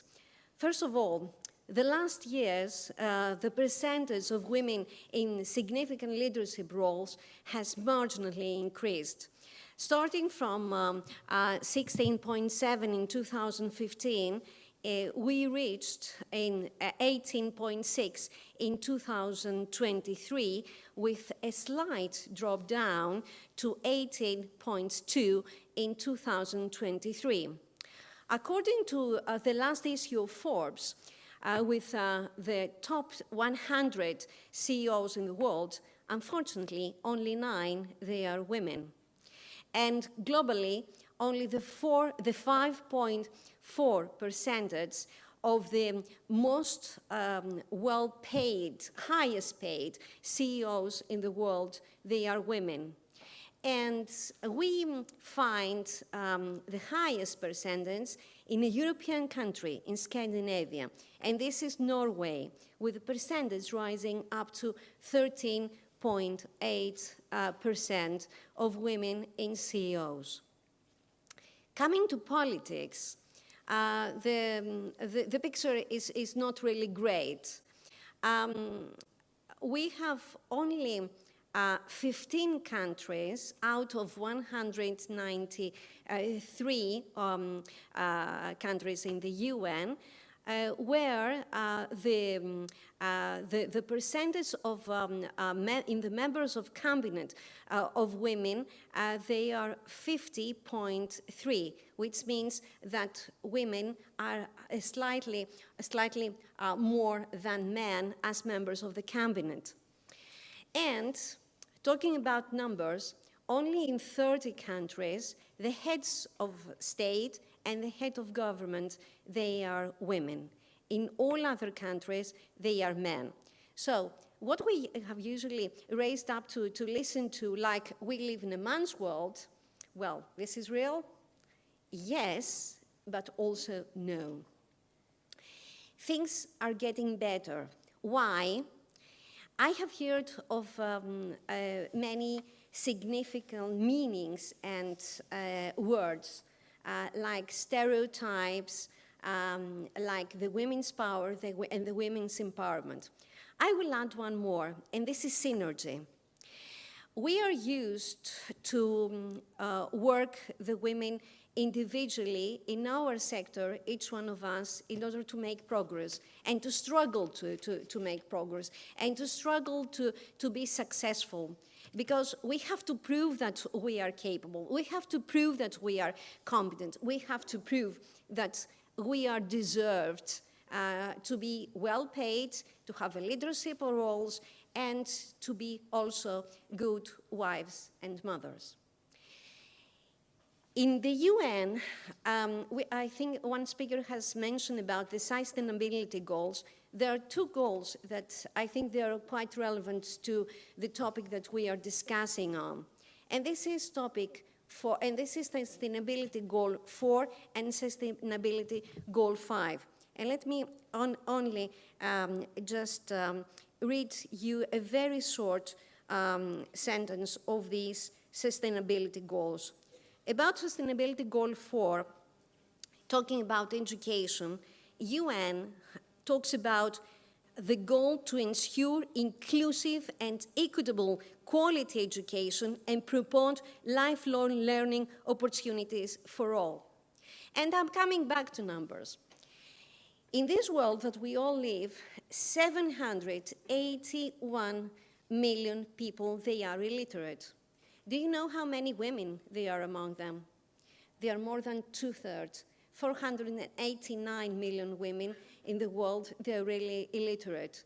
So we have a duty, all of us, to struggle and to fight for equitable opportunities for all the women and all the people in order to have education and to have equal opportunities in order to be well-educated and well-trained. On the other hand, talking about postgraduate diplomas, except from the technical sciences, we find something that it is really remarkable. The 53.5% of postdocs, they are acquainted and achieved by women. And we must never forget that the person who first gained the Nobel Prize twice in 1903 and 1911 was Marie Curie, was not a man. And for this we should all be very proud of.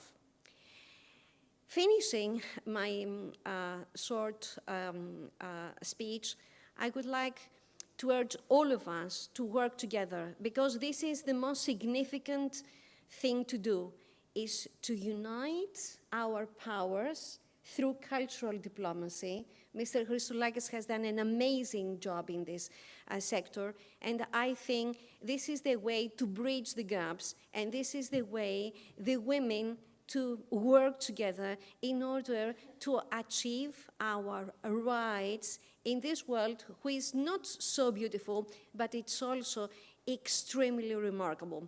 Thank you so much.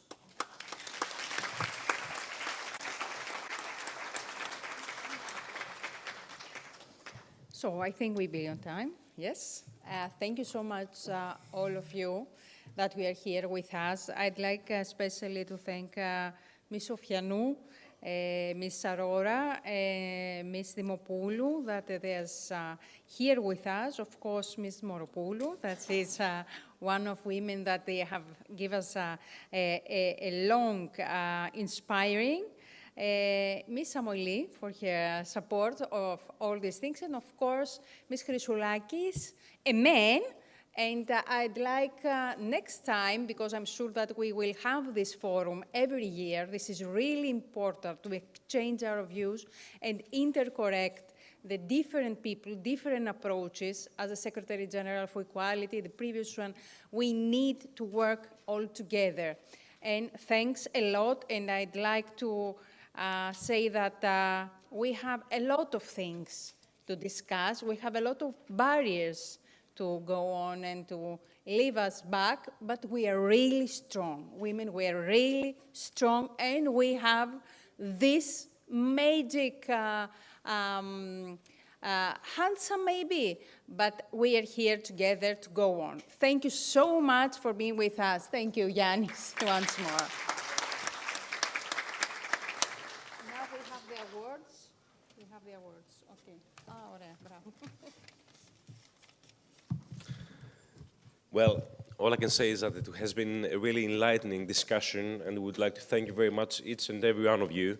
But it is now time to invite Ms. Fofi Dimopoulou, who is the president of the WEF steering committee and WICCI GR president, as well as an entrepreneur, just to hand in the memorabilia. So each one of you, please walk downstairs. You will be receiving the memorabilia, and then you will have a family photo. Thank you.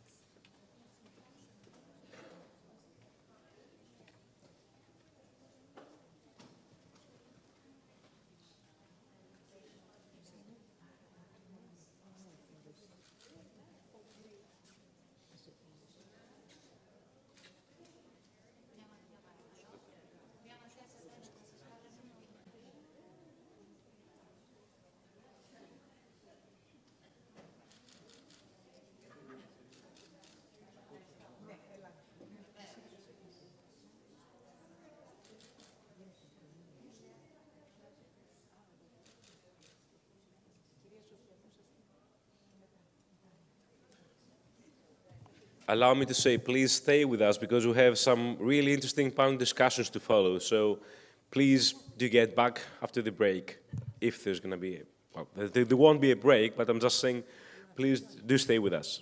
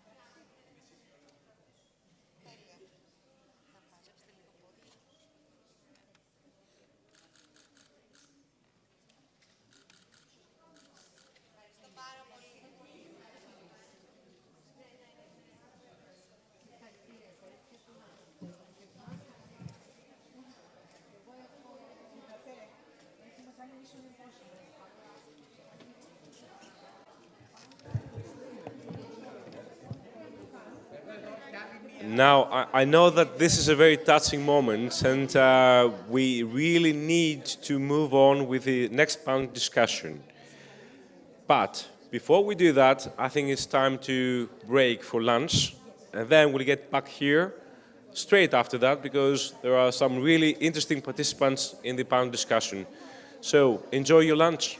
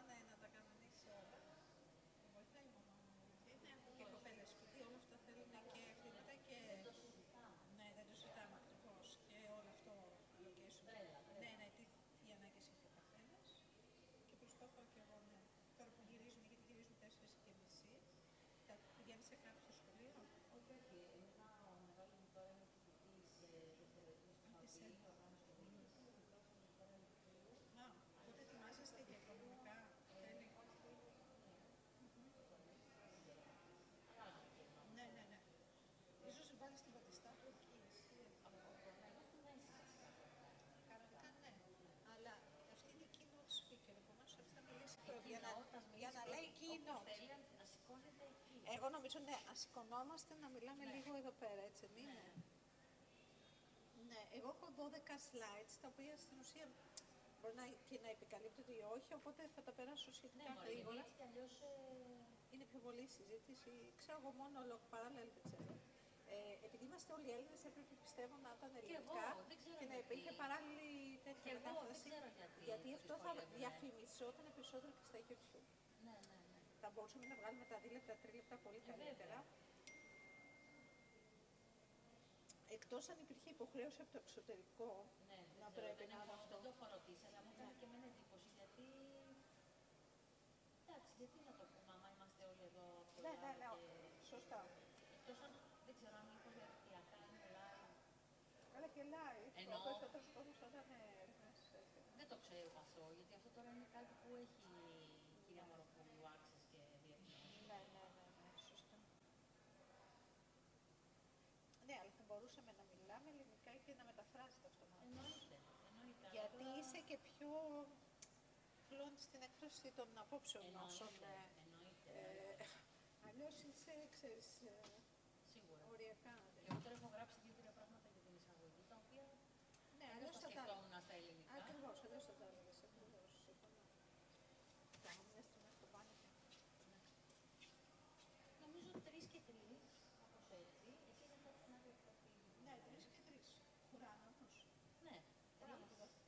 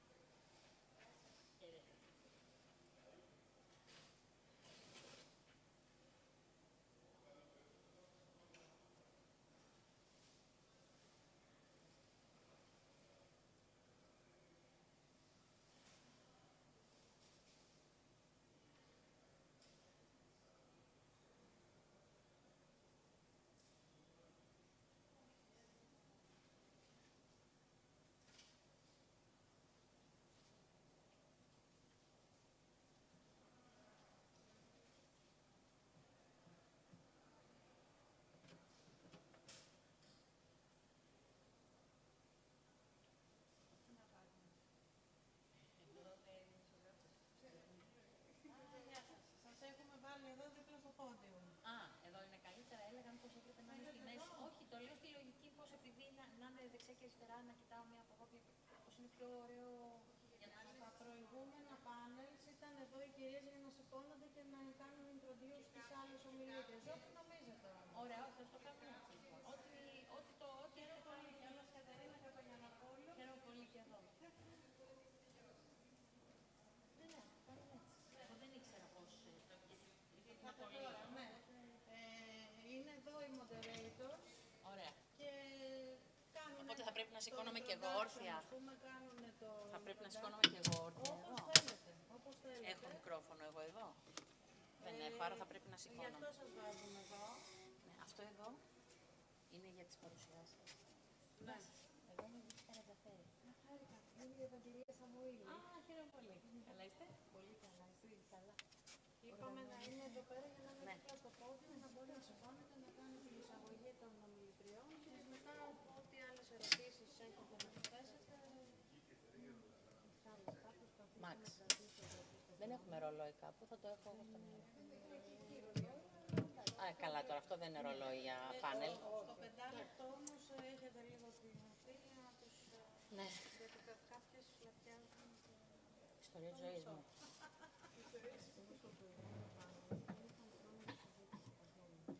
Όχι, δεν θα το αφήσω αυτό. Είναι γενική, αλλά με κρυφό μαστίγιο. Το καλύτερο.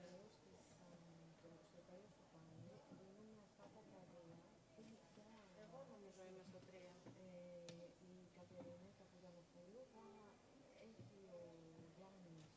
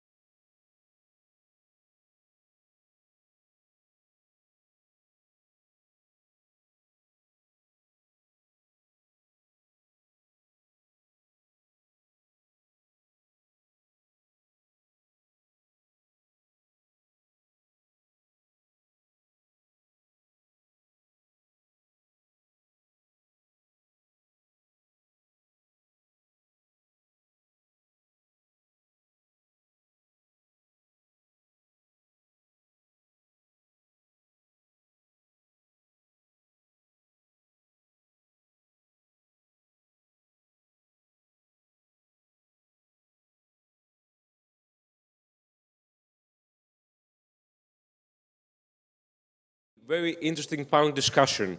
I would just like to invite Ms. Vicky Karadzaferi, who will be moderating this panel discussion. And obviously, I would also like to invite all those who are outside to join us here, because we just need to keep abreast of the schedule. So, Ms. Karadzaferi, the floor is yours.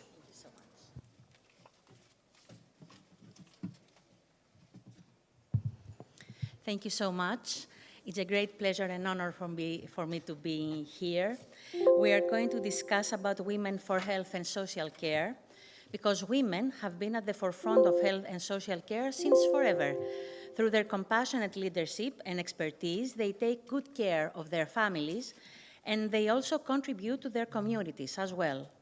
Their involvement in health social care is crucial for advancing health equity and shaping effective health policies that prioritize diverse community needs. But at the same time, they have to face every single day a lot of challenges that have to do with social norms and unequal relationships between them and men.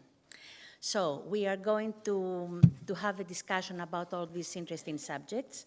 I have some of the most expertise panelists, perfect women, all of them, and we are going to have a very nice conversation. And later on, we are going to have the opportunity to ask some questions of the audience as well.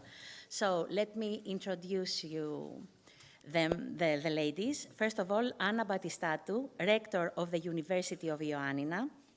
Penelope Manoussou, Professor at the Imperial College of London.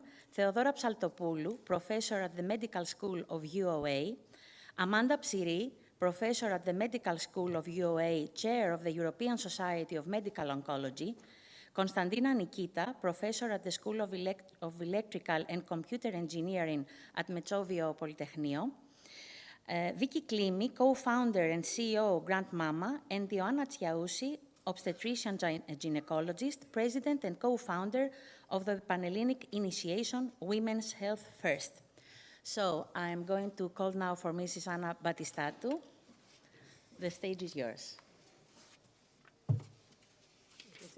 Great. Good afternoon.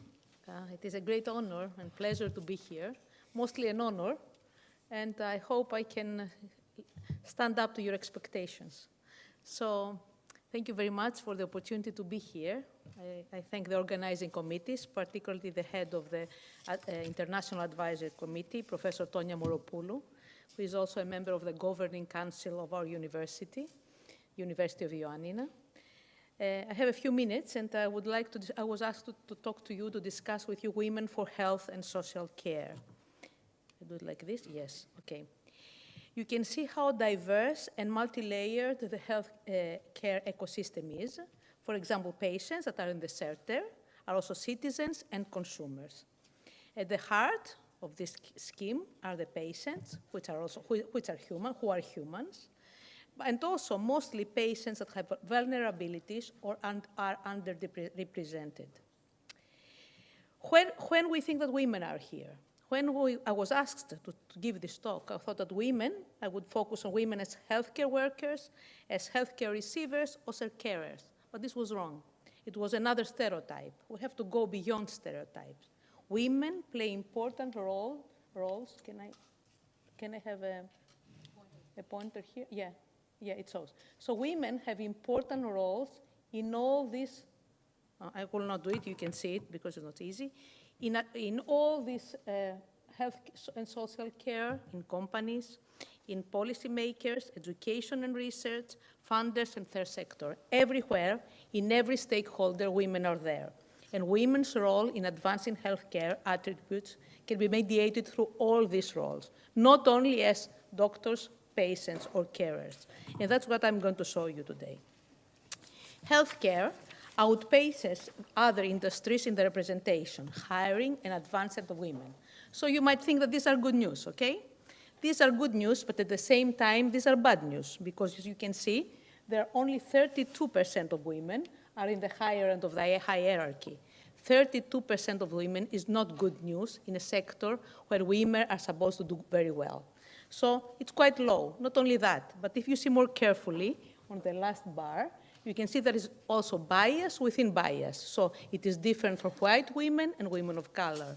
So these are not very good news. We have to do something about it. There is health inequity for women and girls. There is no health equity for women and girls. Women make up nearly 60% of the paid workforce in the US and 65% of the unpaid workforce. For example, they are caregivers for children and other family members. By age 65, women can expect to spend 30% of their remaining years with a disability, compared to 19% of men. When I read this was a surprise. I didn't like it at all. And only 4% of all biopharma R&D spending goes toward female-centric issues, leading to a lack of understanding of women's health issues. So there's a problem. What are the roots of this? As you can see, they are all social issues: unequal power relationships between men and women, social norms that decrease education and paid employment opportunities, an exclusive focus on women's reproductive roles, potential or actual experience of physical, sexual, and emotional violence. Also, the last one, in the work environment, as many of us may have experienced or felt it. In situations of crisis, inequality increases. This is what we were taught from COVID-19. Some key facts and figures that are really shocking. 47 million women and girls went to extreme poverty. 29% of women have done more childcare per week than men. And also, nearly 1 in 2 women reported that they or someone they know have experienced violence. All this during a situation of a pandemic. We have to learn from this because crises are going to come again. Within all this inequality, women still claim their primary role in decision-making in healthcare. So you can see here that women make 80% of household healthcare spending decisions in the United States. And the last part is women as caregivers. This is from a county in California. So these are not so surprising if you think about our environments, but they're not facts that we really like. 75% of caregivers in the United States are women. The average age of female caregivers is 49, young women. The majority of female caregivers are also working full-time outside of the home, and also 37% of female caregivers are part of this sandwich generation, caring for both the aging parent and their children. We are talking about STEM today. In this STEM that you all know, in the last years, a final M has been added, the second M that is bold in the STEM, which stands for medicine. What are the cornerstones? Accountability and partnership. This is what is in the literature. For the last 2 slides, I'm going to share with you some personal thoughts and experiences that I had. I'm a doctor and pathologist. I'm working in the hospital. I'm also a rector in an academic leadership position at the University of Ioannina. So I myself have faced implicit biases discriminated against women, misconceptions and stereotyping being practiced and reproduced, sometimes or many times with people being unaware of the injustices and the imbalances they perpetuate. My friends didn't even realize what they were saying to me. I have seen that fragmentation and lack of collaborated networks do not help to challenge these practices and overcome these barriers. Dismissive attitudes, and I have seen plenty, are addressed by actively restructuring processes, by taking the time to identify and uncover the inherent barriers, by implementing and inspiring novel professional culture and embracing more inclusive procedures. We have to be the models. We have to showcase a different kind of leadership that is based on openness, positive change, nurturing, understanding, empathy, integrity, and humility. It's a difficult process that requires a lot of determination and resilience to be implemented. How do we do that? This is my final slide. I have some take-home tips. You have all experienced and done this. I've thought of the 5 more important for me. Dedication to a clear vision, setting early the modus operandi and being committed to it, undertaking responsibility and embracing accountability, leading by example, and trust invaluable colleagues and staff members, create successful synergies, and leverage diverse skills towards common goals. I think really, I completely agree with AAAS that the cornerstone is accountability and partnership. Thank you very much.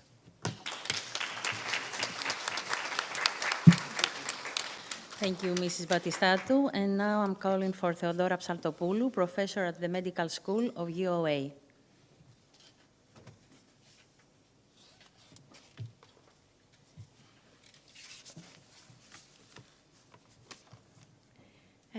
I would like to thank, from the bottom of my heart, Professor Antonia Moropoulou for the wonderful organization and for bringing and connecting all of us here.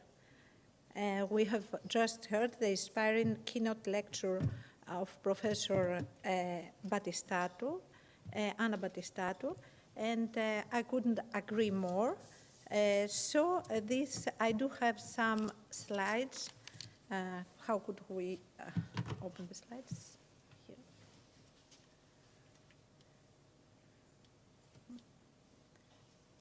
Just a moment. My technology skills are not, okay, that's it. Yes. So what about the relation of healthcare professionals and female gender? There is a gender gap. Yes, we all agree, as Professor Batistatou said, that there is a gender gap. And I found just some days before an exhaustive analysis of 104 countries all over the world about the gender equity in the health workforce. What do we have? We just have the same proportions as we just said. So there are more women,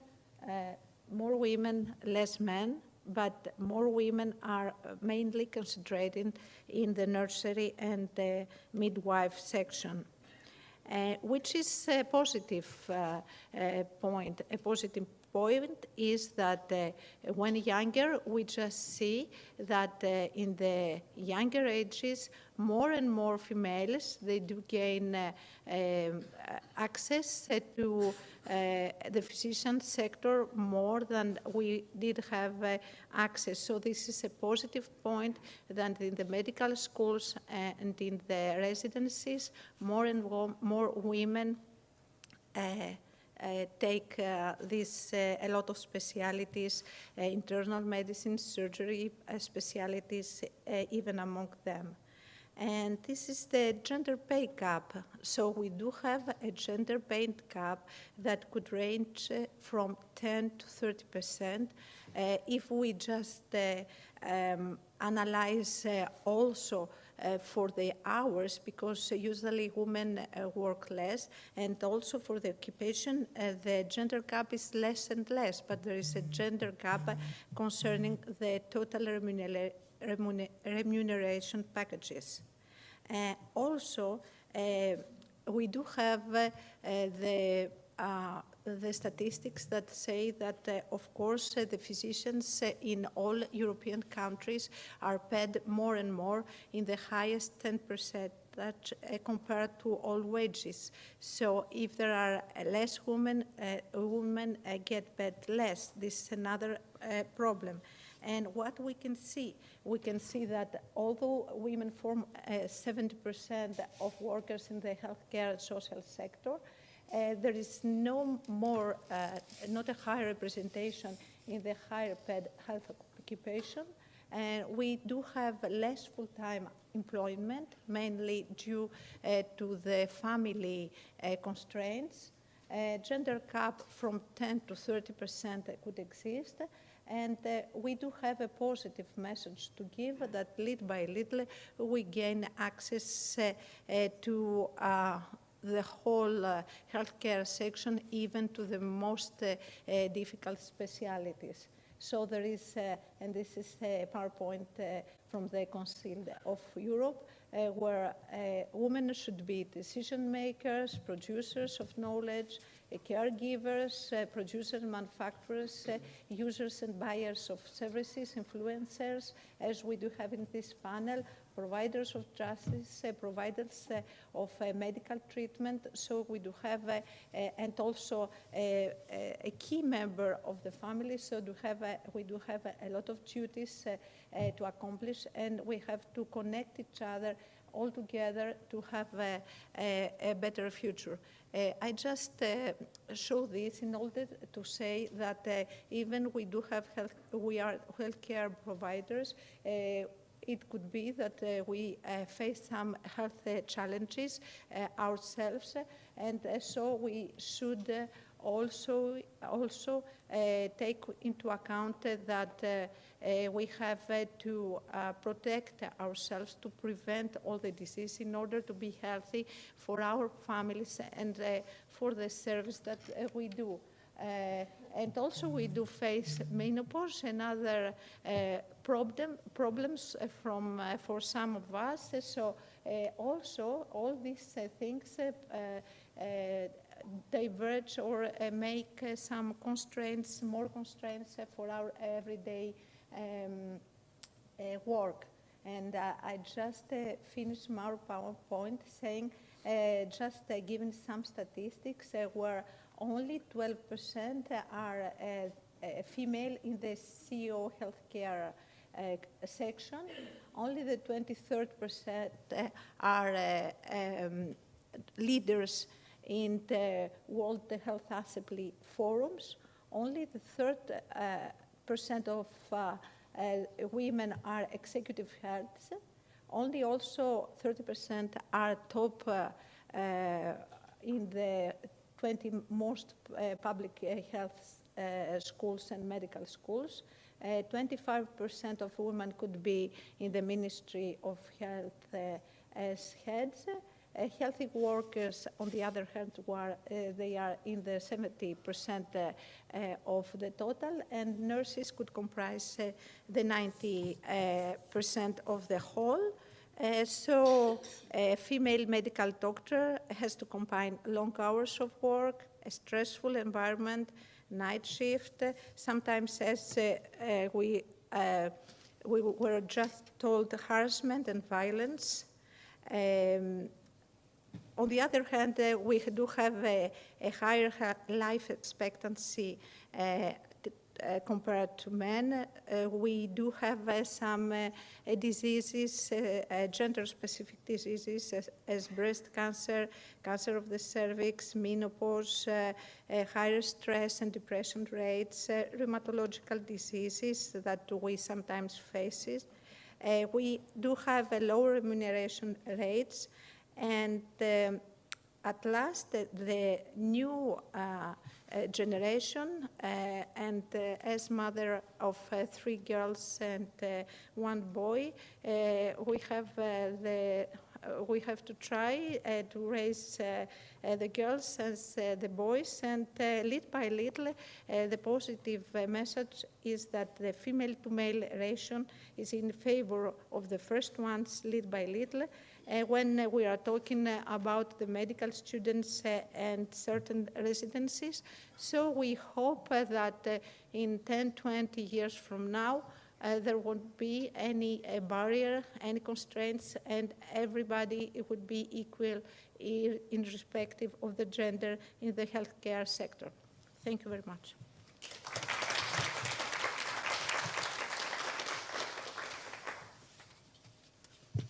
Thank you, Ms. Psaltopoulou, and I now invite Penelope Manoussou, Professor at the Imperial College of London.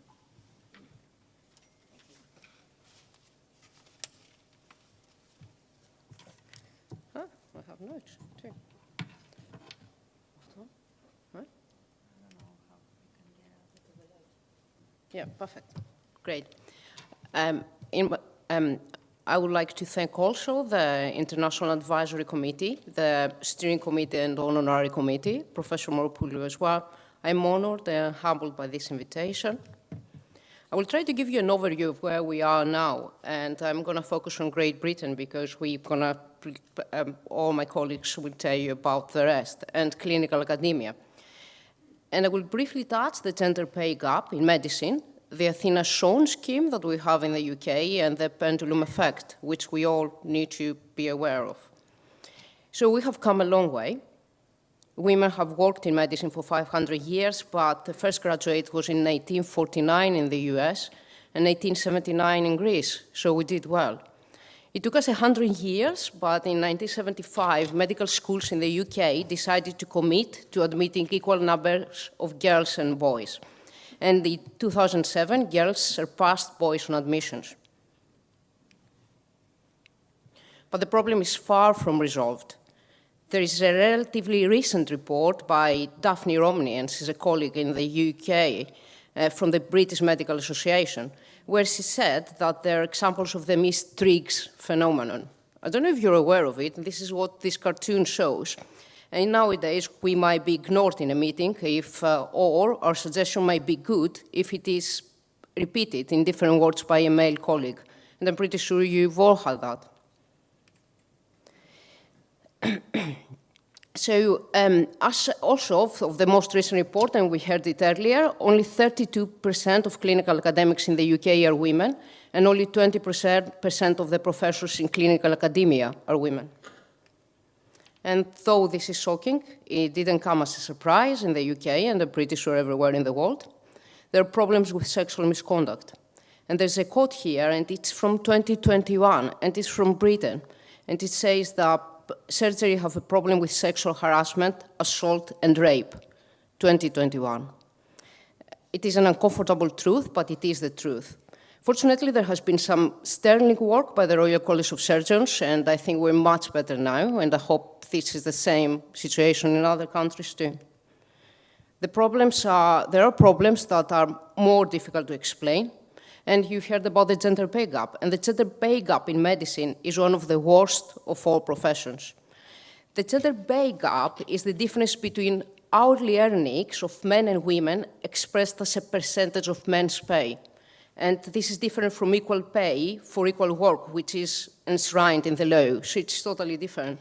And you can see here that of the 100 highest paid NHS consultants in the UK, only 5 are women. And why is it important, the gender pay gap? Because it is a metric. It is a metric for inequity. And if we fix the gender pay gap, we reduce inequity. So the contributors to the gender pay gap are complicated, but it starts immediately after we graduate medical school. You can see there. And it gets worse as women have families and children. And it gets better close to retirement, which I'm not sure is very helpful. So there are recommendations from the independent review about the gender pay gap in medicine in the UK. And so some things are easier to fix than others. For example, make senior jobs more attractive to women, or increase transparency, or behavior and cultural changes. There are colleagues that suggest that if you provide proper childcare, you would, probably solve the problem. The other thing is increase awareness. And there's no better way for raising awareness than the Nobel Prize. And I don't know if you've heard of that. In 2023, Claudia Goldin was awarded the Nobel Prize. It was in economics, but it was for her research on women inequity and gender pay gap.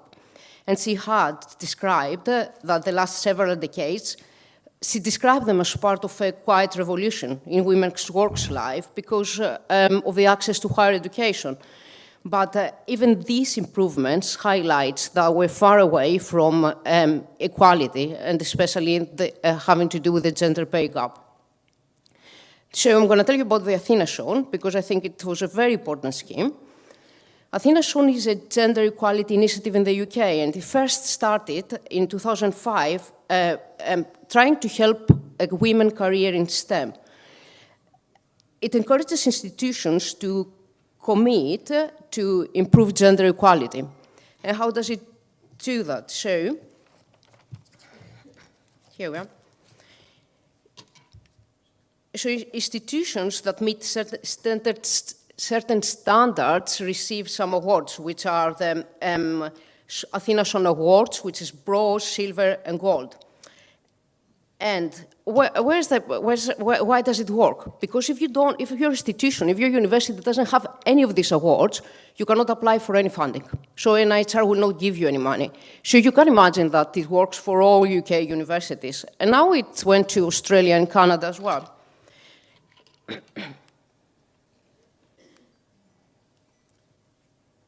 So the other thing that's important is that the Athena Shone does not have a specific requirement for a set percentage for women in senior position, which is good, really.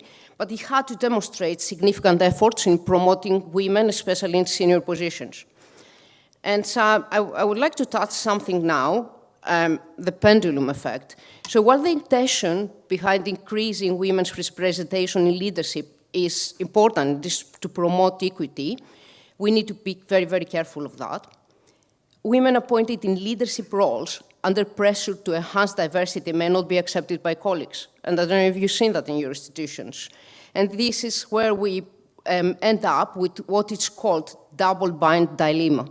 And it's where women are judged for both their gender and their qualifications. And it's not a nice place to be. So it is essential for all organizations to balance diversity efforts with support on women's development, and then women's in leadership position. So we need to make future women ready to be leaders. And to conclude, we women play an increasing role in medicine, and you can see that here. We need to embrace a new workforce culture. We need both men and women, and we women need to get it right so we won't get the pendulum effect. Thank you.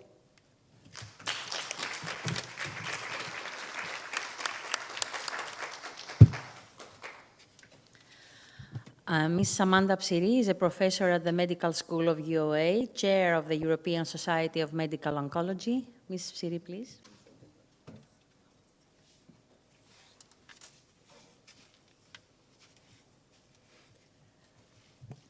I would like to thank the organizers and especially my friend Antonia Moropoulou for the kind invitation. This is truly a wonderful initiative.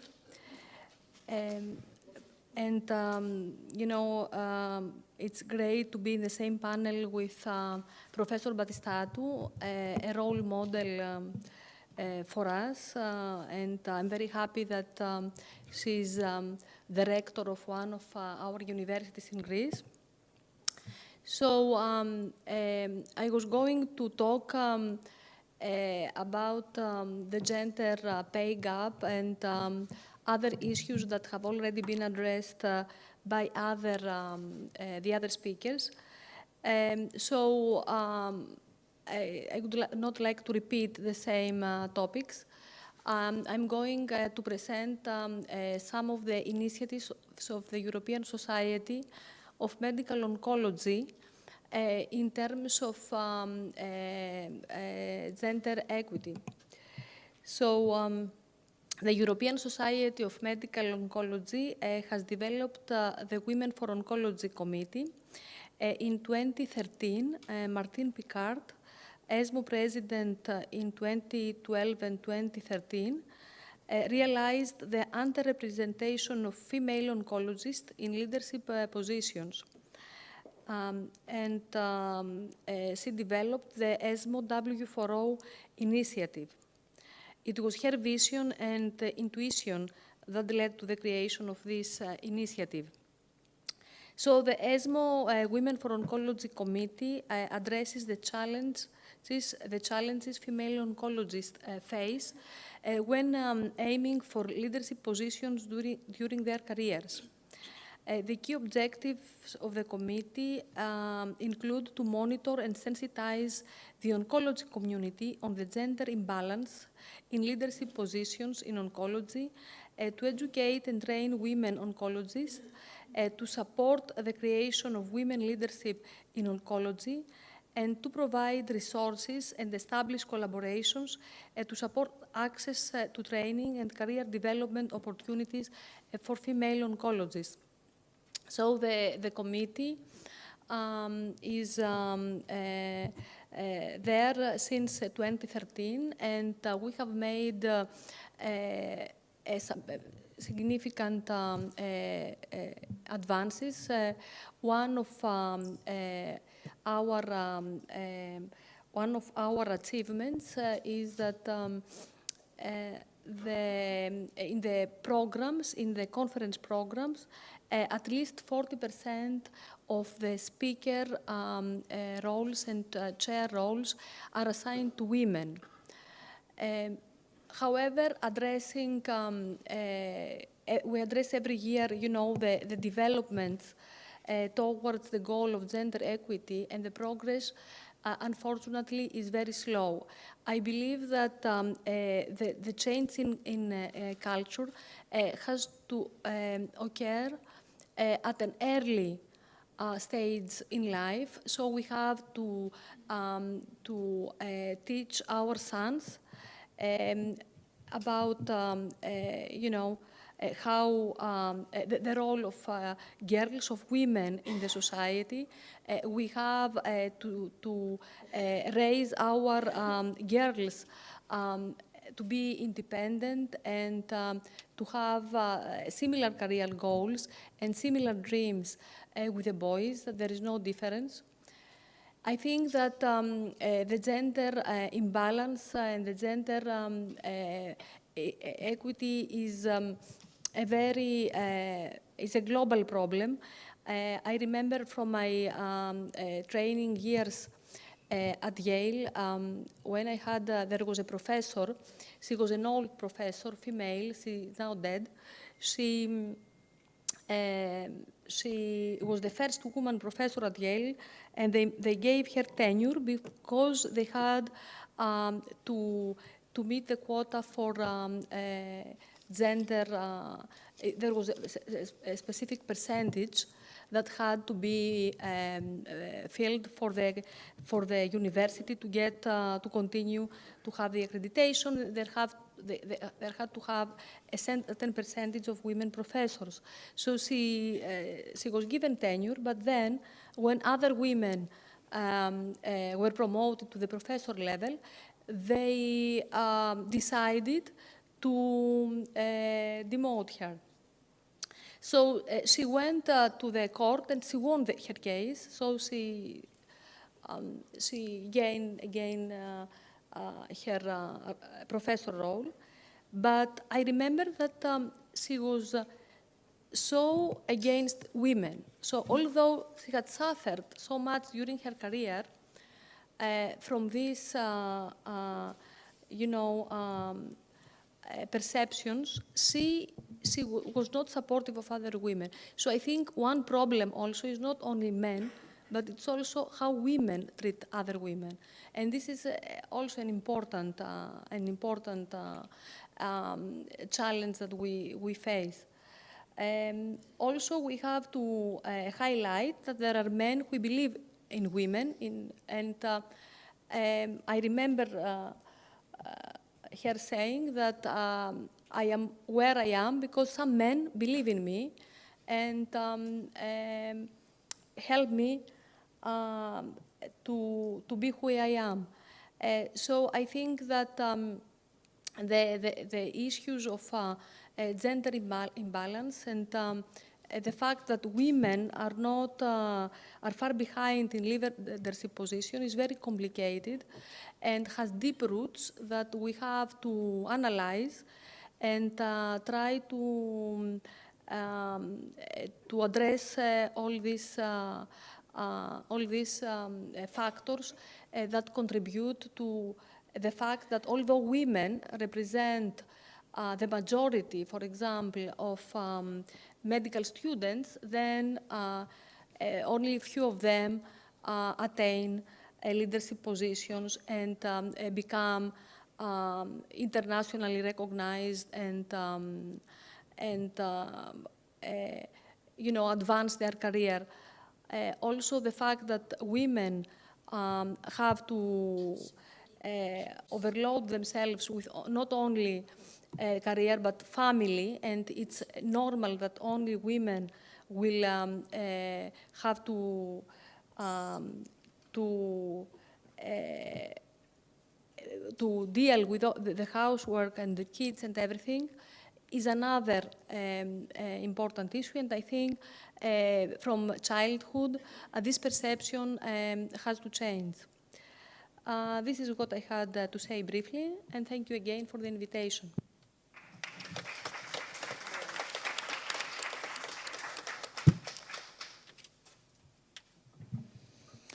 Now we are going to listen to Mrs. Konstantina Nikita, professor at the School of Electrical and Computer Engineering at Metsovio Polytechnio.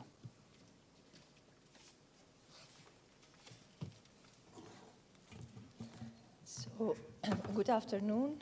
Thank you very much for the invitation. Thank you for this opportunity to join this wonderful panel today.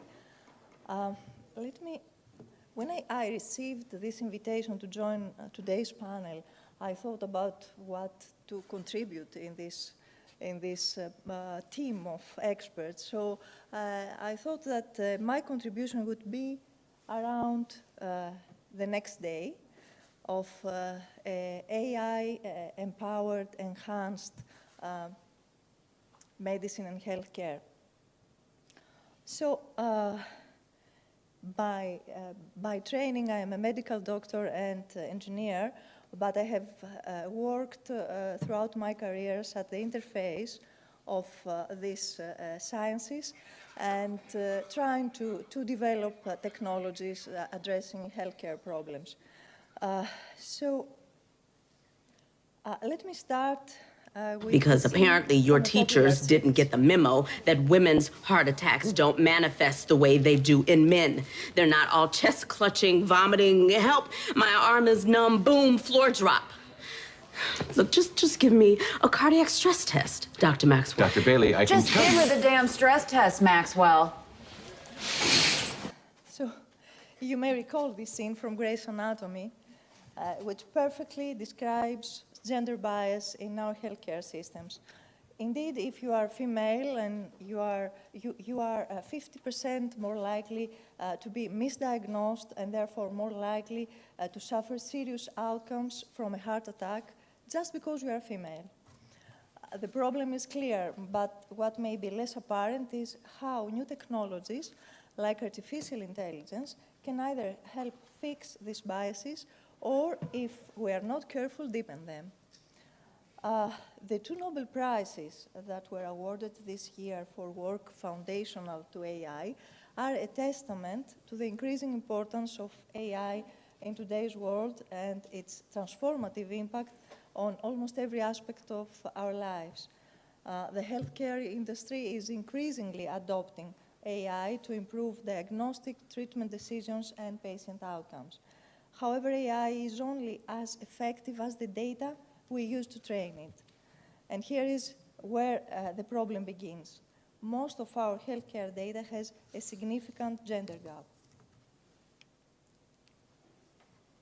For decades, medical research has disproportionately focused on male physiology, assuming that findings can be universally applied. But women are not simply smaller versions of men. Our bodies respond differently to medications, diseases, and treatments. And even when both sexes are included in clinical trials or lab experiments, researchers rarely break down results by sex or gender, leaving gaps in our understanding of how diseases manifest and can be treated in women. Now imagine an AI system trained predominantly on male patient data.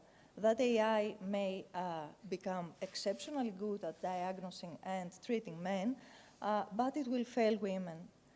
It's not difficult to see how this reinforces gender inequality in healthcare. Thus, if the data reflects past biases, the AI will replicate and even amplify them. And we are already seeing examples of this bias in AI. In heart disease, for instance, AI models replicate misdiagnoses highlighted in the Grey's Anatomy scene because the training data is male-centric. Similarly, pain management algorithms might underestimate women's pain, leading to inadequate treatment. These algorithms are essentially blind to gender-specific needs, and that is a problem we should address. If we develop AI systems that, with gender-sensitive approaches, we can actually use AI to uncover biases and close gaps in healthcare. For example, AI could help identify women that are at risk of being underdiagnosed or undertreated, and suggest adjustments to ensure equitable care.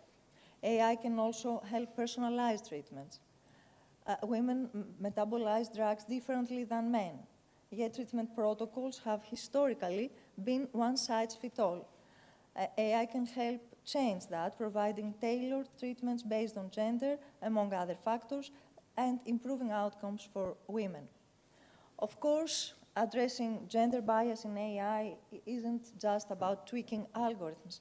It requires a larger systemic shift, and that's where research funders play a crucial role. Organizations like the European Commission's Horizon Funding Program and the National Institutes of Health in the US have recognized the importance of incorporating sex and gender analysis into biomedical research. By making this a requirement an eligibility criteria for funding research, they are helping to close the gender gap in healthcare data, paving the way for AI systems that can be trained on diverse data and can serve equally diverse populations. As chair of the European Research Council panel on life sciences, which focuses on advanced health technologies, I have worked to guide research evaluation in ways that address gender bias head-on. We have started implementing the EU policy by asking the right questions. Does the proposed research take gender into account? Will this AI tool work equally well for all patients regardless of gender? Ultimately, for AI to truly transform healthcare in a gender-sensitive way, it's not enough to simply have diverse, inclusive data. We also need equally diverse, inclusive teams designing the systems. This is crucial because the challenges go beyond AI itself. Structural gender biases pervade many areas of healthcare, as we already have heard, from how medical professionals are educated to how health policies are developed. These biases shape the very foundation of care delivery. That's why representation in AI development is essential, not only to address the technical aspects, but also to correct these deep-rooted inequalities and create solutions that work for everyone. After all, who designs the system directly influences how inclusive it is. So working at the intersection of medicine and engineering and machine learning for more than 2 decades, I have had the privilege of mentoring many talented young women, women who are going to shape the future of healthcare and technology. Through mentorship, I believe we can support the next generation of female scientists who will challenge the biases that exist in our technologies and our systems. However, mentorship and inclusion, while important, are not enough. We must advocate for women leaders. The female perspective is instrumental in policymaking, institutional leadership, and senior contributor roles. Yet female representation in healthcare, as we have already heard, significantly declines as seniority increases from 71% at the entry level to as low as 40% at the C-suite level. Even though healthcare outpaces other industries in the representation, hiring, and advancement of women, the latest data reveal that healthcare is still delivered by women but led by men. When we look at the technology sector, the situation is even more concerning. Women's representation drops to 20% in C-suite positions, which is just more than half of the representation in entry-level positions, 37%. And in AI, these numbers are even lower, it's about 20%. These numbers underline how much progress is still needed. To efficiently address the nexus between emerging gender gaps and in technology and long-standing gender disparities in healthcare, we need a holistic ecosystem approach involving multi-sectoral stakeholders. We need to attract and retain more women in technology and healthcare leadership role, where they can start companies, conduct research, and invest in women's health. This will enable us to better address women's health issues and find the answers that will help women and their communities flourish. So women are key to driving this change. As both creators and users of AI in healthcare, we have the opportunity and the responsibility to ensure that these technologies are used to advance gender equality, not entrench existing disparities. We need to push for more inclusive data sets, better representation of women in research, and more women in leadership roles where they can drive these changes. Closing the women's health gap could add years to life and life to years. It could help avoid 24 million life years lost due to disability and potentially boost the global economy by $1 trillion USD annually by 2040, according to the World Economic Forum data. If properly harnessed, AI can be a powerful ally in closing the women's health gap, driving more equitable and effective healthcare solutions. These are not just statistics, they are a reminder of the real tangible benefits that come from addressing gender disparities in healthcare. Thank you very much, and I look forward to our discussion. Thank you for all being just on time so far. So I'm going to call for Mrs. Ioana Tsiaousi, obstetrician gynecologist, president and co-founder of the Pan-Hellenic Initiation Women's Health First.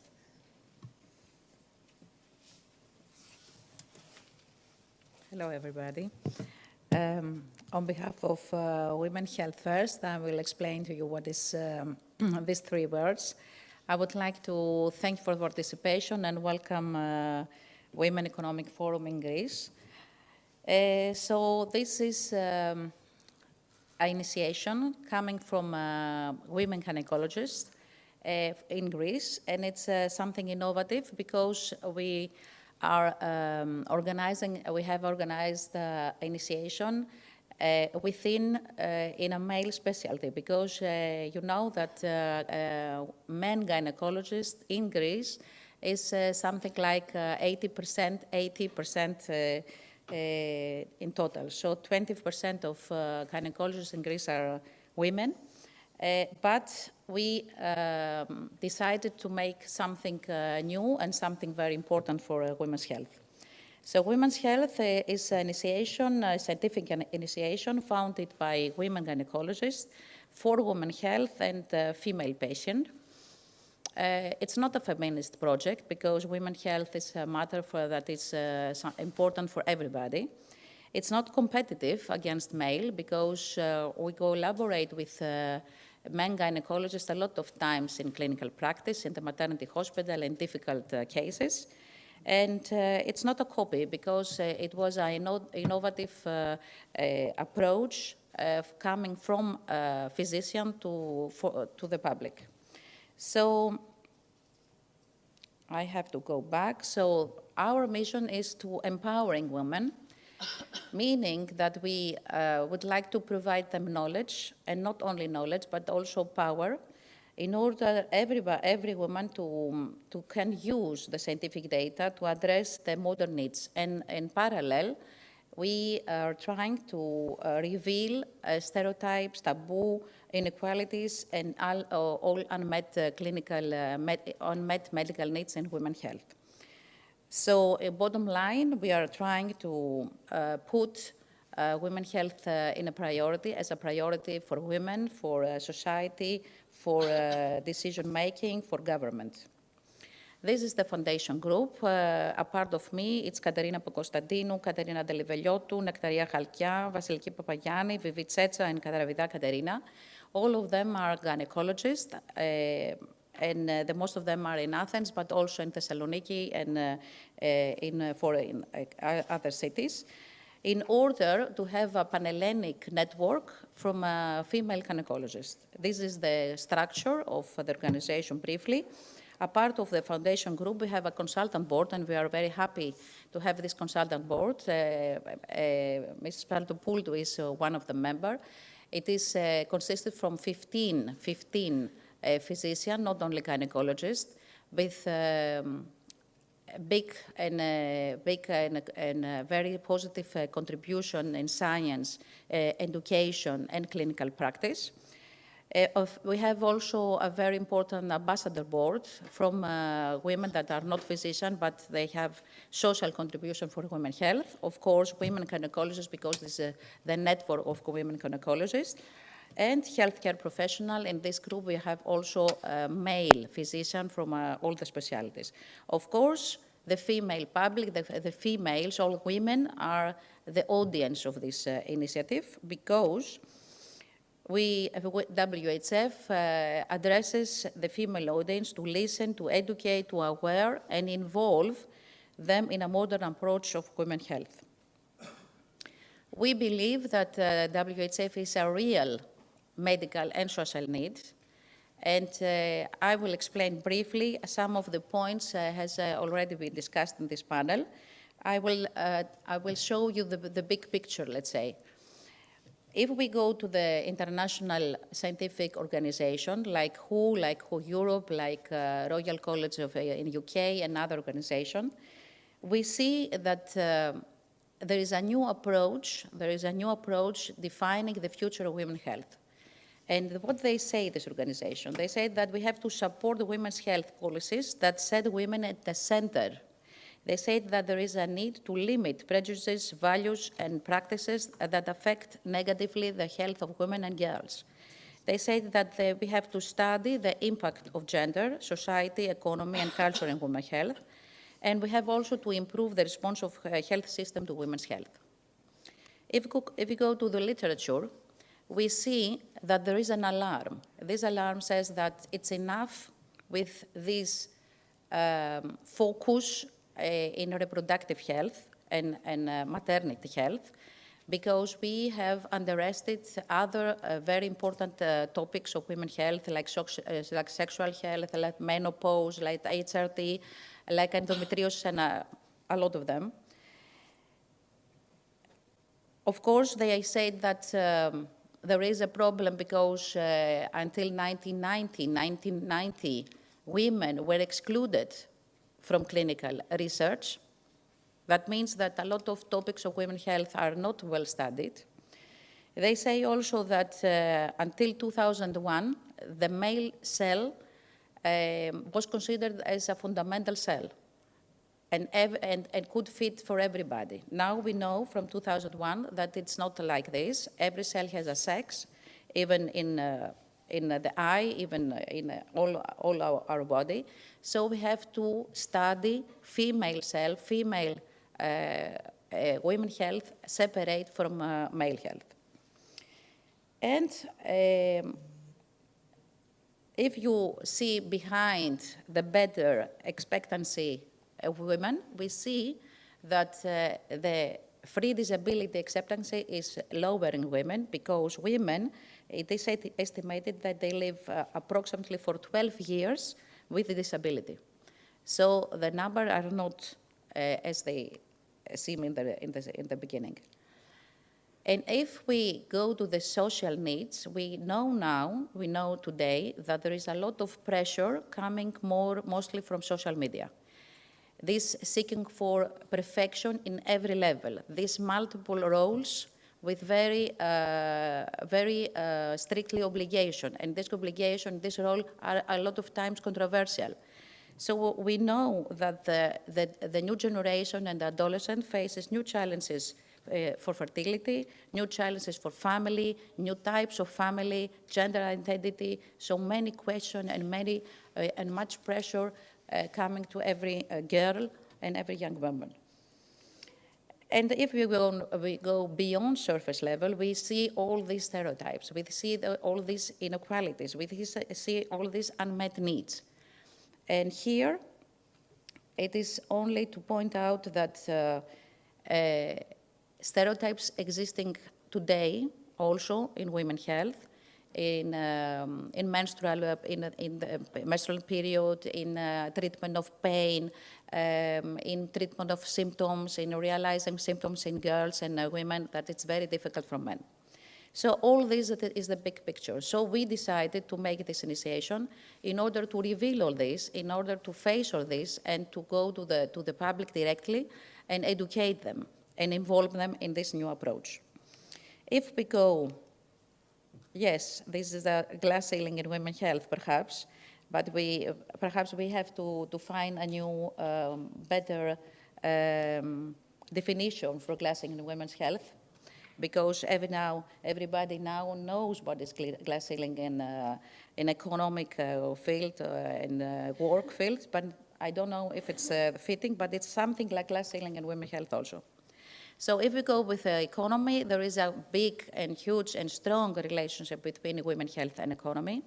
We know that healthy women are a big part of production. We know that we need the healthy women, we need the healthy mother. And if we go to the other side, to unhealthy mother, we see that there is a very huge negative impact, not only in financial level, not only in nutrition for the children, but also for education. These children are not well educated when the mother is unhealthy.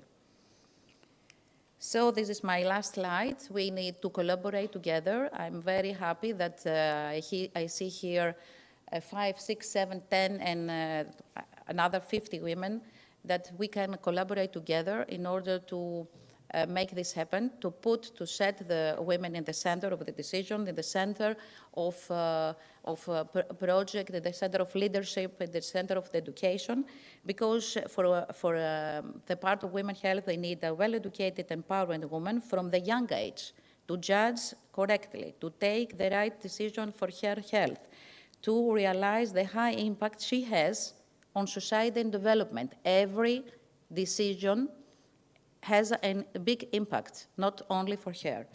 And we need to have her from the young age empowered and educated to not maintain the existing inequalities, unmet needs, and stereotypes. Thank you very much.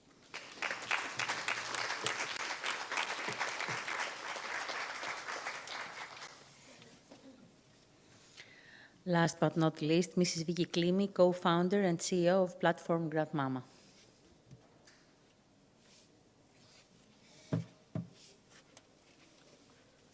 Good afternoon. Thank you for being among you and all these doctors. I'm feeling a little bit of doctor today. I'm not, but I'm an expert, and I'm a home care expert. So this is one of the hats I'm going to wear today.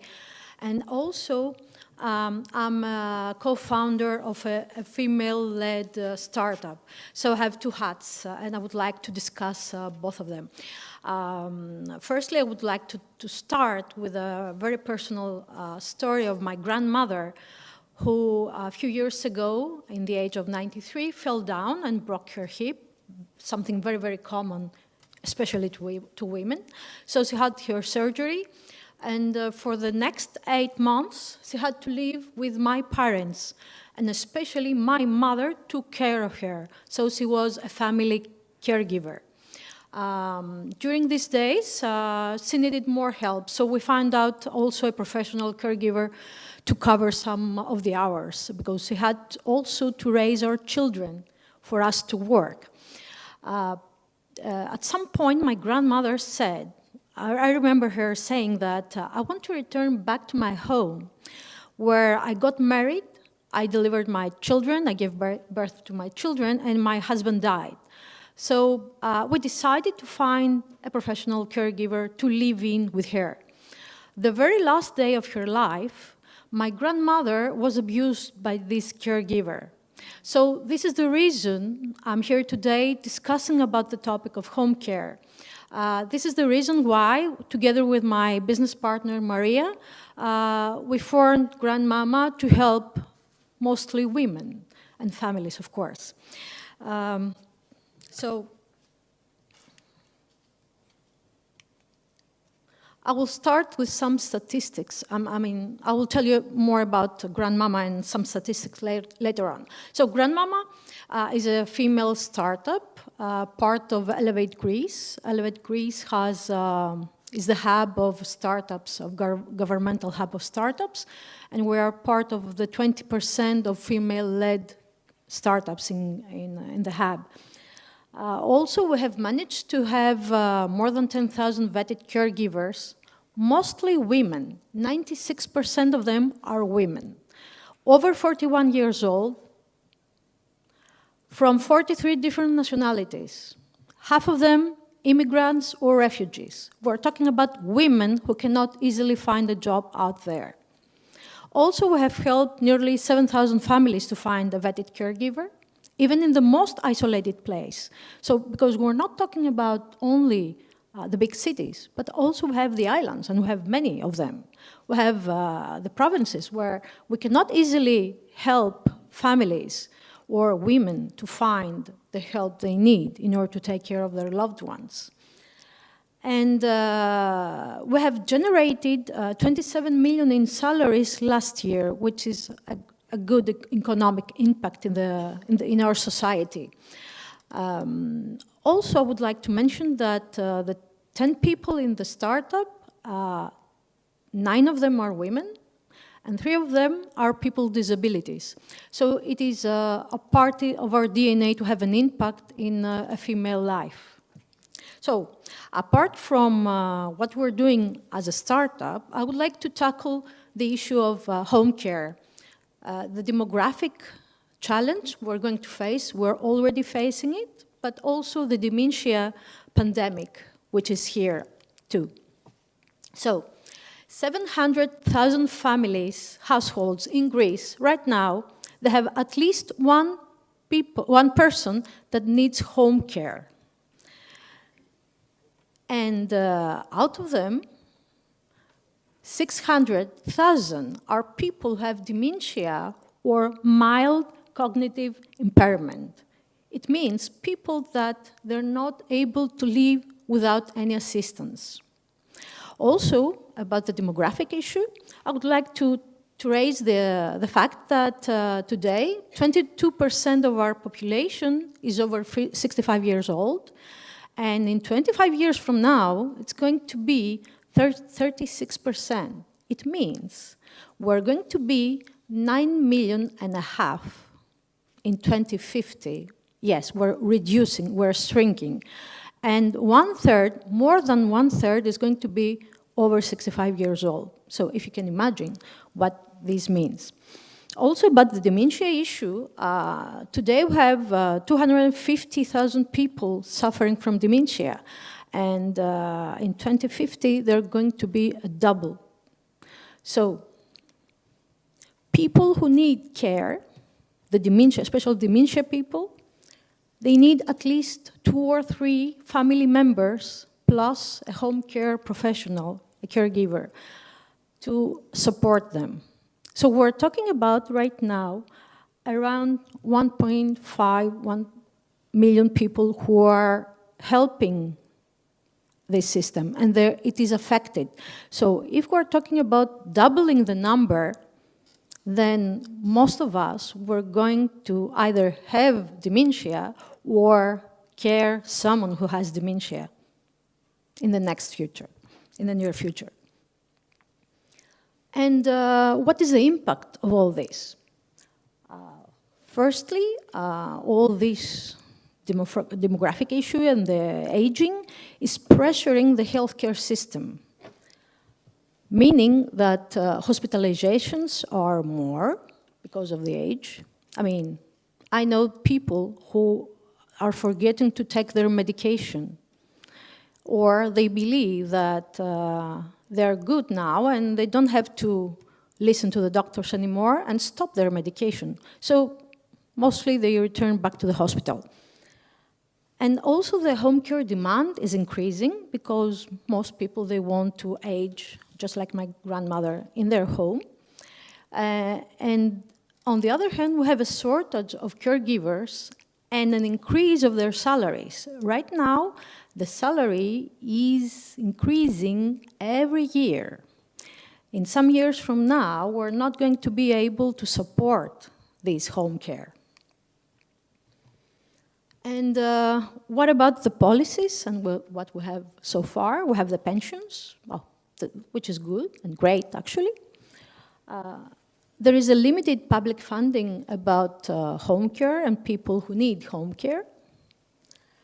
And the national strategy of active aging is a very nice initiative, but there are challenges in the implementation. Of course, there are solutions. And private-public sector partnerships can help. Also, having seminars to people who are taking care of other people, just like the family caregivers or the professional caregivers, are helpful. And of course, technology can help us to help all these people, especially telemedicine. I mean, imagine being in Limnos or Karpathos and you need a doctor, and you cannot find easily a doctor. I'm sure you're aware of all this situation happening lately with the doctors missing from the hospital. So technology is here to help us, to help our people, and eventually women. I will close my speech with my grandmother, who is the person that helped my mother raise her children, and the kindest person I ever know. Thank you so much for your attention.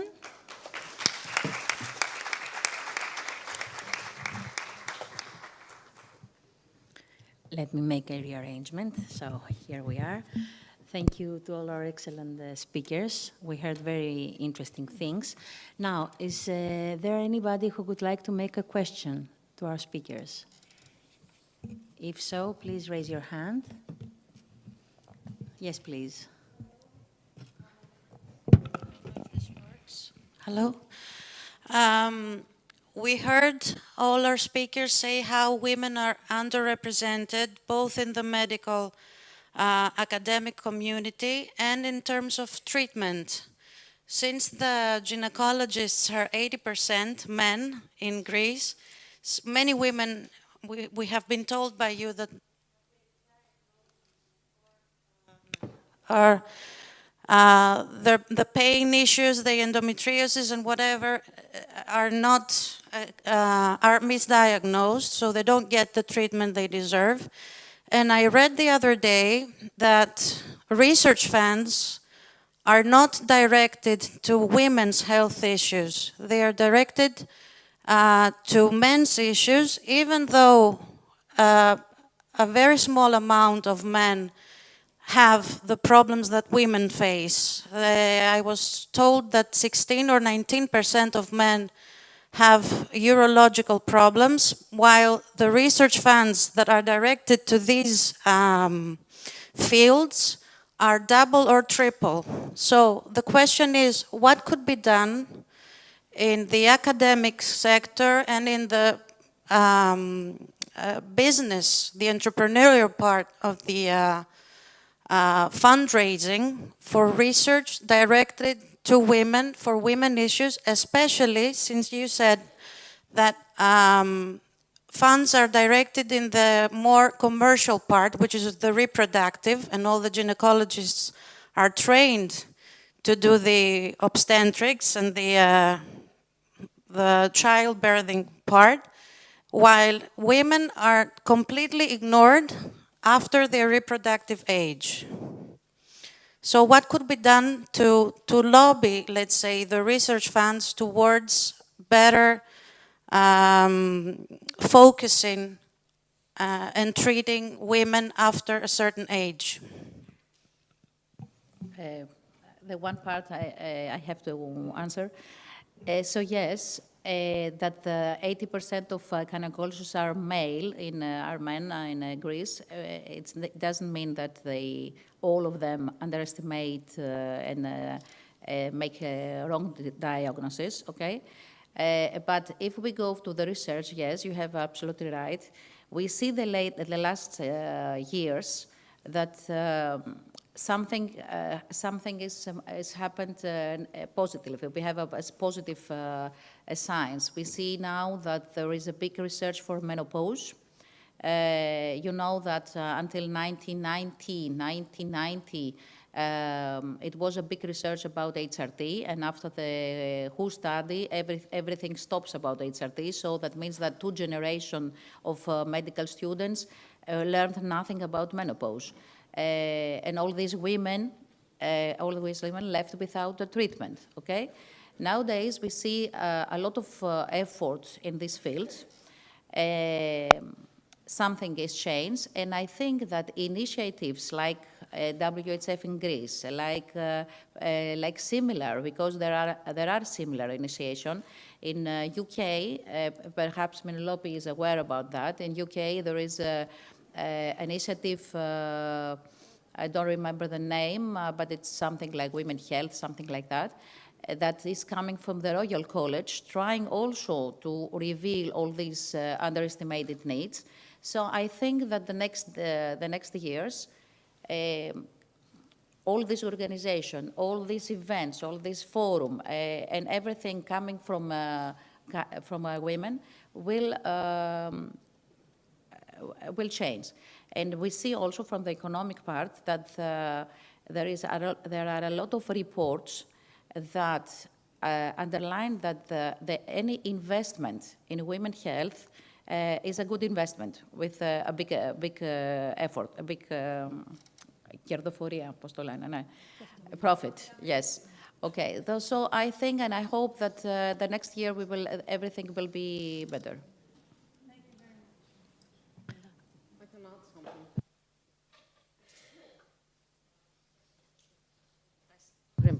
Yeah, hi. So this, I mean, in the UK, I think that we're doing well. So there's something called EDI, it's Equity, Diversity, Inclusion. And it's in every single grant, in every single research project, in every single organization, everywhere. This is quite strong, and it's, I think we're sort of going on the other side. Women in Health is a big, big initiative. And in your research now, even I'm a liver doctor, okay? So in my research, I have to present in every single grant how I will include women, how I will include women of underrepresented, like the Arab population, and how in my public, because every research has to have public people talking about my research, how we'll have women in there. So I think we're doing strong steps, but of course we're not there yet. Yeah, I have to say something. I also agree that when we evaluate grants, there has to be a gender equity plan.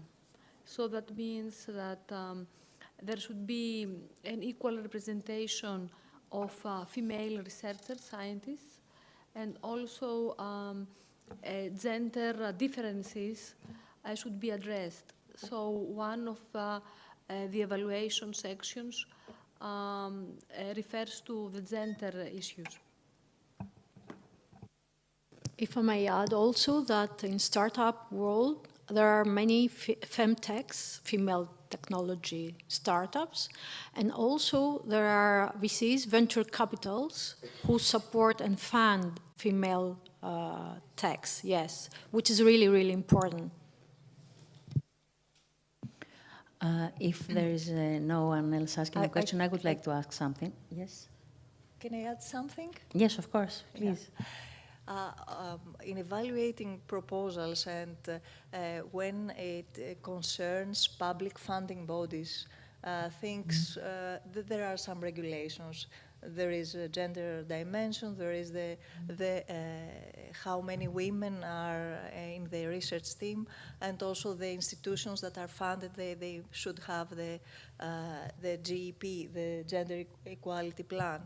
However, in the private domain, things are different, and I know that femtechs, although are founded by women at 70%, I think 70% of founders in femtech are women, they get much more lower funding than femtech founded by men, and this is concerning. And I think that we need more women in leadership position to make the difference, to try to do this, I mean, to have similar rules in the private investment also, not only in the, the public bodies. I would like to add to this that right now in US, 2.5 female-led startups, they get funded by VCs, venture capitals. In Europe, it's 1.5. In Greece, it might be almost 0. So this is something that has to be changed by, of course, increasing the number of women-led startups. I mean, we have to be more out there. And also to press the venture capitals to invest and fund startups led by women or founded by women. I would like to ask a question. If I ask you to prioritize the major 3 health policies so that women should not be forced to face the problems with equity or gender gaps, what would they be? Anyone who would like to answer from your experience? Thank you. Yes, please, Ms. Psiri. So I will start by saying that, you know, I am the mentor of an MPH, which is a Harvard MPH, and the candidate is a Greek woman who is a professor, associate professor in New York, gynecologic oncology. And the topic is addressing the demographic problem in Greece. And I mean, the proposal contains 2 main aims. The first is to address the fertility issues of women, because many women, in order to progress in their career, to advance their career, they leave the personal thing behind. So they postpone, you know, parenthood. And so the first aim is to convince the government to reimburse at least 1 fertility cycle of women at the age, let's say, of 35, if they are not, you know... Now we have the AMI exam, but it's going to be for free for women from 30 to 35 years old. I think it's a biomarker that shows whether they can be a mother or not. Yeah. It's not very reliable, but it can be an indicator. So to reimburse 1 fertility cycle, to freeze their eggs, for future, so they can use it in the future, because when you wake up and you are 40 and you want to become a mother, it is, Ioanna knows better than me, but it becomes very hard. So, so the demographic, you mean, Ms. Psiri, is the number 1 health policy that needs to be changed? Yeah, and I think that's also a strategy to help women, so they don't feel the pressure that, I mean, they have to sacrifice the family issue, I mean, to give up their, you know, their dream wills, to become their mothers, dream to become a mother. Their dream to become a mother. So to have to choose one or the other. So that's one. And since women in Greece get married older and older, that's also something that can be like also addressing the demographic problem, and also supporting women to pursue a career. And the second is to women's health. So it has been noted that women do not care about their health as much as men. So they care for all the others, their kids, their husbands, their parents, but they put themselves, you know, the bottom of the last in the priority list. So, trying to promote women's health and cancer screening for early cancer detection to long life expectancy. at one, and also trying to increase the number of births, since the population ages and women also pursue careers and delay childbearing. I think also could be an initiative from the government to address the demographic issue and also support women. Thank and you. also, Yes, you know, I please. think the government should also have a policy like the UK in every, you know, government body, that there should be an equity plan, like a diversity plan. I mean, I don't think our culture is so advanced, because now in Europe we are talking not just female versus male, but diversity in general and other, you know. We have other genders as well. So, I mean, yeah, but at least, you know, for leadership roles and there has to be like at least a cutoff that is acceptable. Can I add Ms. something Manosu? about maternity? Can Sorry? I add something in what Mada says? Yes, and then Ms. Manosu. Yes. Bottom line, we see that everyday practice in our offices, we have government policies decision has to support women in all the stages. And if we go to the stage of family planning or making a family or decided to have one or two children, we see that if we see the last search about the demographic problem in Greece, the first reason was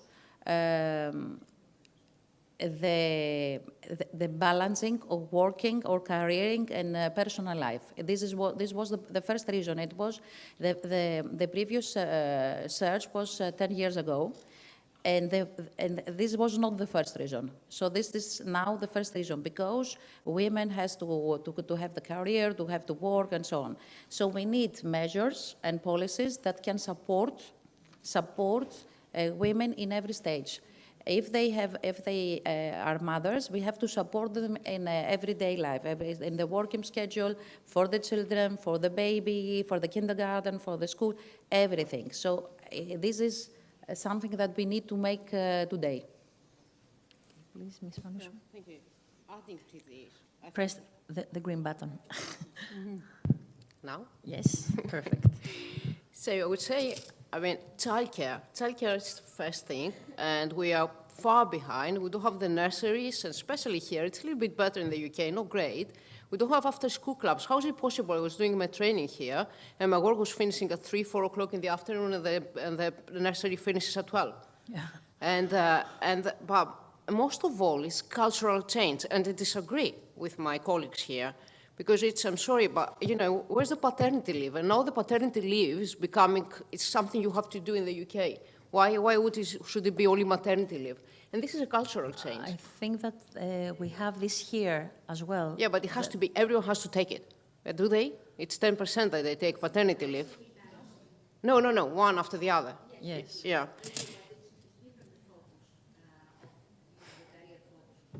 Yeah. Yes. Another gap as well. Yes. So number two, I would say that, you know, I'm very, very against percentage of women in leadership, because it might get you into trouble. But I think there might be, if you put them in a 5-year plan and say, I'm sorry, but universities in 5 years' time should have 20, 30% women in leadership position, otherwise there would be no funding, then they will address issues into, you know, creating leaders in women. And this is quite important. Because, I mean, there were examples now, for example, I didn't want to say that, but the governing board in University of Athens. And the internal governing board in University of Athens were 6 men. And it was okay to be 6 men, it's fine. And because I guess, you know, there might not have been women candidates, or maybe they were not that strong. But then they got it out on Facebook, and they were very proud of that. So that means that the concept that where are women, it's not there. So these things need to change, and we need to change them more than they do. And then, of course, you know, that will probably lead us to number 3, which is the gender pay gap. And it comes, you know, you see the figures, and you see that, you know, when we started trying to have a family or trying to have children, then, you know, that goes down and down and down. So I guess there must be a central support either in the funding or NHS, the Greek NHS, to support women there and pay. If I may add, imagine being a 40-year-old mother, new mother, and having an 80-year-old mother or father that needs also help. Because if we're having our children in our 40s, it means that the next years we're going to be the grandmothers and grandfathers who need help.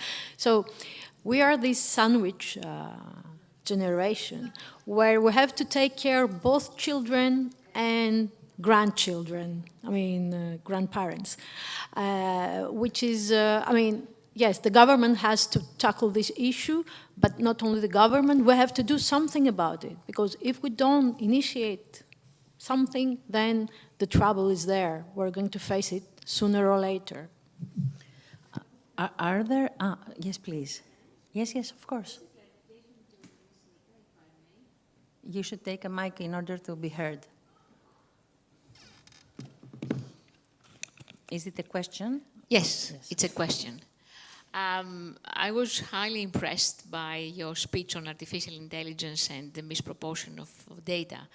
And I just wanted to understand how come medical records are not classified by gender so that we know, for example, what was the treatment, for example, on lung cancer when it comes to a female or a male.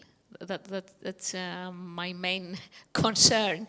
Is there a vague data protection or whatever in the medical record so that we don't have clear-cut information, we don't feed AI with correct information with regards to medical data? Yeah, the first thing is that gender is not included always in the available data. And the thing is that there is a proposal, a suggestion to consider gender or sex as a variable and to analyze everything as a function of this variable. But this is not the situation right now. And the data, as you know, and I think all talk about this, we don't have many data about women in clinical trials, in lab experiments. We don't have this kind of data. We usually have data on men, and we think that this can be extrapolated. But this is not true, and that's the main problem. Yeah. If I can say one of my thoughts, I agree with what I have heard. I think one important issue, and I've thought about it a lot, is to encourage women to get back on track on their career after they have their kids. One thing is they postpone, okay. Some do not postpone, or they postpone anyway. So what do we do after they come back? So one of the policy making, there should be specific grants and also seed funding, if they are researchers, for women that come back to work. And there should be specific funding for that. Even small research project grants or something that let's say if they are teachers in universities, something that should be given to them, only for them, so they can come back on track faster. Because I like this cartoon very much. They walk together even when they are pregnant, and then suddenly they go another path that is below. And that's because they cannot come back to track, not only because they don't have somebody to support their kids, but because they are out for a year and they have lost their funding, they have lost their PhD students or their master students. So there should be, one of the policy makers should be to the women to help them get back on track faster. Very interesting approach. I think this is an important issue that should be added. Because the struggle is real, and the economic one and the social one. Mm-hmm. And also the opportunities to get a grant or to get back to the classroom. Mm-hmm. And this should be addressed by the research institutions and the universities, I think. If I may add, recently I was in Toronto and I met a family, Greeks, who have moved the last 2 years there. And they told me that they have 3 children, and they receive for each child $800 Canadian dollars, as a support for their family. So Not sure if the money is the only way, but for sure, if you're having such an initiative to get 800 Canadian dollars for each child, then things are easier, a lot easier. Okay, if I may say, okay. I have a question for my friend, Mrs. Klimi. We discussed that before she's being here, because I found out that the idea, this startup which you have done, is a great idea. And it's a great support for the Greek society. And the problem which I faced to you from the beginning was the HR. That how come, you know, the Greek market is suffering from the lack of human resources. And what will happen in your case, in case you have double or triple of your requests from families for this type of support? And what about the human resources? How can you find them? Thank you for the lovely question. Yes, indeed. There is a great challenge out there because of the shortage, not only in Greece, of course, in Europe, in US, Canada, everywhere. We're going to face it sooner or later. So as grandmama, what we're planning to do is to start educating and training people from other countries, third countries, that later on they can be caregivers in Europe, US, and also reducing the cost, because as I mentioned before, the cost, the salary cost is really, really high right now, and it's keep raising because of the shortage. So we need to find new heroes who are going to take care of our parents and grandparents. We have to educate them, we have to train them. This is our responsibility, and to find them a decent job. So this is our plan, and we're almost there. I think in a month from now, we'll be able to announce some good news about it, especially for Greece, and what we're doing and how we're shaping the future of home care, because I truly believe that it is our stepping stone for the next generations to build something better. We might not see it in this life, but we believe that we're doing something with a great impact in both families and caregivers. And it's even beyond business. We're doing business, but it is even beyond.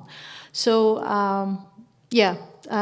Sooner or later we're going to discuss it, and with some good news. Yeah, I wish you to have good news, but you know that always people who are coming from other countries, like India or Bangladesh, or there is a shortage of visas which are provided. This means that if you, for example, the touristic sector is lacking of approximately 60,000 people this year. The agricultural sector was missing of 70,000.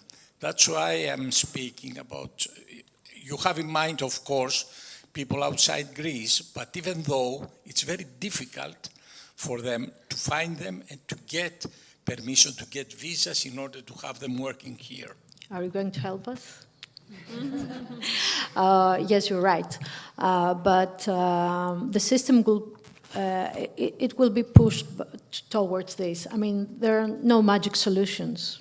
Until we found out this nice AI robot that it's going to take care of our parents or ourselves, we have lots of time in front of us. I mean, at least 10 years. I assume. But the other plan that we have, and we're talking about training, all these people who are today family caregivers can be tomorrow professional caregivers. And we have many of them in our network. Meaning that people today that the only thing they know to do is how to take care of their parents.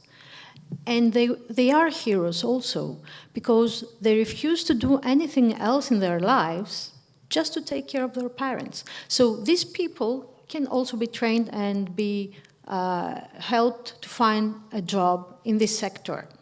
Of course, as I mentioned, 50% of them are Greeks and 50% of them are refugees and immigrants. And immigrants and refugees have been in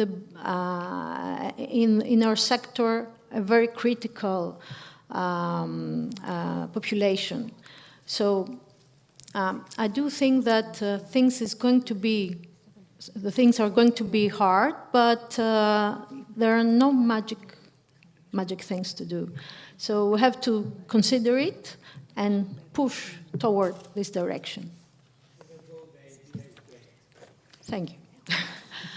I would like to ask something else as well. I heard about a lot of women that are misdiagnosed and that they're treated. So I was wondering, are there any scientific studies that tell us about the equal access to healthcare and social care for women in Greece?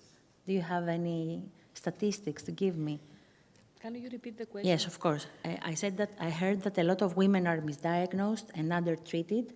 So I was wondering if there are any scientific surveys, studies, to give us some statistics, some clues about the quality, the equal access to healthcare and social care in Greece, for women in Greece. Mm-hmm. Because there are a lot of differences as well.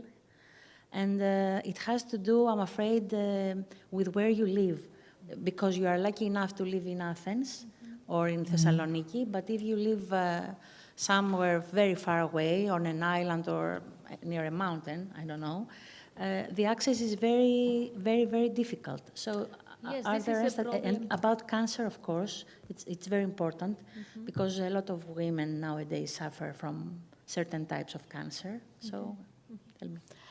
Yes, I think the problem of access to quality care in remote places is unfortunately equal to men and women. So I think we don't have, scientific data robust to present about disparities. But from your experience in Attikon Hospital, where you work, do you see women patients from all over the country, or not, or just from Athens, for example? I see from all over the country. And it is true that, we have cases misdiagnosed or diagnosed at a late stage, advanced stage. I think the main reason is that the women do not seek care early enough. I mean, the quality of care problem is universal, but specific for women, we have cases, even young women, that delay going to the doctor because they take care of other family things and they do not go early. So that's a problem. Okay, so if there aren't any more questions, I would like to thank you all for participating in our panel. Thank you all so much. I also thank my fantastic panelists. See you next year.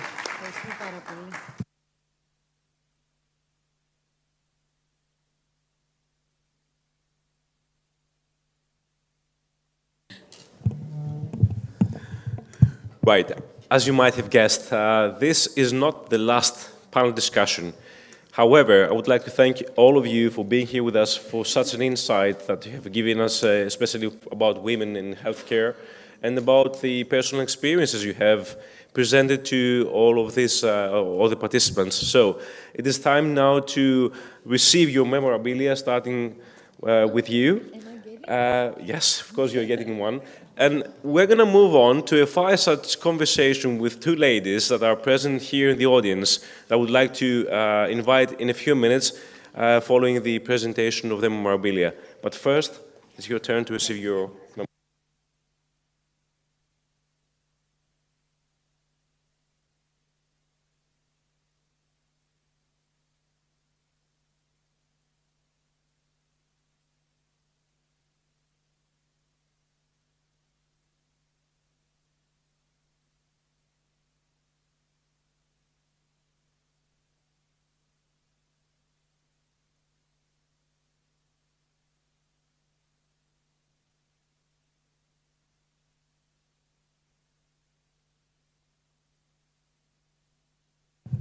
allow me to remind you that the lady who is offering the memorabilia is Miss Katerina Kapoyanopoulou, the WEF Steering Committee, WICCI GR alternate member, and marketing strategist and writer. Thank you.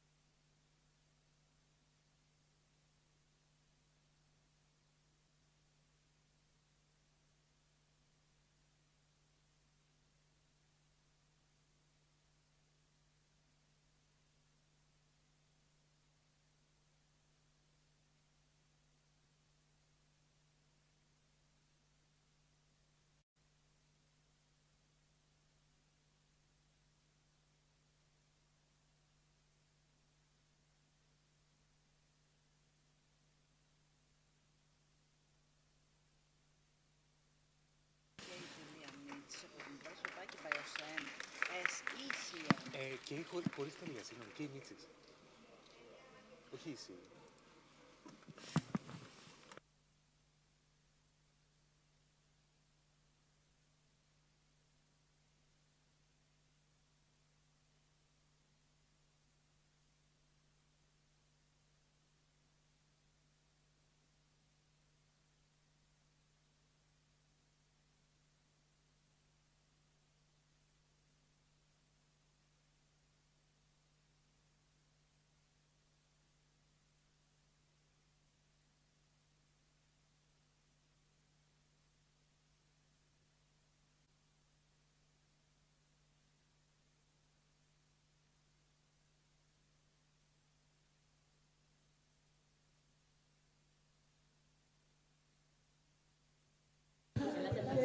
Mr. Christoulakis, will you please join us?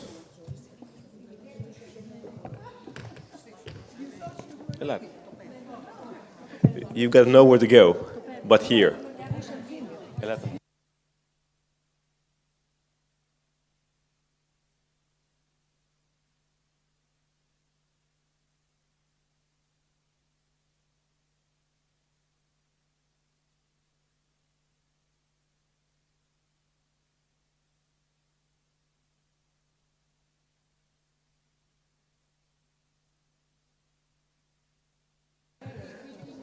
Right. As I have mentioned before, this is going to be something completely out of the agenda. Now, let me present to you Ms. Loiadou Despina. She is the chair of the Greek Women's Union, vice president of the Union of Greek Scientists, and she is also a runner-up for the Athens City Council. Next to her, we have Lila Chavez, correct? Chronopoulou, president of Heritage and Museums, and we will be joined by Mr. Christoulakis in a minute for a fireside chat, which is going to be a very brief one, essentially testifying their own experiences as to where we come and where we're going from now on, because we had some really interesting points today. But I think it's time to give the floor to you that have been here and have been listening to all these important insights.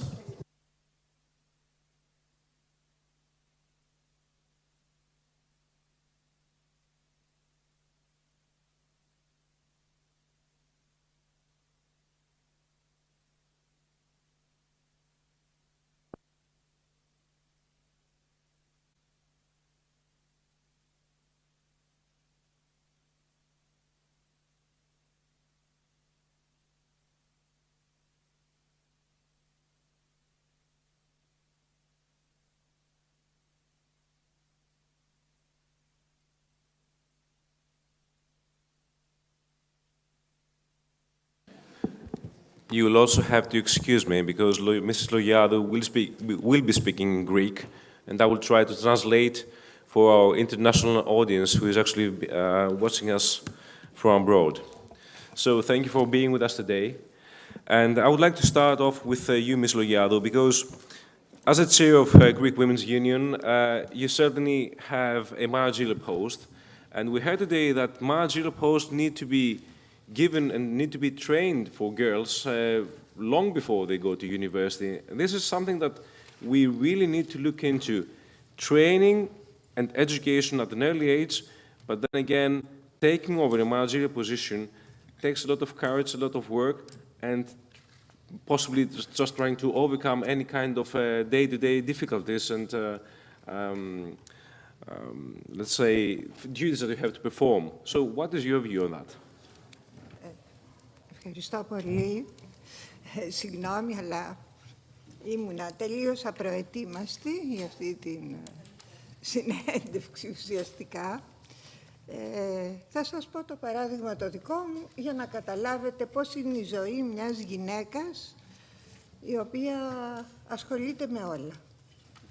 Το πρόγραμμά μου επί 20 χρόνια, επειδή ήμουνα συγχρόνως φοιτήτρια, σύζυγος, μητέρα, εργαζόμενη και στα κοινά.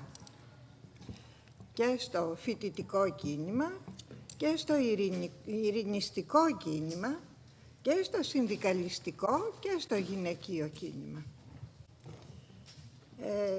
Έφτασα μέχρι να πάω σε εμπόλεμες περιοχές όταν σας λέω στο ειρηνιστικό κίνημα. Λοιπόν, η ζωή είναι 5:30 έπρεπε να σηκωθώ το πρωί, να είμαι έτοιμη μέχρι τις 6, να ετοιμάσω το πρώτο παιδί που περνούσε το σχολικό να το πάρει στις 6:30, να ξυπνήσω το δεύτερο που περνούσε το σχολικό του από τη λεωφόρο για να το πάω και στη συνέχεια να είμαι το αργότερο 7:30 στο γραφείο. Όπου εκεί η ζωή ήταν επίσης έντονη, αν σκεφτεί κανείς δε ότι παράλληλα προσπαθούσα να κάνω και μεταπτυχιακές σπουδές, καταλάβετε πόσο γεμάτος ήταν ο χρόνος. Μισό λεπτάκι να μεταφράσω λιγάκι. So for 20 years, she has been a woman, a student, a mother, and as well as an activist and pacifist. She has traveled all around the world, even in war zones, trying to pass a message of peace. So, on a day-to-day basis, she woke up at 5:30 in the morning, just getting ready at 6, and then taking kids to school, which sounds very familiar to, I guess, many of you. But, you know, it's really hard to be a mother as well, isn't it? Παρ' όλα αυτά προσπάθησα, εκείνο το οποίο θα συμβούλευα, δεν έχουμε τώρα και κόσμο βέβαια, τις νέες γυναίκες, είναι να αποκτούν παιδιά πολύ νωρίς. Γιατί έτσι, όταν μπορούν να κάνουν καριέρα οι γυναίκες, δεν πειράζει, δεν είναι χαμένα τα χρόνια που θα αναγκαστούμε να περιοριστούμε δουλειά, σπίτι, παιδιά. Είναι εκμεταλλεύσιμα. Τότε έκανα 2 μεταπτυχιακά, όχι 1, μέσα στα χρόνια αυτά, διαβάζοντας μαζί με τα παιδιά. Γιατί το μεσημέρι επιστρέφοντας, καθόμαστε και οι 3. Το μεσημέρι είχε άλλη περιπέτεια. Έπρεπε να τους πάω στη Γαλλική Ακαδημία, στο Οδείο, να έρθει για τα ιδιαίτερα τα αγγλικά στο σπίτι. Λοιπόν, αυτά. Και σύν της άλλης, εγώ έπρεπε να διαβάζουμε, εγώ να σιδερώνω, να βάλω πλυντήριο, να μαγειρέψω. Και σύν της άλλης, όταν χρειαζόταν, να έρχεται μία γυναίκα πάλι, η μαμά μου, με την οποία είχα ελάχιστη διαφορά, γιατί απέκτησε εμένα στα 17 της χρόνια και έκανε και εκείνη σπουδές και ήταν επικεφαλής πολυεθνικής εταιρείας. Να μην λέμε, ας πούμε, για την γυάλινη οροφή, γιατί όταν την εποχή εκείνη η μαμά μου είχε σπάσει τη γυάλινη οροφή και ήταν σε αμερικάνικη πολυεθνική εταιρεία επικεφαλής λογιστηρίου, θα πει ότι όλα χρειάζονται θέληση και να αποδείξεις ότι το αξίζεις. Αυτό είναι το θέμα. Right.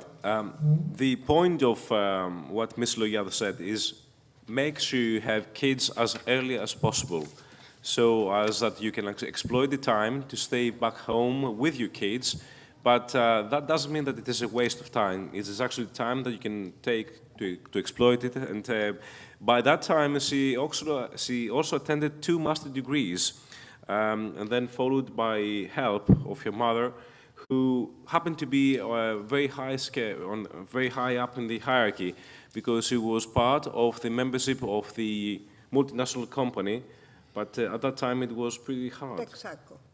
Texaco, okay.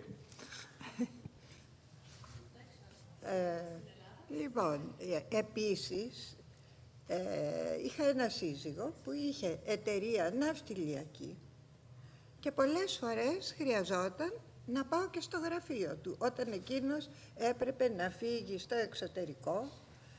Μέση Ανατολή, τη λέξη εξωτερικό σημαίνει ότι την εποχή εκείνη δεν υπήρχε επικοινωνία, δηλαδή έφευγε 15 μέρες, 1 μήνα, δεν υπήρχε καμία επικοινωνία. Από εκεί και πέρα ήταν πλήρης η ευθύνη της εταιρείας του, της δουλειάς μου, των παιδιών. Μισό λεπτάκι. So her husband owned a shipping company.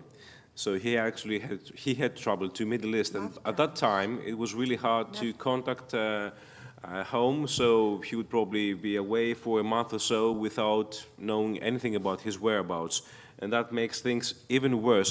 And my question to that point is, how did you manage out of all this trouble? Because right now we have achieved the chair of the Greek Women's Union, vice president of the Union of Greek Scientists. Now you're becoming part of the Athens City Council. How is it possible to put all this together? Later on, not... It makes no difference, though. In 50 years, we can do many things. It's a long time, isn't it? It's a very long time. Okay.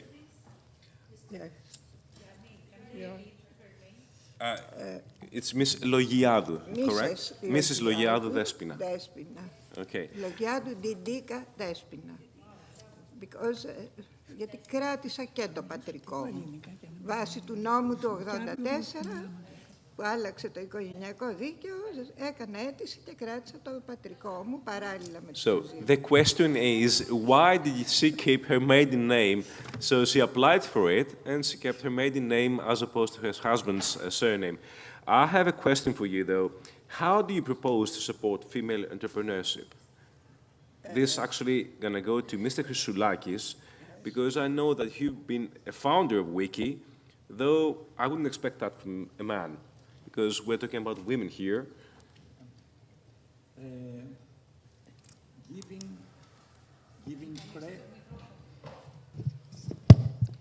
Giving more credit and support to women entrepreneurs makes total sense, and not only from the social perspective, but also from the economical perspective. Women can play a decisive role in the recovery. The businesses that they lead tend to be more productive, faster growing and innovative, based on statistics. According to the European Commission, improvements to gender equality could create 10.5 million jobs by 2050 and boost the EU economy by between 1.95 and 3.15 trillion euro. Female entrepreneurship must be supported in several ways. The objective is to allow them to succeed in emerging and growing sectors like ICT, green economy, industry 4.0, and e-commerce. This is very important because, to give you some examples, entrepreneurship education should be mainstreamed into education and training, and it should also be more practice-oriented. Women need targeted funding, guidance, and business services. We need to remove structural barriers with regard to access to finance. Mentoring business champions and innovative forms of financing can be useful to overcome barriers. And addressing, finally, the digital gender gap is also a must. The coronavirus crisis has shown us the importance of being digital to be resilient to crisis. And women did it better. Digital technologies have become an essential tool, allowing us to deliver during this pandemic. So it is true for governments, legislators, and public institutions, and it's true for business. So it is proven by the statistics. And this was the idea which is behind. Thank you, Mr. Kulakis, for that. Before we move on, I would like to also welcome Ms. Duku Minster. She is with us today, and we will now hear from her in a minute. But before we do that, I would just like to give the floor to Ms. Lila Desaves, President of Heritage and Museums. I know that we've been talking about putting women on the top of the hierarchy, but you have achieved it somehow. And the question is, what were the steps that you actually needed to take in order to find yourself there? Because I guess it wasn't an easy path, was it? No, it was not.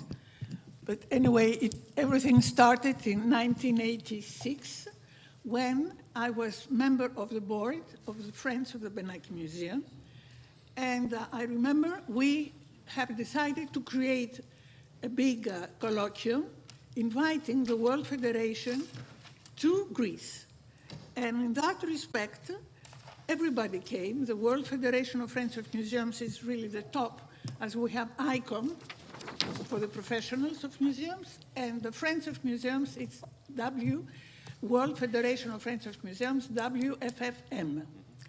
So there were about 10 years of existence of the World Federation, and then they were invited in Greece.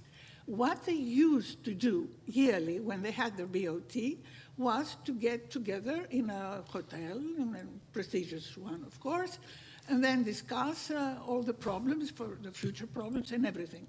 When we invited them to Greece, we didn't have a federation yet, but they have really believed in the Friends of the Benaki Museum that everything would be fine, so they accepted to have the BOT in Greece, in Athens. And I was president of the committee, the organizing committee. And what I did was, first of all, to start not only with a meeting. We had our colloquium. Actually, it was not a colloquium. It was a big event because it lasted 4 days. And the War Museum only started. It was the beginning, and the room was larger, perhaps, than this one. So it was prestigious, and everybody. Melina Mercouri was there, and everybody. So they were so happy to listen to all the results of the Greek museums, of the Kostakis Foundation, you know, the Russian who came with his big collection, offered to Greece, the Greek Russian. I mean, it was a big event. And then they decided that Greece should take part in the World Federation. I mean, the Friends of the Benaki Museum immediately created a federation. Yeah, but this is actually focusing on the museums themselves. The question is, how can a woman find herself on top of the hierarchy? Now, when in 2000, the World Federation had meetings yearly. So in 2000, that all happened, imagine, 1986. So on and off, I was sending, then we started having emails and everything. I mean, that helped a lot. And so I started communicating, I started participating, and in 2000, they invited me to get into directly, because they knew me, they knew what I could do. And so they invited me directly to go to the first meeting in Sao Paulo, I remember. Because I was traveling a lot. Ms. Chavez, you said that they knew exactly what I could do. The question is, all these people, men specifically out there, do they know what women can do? That's the main question. Because we talked about percentages of women on high posts, and allow me to say that when the day comes that we'll be talking not about percentages, but we'll talk about people taking up jobs, then women will have achieved their goals, becoming equal to men. This is my understanding, at least. Yeah. Well, equal to men, of course. But I mean, each one has its own personality, after all. Sure. I mean, well, like, really, I mean, you should keep, and I wish men to be, I mean, we are not competing. It's not a matter of competing. That is, for me, it's clear. What I need is respect, nothing else. I think that's going to be the conclusion of our conversation here. Respect. Παρακαλώ, please. Θέλω να πω, επειδή μιλάμε για άλλη οροφή, πώς φτάνουν οι γυναίκες, έτσι. Γιατί εγώ σας είπα ουσιαστικά την οικογενειακή κατάσταση. Λοιπόν, είμαι η πρώτη γυναίκα που έγινε πρόεδρος Υπηρεσιακού Συμβουλίου. Αυτό τι σημαίνει? Σημαίνει ότι όταν ανέλαβα, γιατί μην νομίζετε ότι δεν έχουμε τίποτα με τους άντρες. Το πρόβλημά μας είναι πώς να συμπορευτούμε. Δεν είναι. Αυτό πρέπει να καταλάβουμε. Βρήκα σε 16 διευθύνσεις μία γυναίκα διευθύντρια, η οποία κόντευε να βγει γυναίκα σε σύνταξη, τι είχαν κάνει πρόσφατα, και 15 άντρες. Όταν παρέδωσα σε 16 χρόνια, είχα αφήσει 13 γυναίκες διευθύντριες και 3 άντρες και το 70% των τμηματαρχών γυναίκες, που δεν υπήρχε καμία όταν ανέλαβα. Το θέμα είναι οι γυναίκες όχι να φτάσουν στα κέντρα λήψη αποφάσεων, αλλά να προωθήσουν ισότιμα και τα δύο φύλλα. Ήταν ισότιμο, δεν αδίκησα κανέναν. Απόδειξε ότι το δέχτηκαν. Αυτό έχει σημασία. Right. Now I have to translate what you said, and we will conclude with that. Looking back in the background, in the history, Ms. Logiado said that she used to be head of the board at an institution where, when she went there were no women right on top of the hierarchy. By the time she left, there were 13 women on top responsibility posts, correct? And that actually was 70% of the service itself. The point is not making discrimination, but judging who can do the work and giving them the opportunity to do it, correct? Yes. Okay. With that, I would just like to thank you very much for being with us today. And I invite you to stay with us as long as we have another really important panel discussion. So, I would like to thank you. Thank you. Thank you. And I will...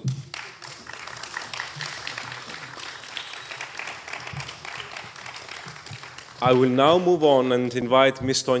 Professor Tonia Moropoulou to take the floor for the next panel discussion. Unfortunately, our moderator, Mr. Vasilis Adonis Karaganakis, will not be here because he is away with COVID. Yeah. So, Professor Moropoulou will be moderating this panel discussion. Professor? Thank you, Mr. Moutsios. Concerning shipping towards energy and technology transformation, shipping industry is undergoing transformation driven by the need for energy efficiency and technological advancement. This is leading to adoptive innovative practices concerning alternative fuels, digital solutions, in order the sector to reduce the carbon footprint and enhance operational efficiency. This transition not only addresses environmental concerns, but also positions the industry as a key player in the global movement for sustainability. Of course, it's under the leadership of women. You know very well that in Greece, women are governing the shipping enterprises, and this is a fact. Furthermore, the greening of this marine industry justifies the inclusion of traditional shipyards. And that's the reason for the WEF Athens call to save traditional shipyards. I have the honor to invite the Deputy Minister of Environment and Energy, my friend, Mrs. Alexandra Zdoukou, to take the floor as a keynote speaker in this panel. And will you please join us at the panel?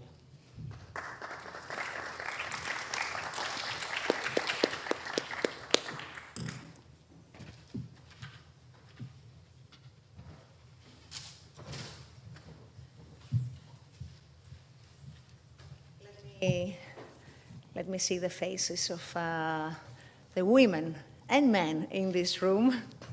Thank you very much, Ms. Moru, for inviting me. I hope the cameras on the roads didn't pick up the speed with which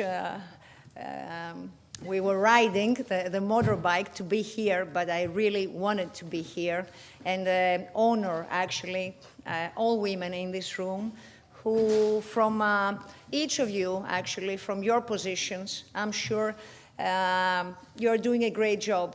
I'm also a woman who is working in a man's world, the energy sector. Usually, I'm surrounded by men in the energy sector. But I think with all these ups and downs, with positive energy, with frustration many times. How did you say before? We just need the respect, right? Respect, that's all. And from our side, I think what we want to give is the best of ourselves. So when we give the best of ourselves, we are satisfied.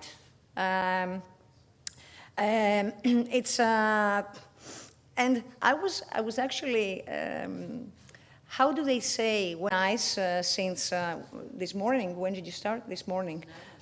Okay.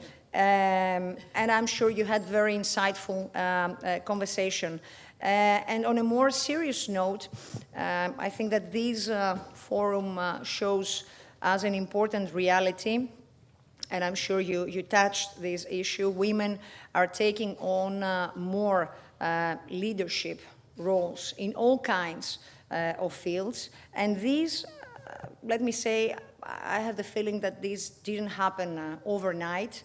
It is thanks to many talented women in key roles and their supporters who broke down barriers and opened also doors for others.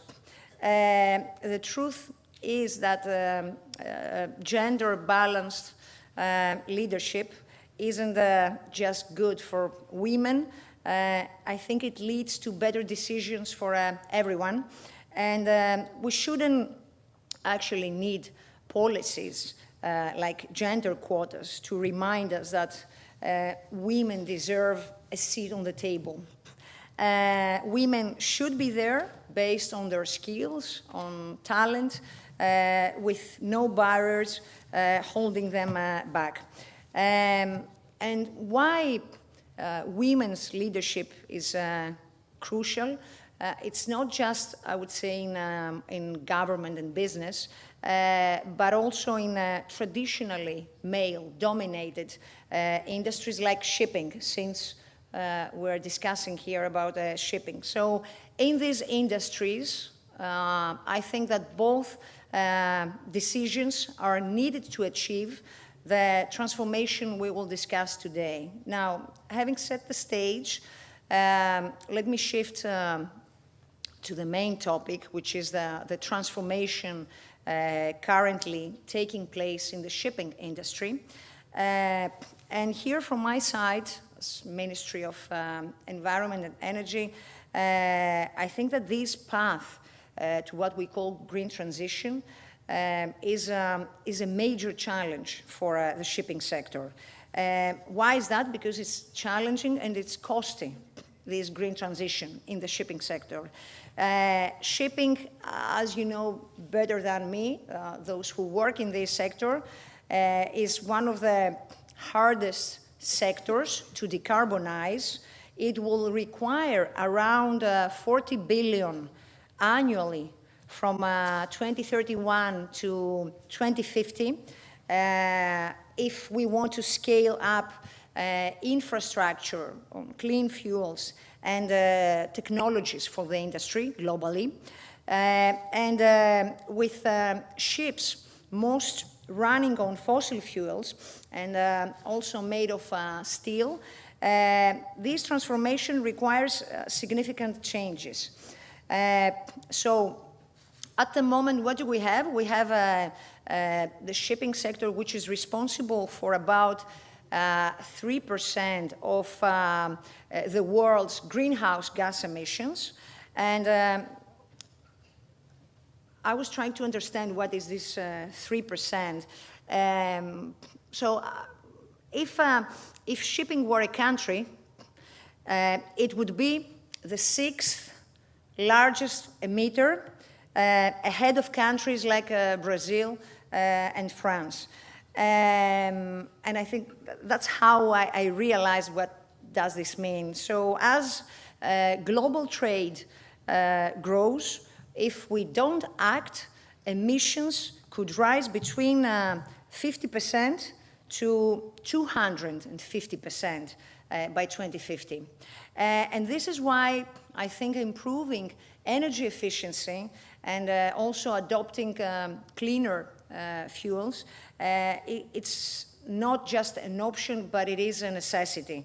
Here, the good news is that the IMO, the International Maritime Organization, it has set ambitious goals. So we have new targets, which include a 20% reductions in emissions by 2030. This is compared to 2008 levels, and also a 70% reduction by 2040, again compared to 2008. And the ultimate goal, of course, is to achieve these net zero emissions by 2050. Where we stand today, we've seen, I would say, some positive steps. So the shipping industry, I think it has been actively working on initiatives on how to reduce carbon footprint and how to move towards decarbonization. For example, methanol has become a leading alternative fuel, which is driven largely by container ship orders, with other sectors as well, like bulk carriers and car carriers also adopting it. Actually, methanol has surpassed LNG as the most popular alternative fuel for new ship orders. And this, for me, highlights the potential in the decarbonization of shipping. What do we also have? We have the European Union, which is stepping up, and that's important because it gives the signal, the guidance. We have the Fuel EU Maritime Regulation, which is part of the broader, as you know, Fit for 55 package, which starts in 2025, and this will push shipping industry to adopt cleaner energy solutions. In parallel, as you know, we have ETS, which now includes also ships that use European Union ports, so forcing companies to embrace greener technologies and also creating further financial incentives for decarbonization. And we are also seeing new opportunities. Take, for example, European Union grants that are available actually today to help the shipping industry to adopt greener practices. And I think that's very good from the side of the European Commission to encourage industries to follow environmental regulations. And what is also important for me to note is, I don't know, I read this somewhere in a global maritime forum. This shift to zero-emission fuels in shipping could create to 4 million new jobs by 2050 in renewable energy, in hydrogen production, in e-fuels. And that's also, I think, a very important data. But of course, these opportunities, obviously, they come with challenges. So what do we need? We need a clear science-based roadmap in order to guide investments and also to speed up the production of clean fuels. That's not an easy task. The second challenge is how to make the alternative fuels to become competitive, because at the end of the day, money also is an important factor. When you have a fuel that is not still competitive, despite the appetite, despite the desire, it cannot come as quickly as we wish. So I think here a global carbon pricing system, I think it's crucial if we want to close the cost gap between fossil fuels and cleaner alternatives. And third, I think it's the governments and the industries that need to work together more closely in order to innovate and in order to build the necessary infrastructure for these new fuels. So adding to these, what we also face as a challenge is all these geopolitical challenges that obviously affect the competitiveness of European economies. We had the pandemic, we had the Russian war, we had the attacks on shipping in the Red Sea. So I think all these have intensified the pressures on the shipping industry.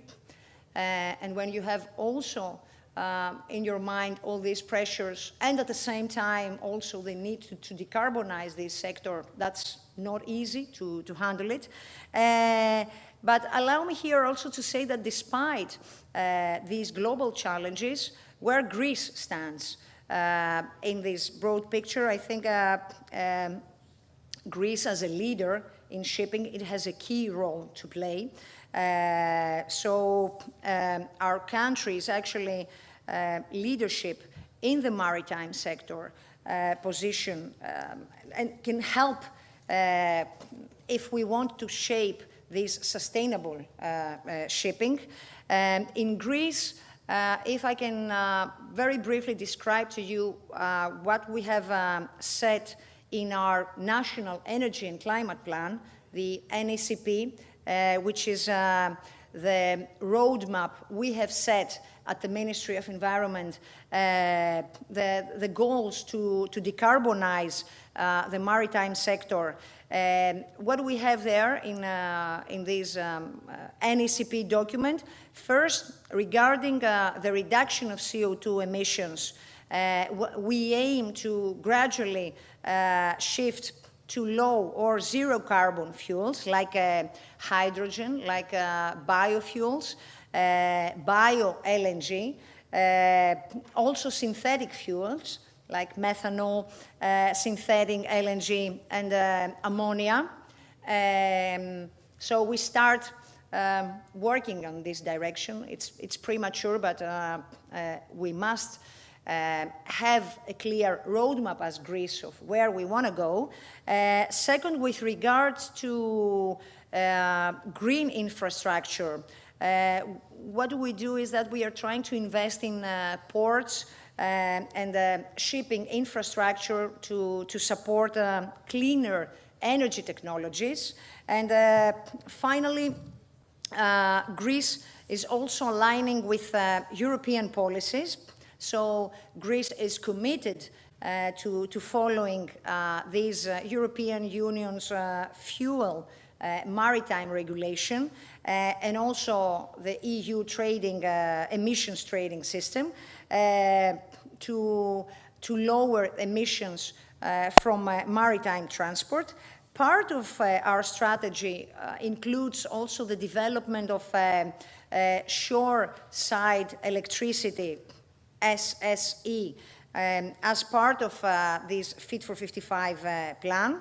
So by 2030, cruise ships, passenger ships, and container ships in our ports, they will be required to use electricity from shore while docked.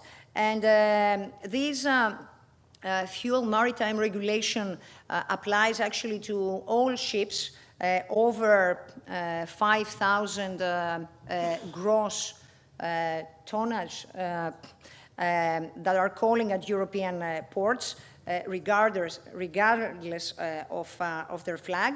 I think the port of Piraeus is actually now working on implementing cold ironing, which allows ships to turn off their engines and use electricity while docked. Also, recently, there were another 10 million euros approved for another 4 ports, Rafina, Lavrio, Corfu, and Kavala, to support this infrastructure. And our target is by 2029 to have 12 ports in Greece to have this capability.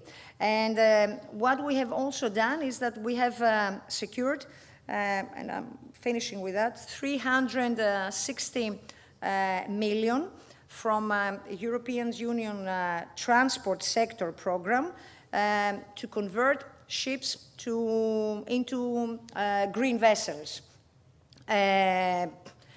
Of course, as a public and private partnership. And I think more or less the competent Ministry of Maritime, first, also the Ministry of Environment and Energy, we are all trying to do our best to find resources, to find funding, to orientate this sector into becoming greener. So I think that our goal is to transition into a new era with modern, safe, and environmentally friendly ships.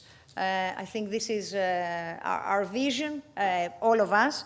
And let me congratulate you, because I think I spoke a lot for this, hosting this important forum and highlighting the shipping industry transition to cleaner fuels, which again, yes, we have to admit it's challenging, but it is a necessary step to reduce emissions and also secure a sustainable future. Thank you very much.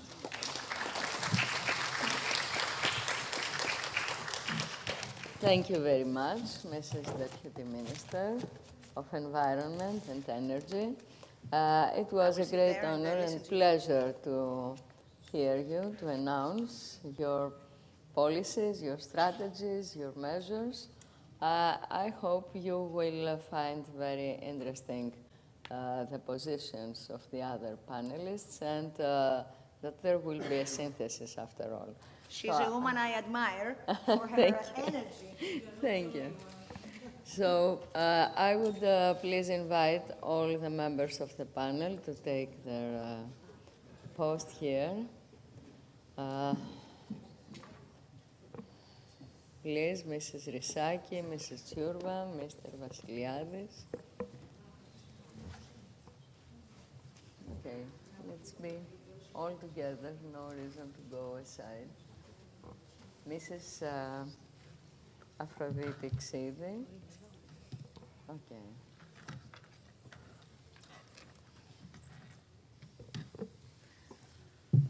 We will start with Feyselimi Kremli.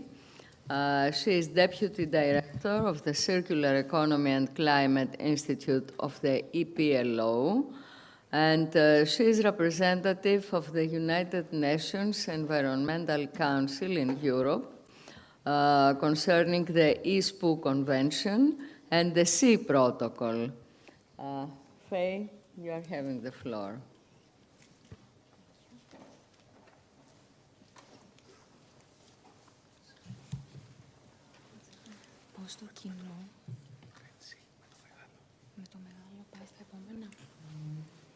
Good afternoon, everyone. First of all, I would like to thank you, the organizing committee, and Professor Tonia Moropoulou in particular, who invite me to speak in this amazing forum.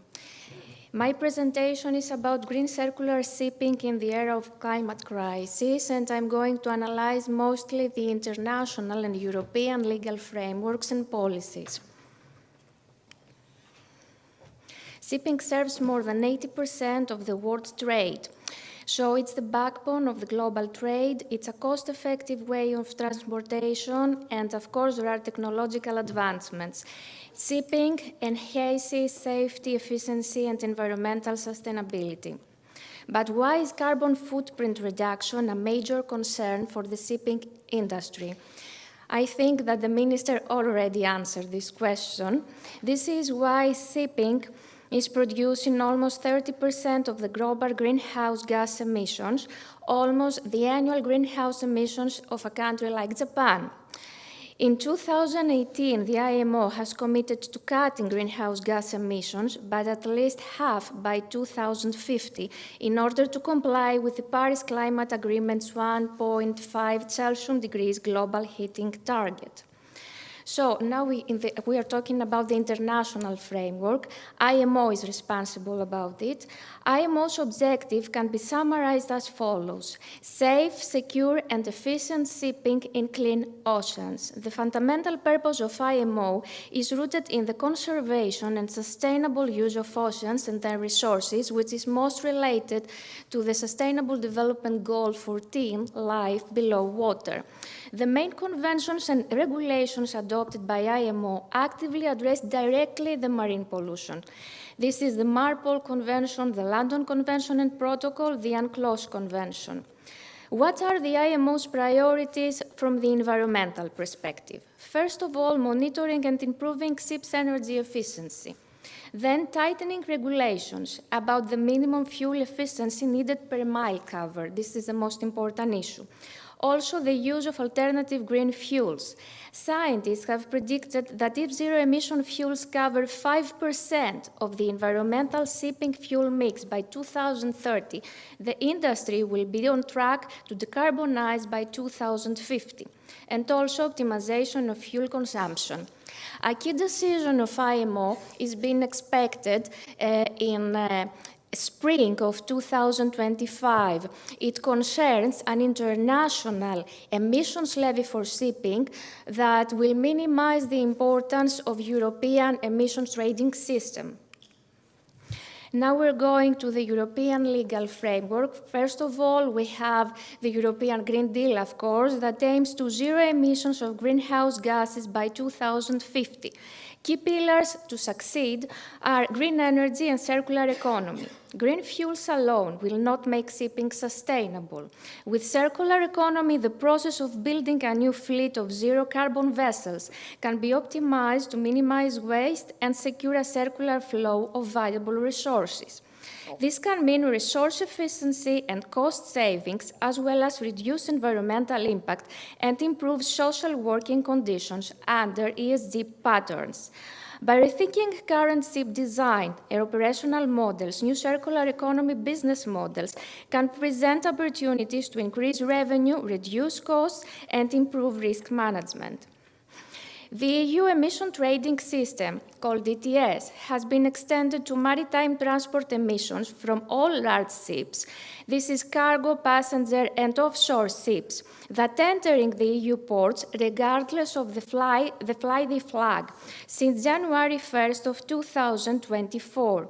The system covers 50% of emissions from voyages starting or heading outside of the EU and 100% of emissions that occur between the EU ports and when the ships are within EU ports. What are the key provisions? First of all, we have phased implementation. The share of emissions that must be covered by allowances gradually increases each year, starting from 2025 and ending 2027 and beyond. We have monitoring and reporting. Every year, companies must submit an emissions report for each of the ships under their responsibility. And of course, they must comply with the MRV maritime system of emissions. Shipping companies must surrender their first ETS allowances by 30 September of 2025 for emissions reported in 2024. Shipping companies that fail to surrender the allowances are liable to penalties and fees. But what are the impacts on shipping industry? First of all, we have a negative impact. This is that ETS increases costs. Purchasing allowances adds operational costs. And the positive impact is that encourages adoption of low-carbon solutions like LNG, electric vessels, and energy efficiency measures. This is a very interesting diagram of the previous ETS regulation. Will companies have to surrender allowances for emission from biofuels or other alternative fuels? The Renewable Energy Directive has a CO2 emission factor of 0 under the ETS. The EU taxonomy is a way for green financing.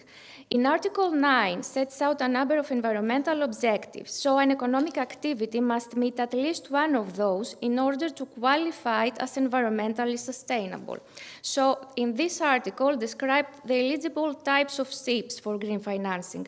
We have low-emission and zero-emission vessels, energy efficiency upgrade for existing vessels, and also passenger and cargo vessels if meeting emission reduction criteria.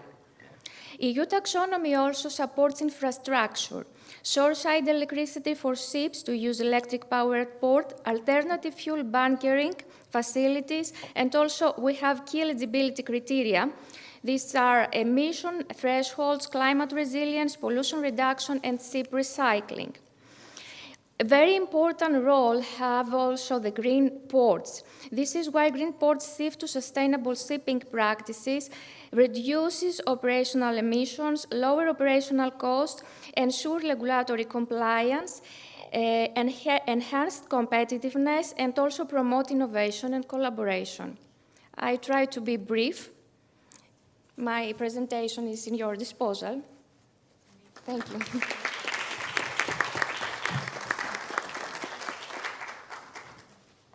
Thank you very much, Faye. It seems there is a convergence between planning at the United Nations and environmental strategies and the national strategy that the Deputy Minister presented. Of course, what is opened is what practically will happen, and that's a question to discuss. And absolutely, not only implementation, but the response of the private sector and the competitiveness to be presented, because there are coming huge waves of new technologies, especially on the ground of hydrogen production by garbage, plastics, etc.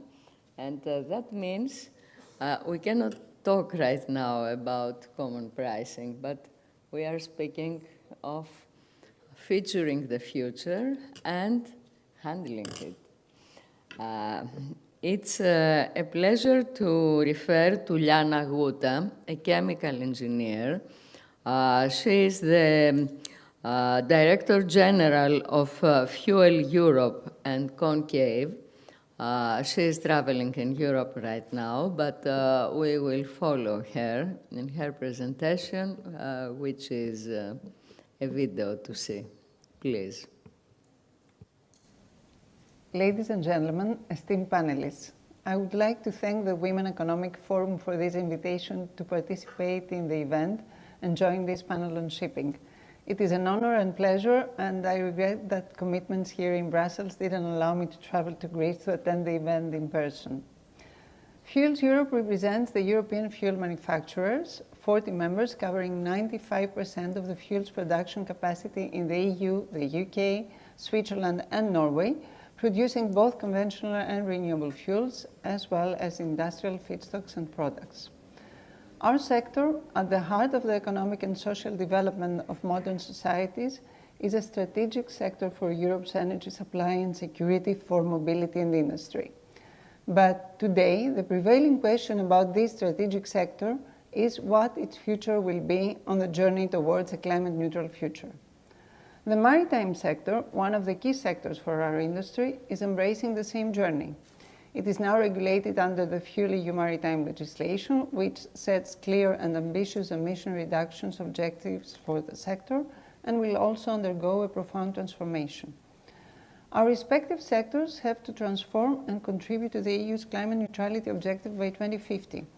I see complementarities between us, where maritime needs to improve energy efficiency with a new generation of engines and ship design solutions, innovative operation management, alternative fuels, and digital solutions. Our industry has to change many things from technologies and processes, products and feedstocks, adopt new business models, and create new value chains.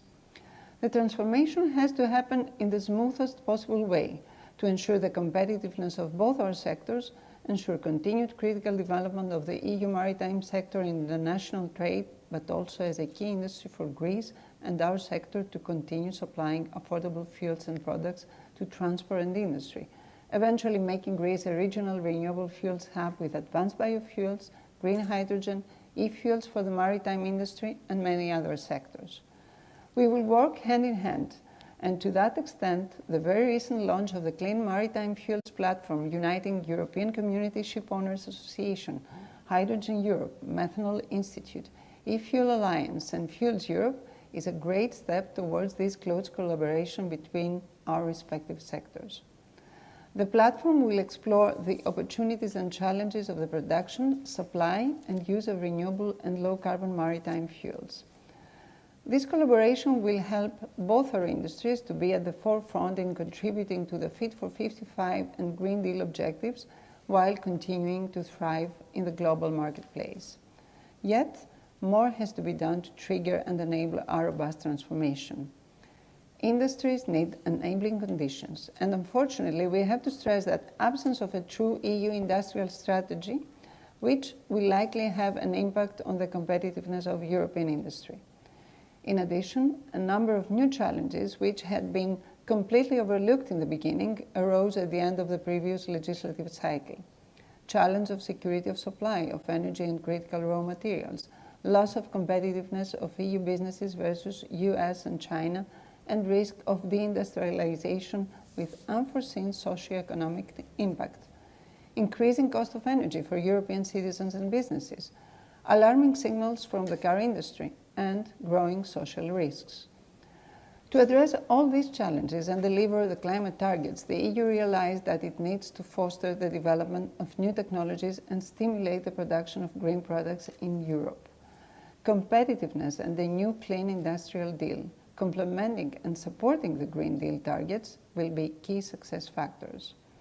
Coming to our sector, our strategic manufacturing assets across Europe and our extensive storage and supply infrastructure, supplying fuels to all European ports, needs first to remain competitive and then be able to transform, given the right enabling conditions. The EU's climate neutrality ambition cannot be achieved without renewable liquid fuels. These liquid fuels should preferably be produced domestically to enhance energy security, resilience, autonomy, and secure a competitive economy. International competitiveness for shipping and EU strategic industrial sectors such as fuels manufacturing should be acknowledged in order to ensure a level playing field, sustain the attractiveness of the EU's economy, and prevent carbon leakage.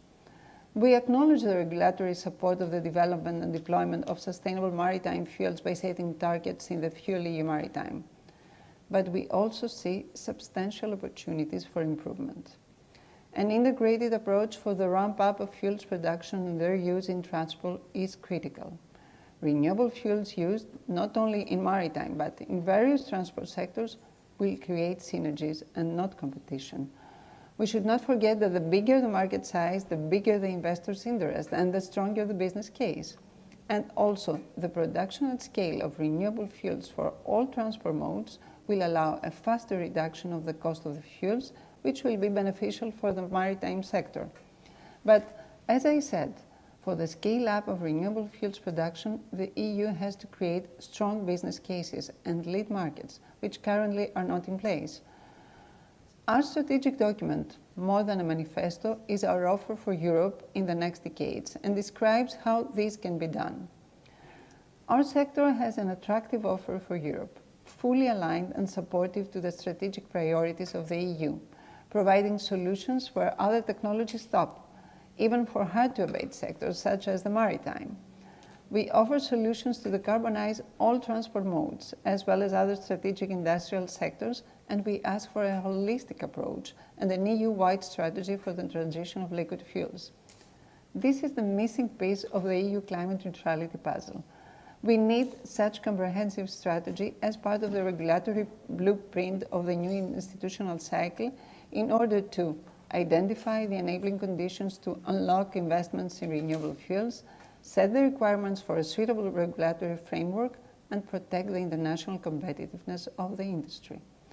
In this journey, cooperation and synergies between the fuels industry and the maritime sector, as well as across the entire value chain, and of course, cooperation with the new institutions and policymakers will certainly be crucial in the new institutional cycle in order to develop the most cost-effective sustainable energy solutions for vessels, to support the scale-up of renewable fuel productions and thereby reduce fuels costs for ship operators, ensure security of supply by making the fuels available throughout the main ports, not only in the long term but in the transitional period as well, and achieve global regulations applicable for all operators under the IMO umbrella.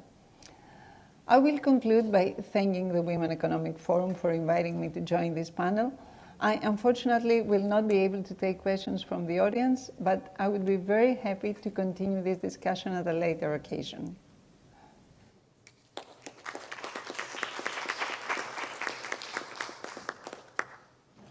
You can see that Greek women are taking initiatives and they are at the first steps of being competitive in Europe as well. I will invite Dora Tsurva, who is a teaching and research assistant in the School of Naval Architecture and Engineering, Marine Engineering at the National Technical University of Athens, member of the International Ship Structure Committee, and a great woman.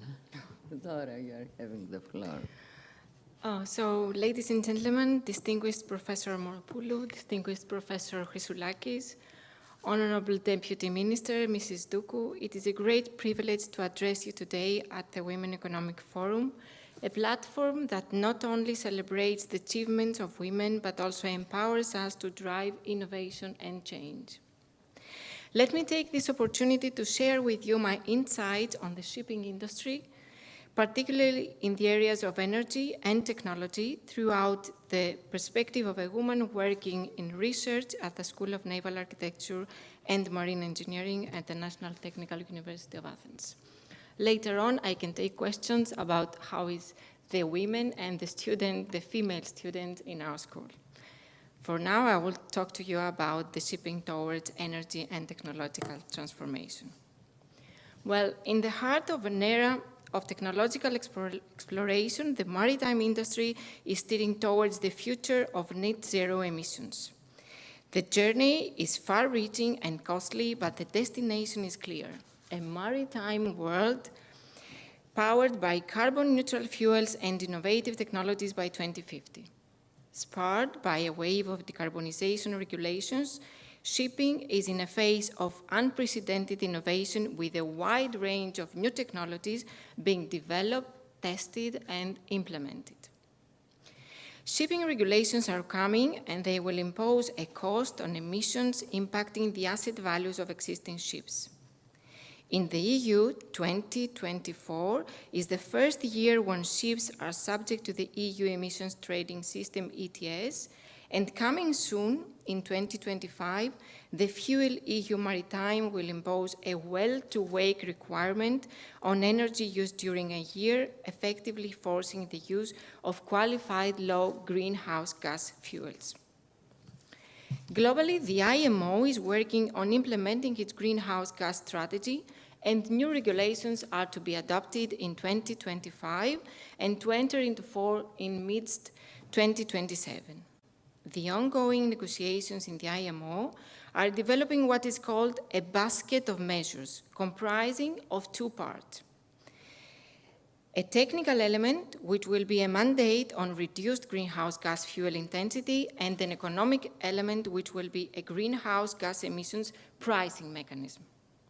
The decarbonization of shipping will also require a transition to carbon-neutral fuels and hence construction of vessels that can run on these fuels.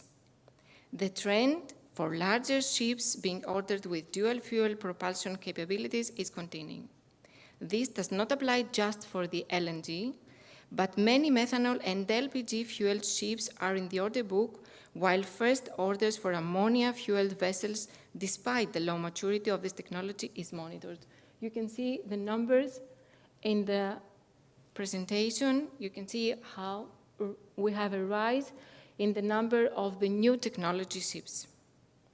Increasing global carbon-neutral fuel production is necessary to reach the IMO's ambition of a 20% reduction in total CO2 emissions from shipping by 2030 relative to 2008 levels.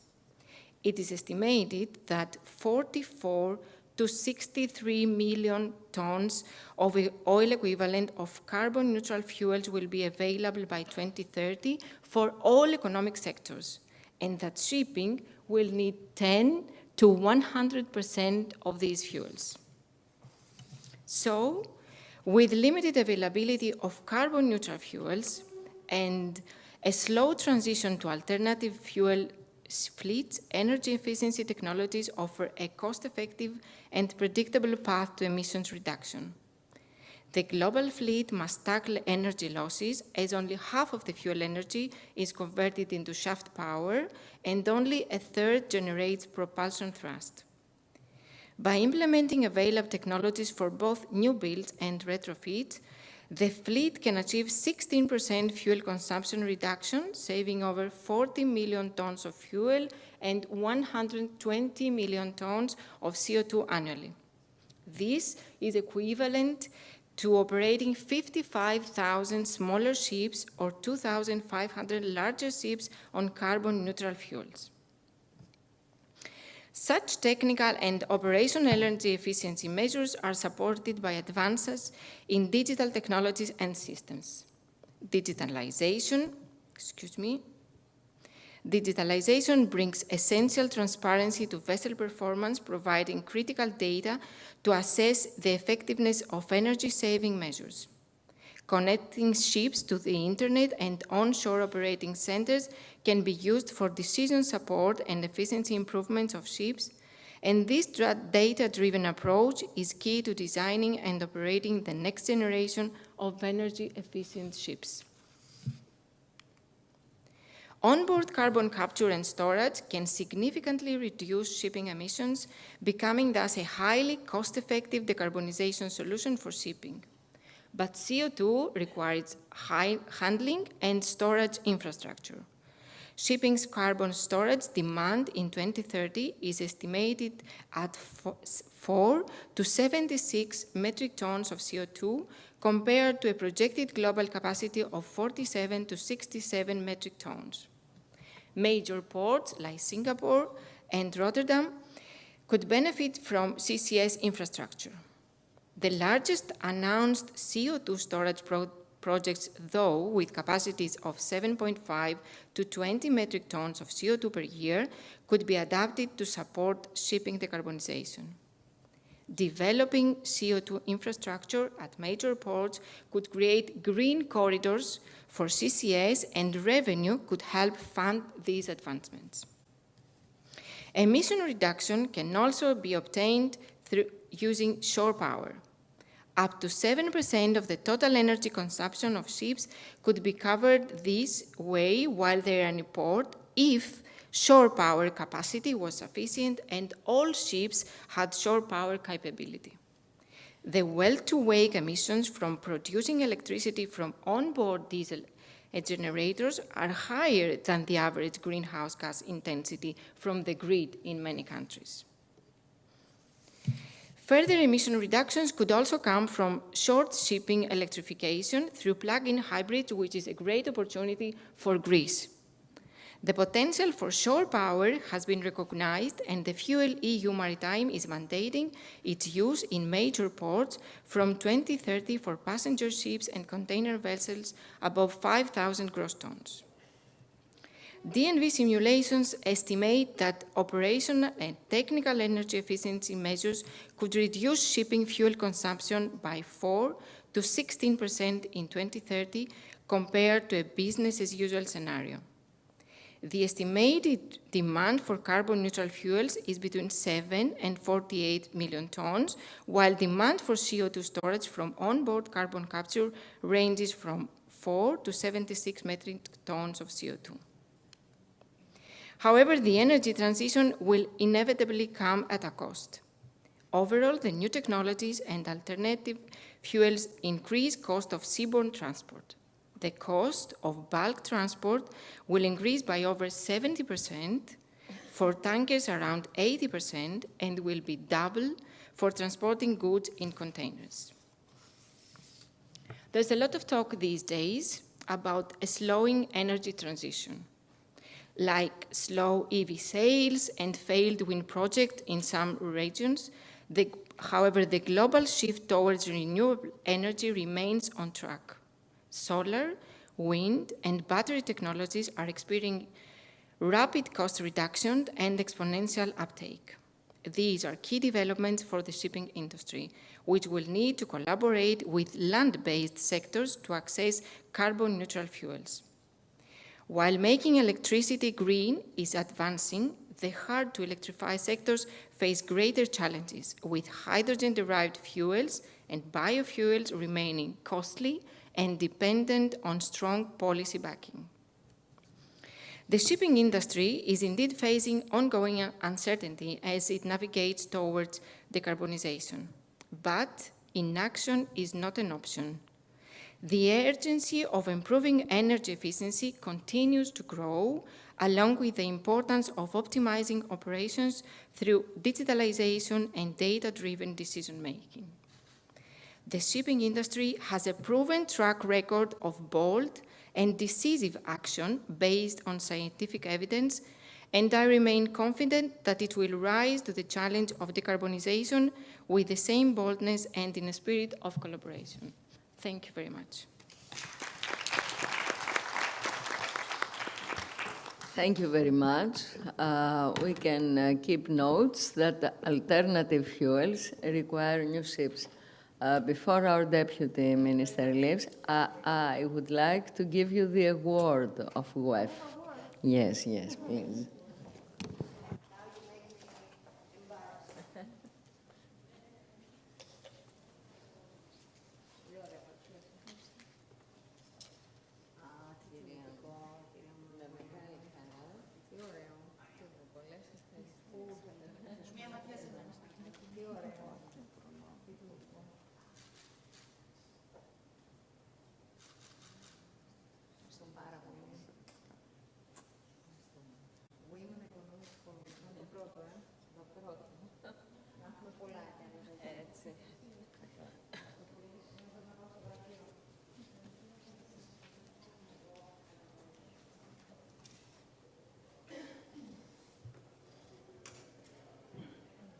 I have the pleasure now to invite Mrs. Aphrodite Xidi, Executive Director of Down Policy Institute.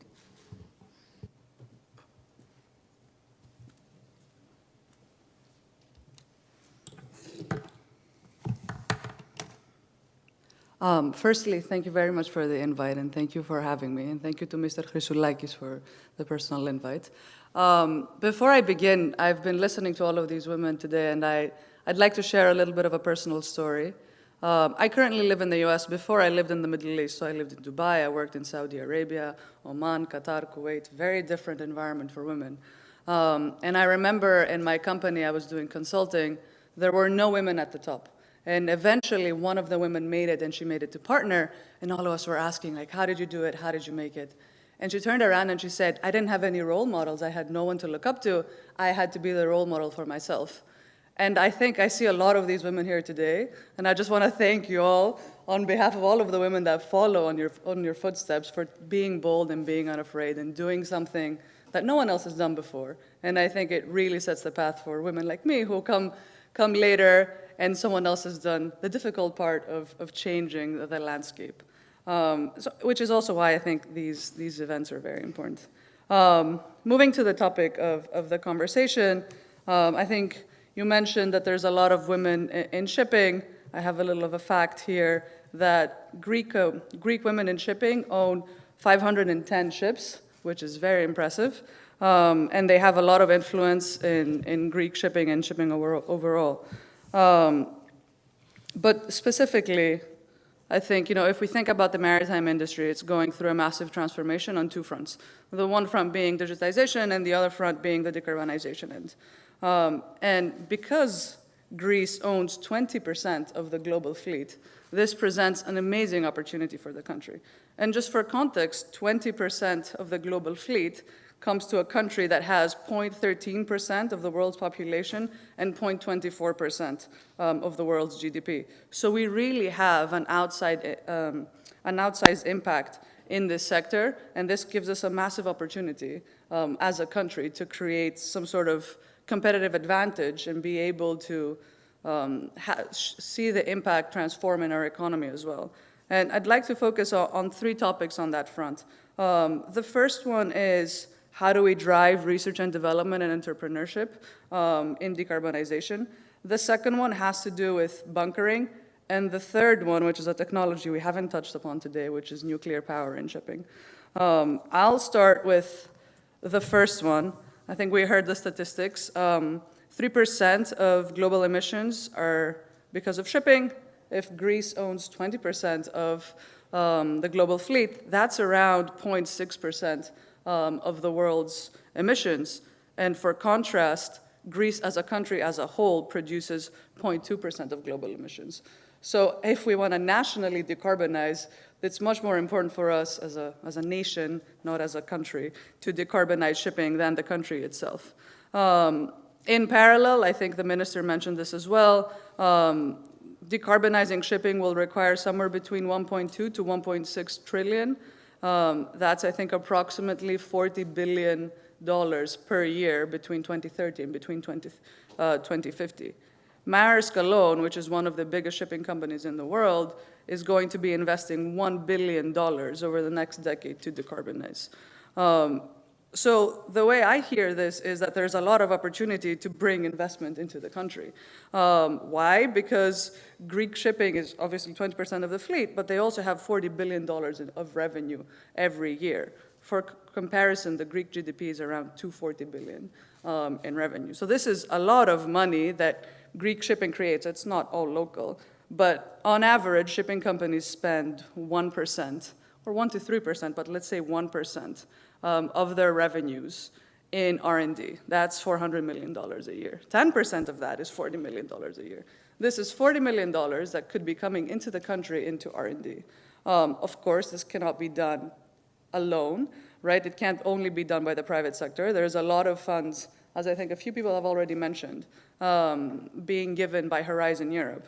So I think I'm just pitching this idea, and I know it's a bold and innovative idea, but this is, I think, why we're here, of why don't we have a local R&D center that focuses on maritime technology, be it decarbonization, be it digitization, whatever it may be. I think it could have a massive impact, not only in shipping globally, but also in our local economy.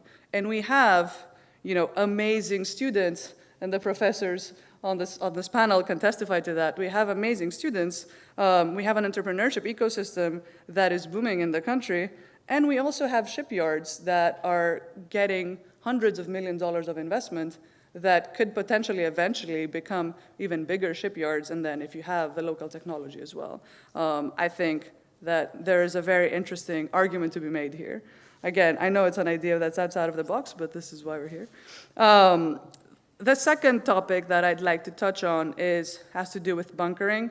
We heard a little bit about the composition of the new fleet coming on board. I have some numbers by tonnage in terms of the orders being made. So 30% of ships in 2023, ordered ships were LNG, 5 to 10% were methanol, less than 5% ammonia, 20 to 25% dual fuel, 3% hydrogen, and still 30 to 35 are still conventional.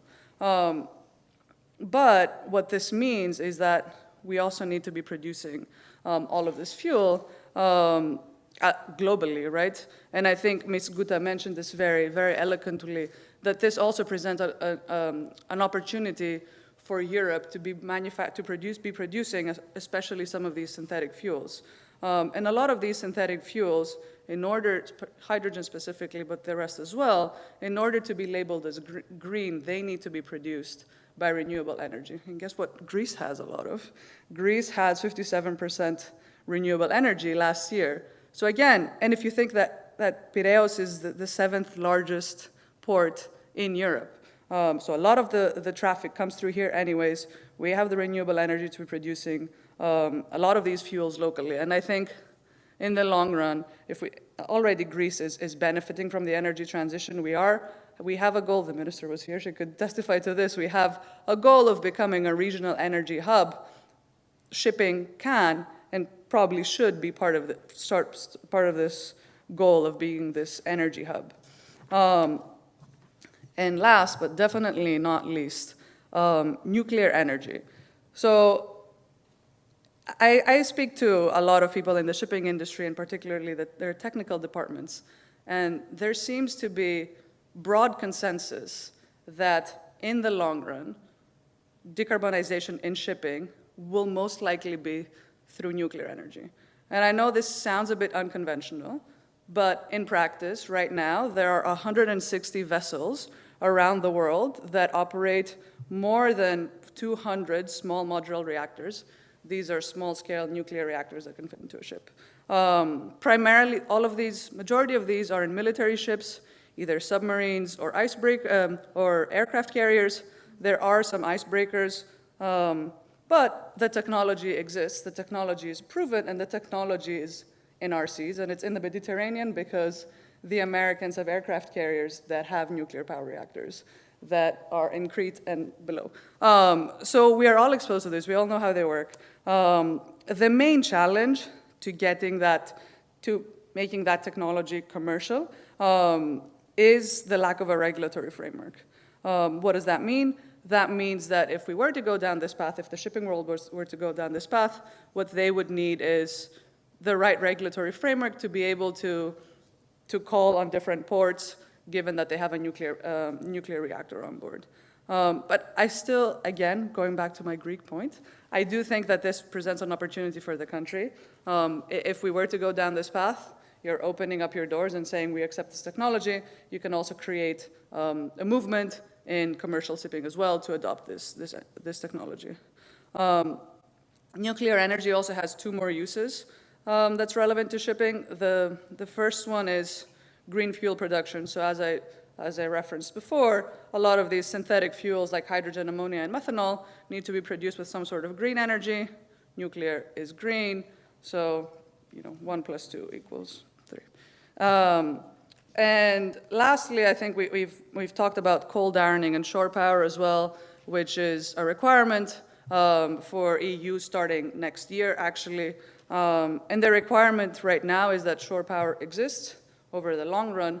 Obviously, this power also needs to be green. And one of the challenges with renewable energy is, of course, their intermittency.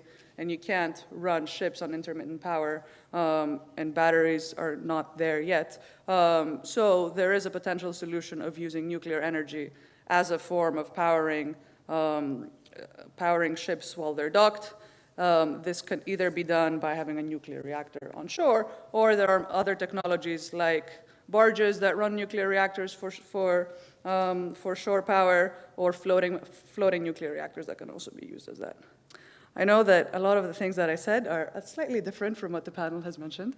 That was my intent, because I knew that there would be a lot of amazing people before me that would have covered the basis. But I do think that, you know, as the world changes and goes through this green transition, Greece is very well positioned to take advantage of it, and it's already doing that with renewables. Pair that with the fact that Greeks own 20% of the global shipping fleet, I think there is a massive opportunity that, if we were to take advantage of, you know, it could change the dynamics of the country over the next 20 to 30 years. Thank you.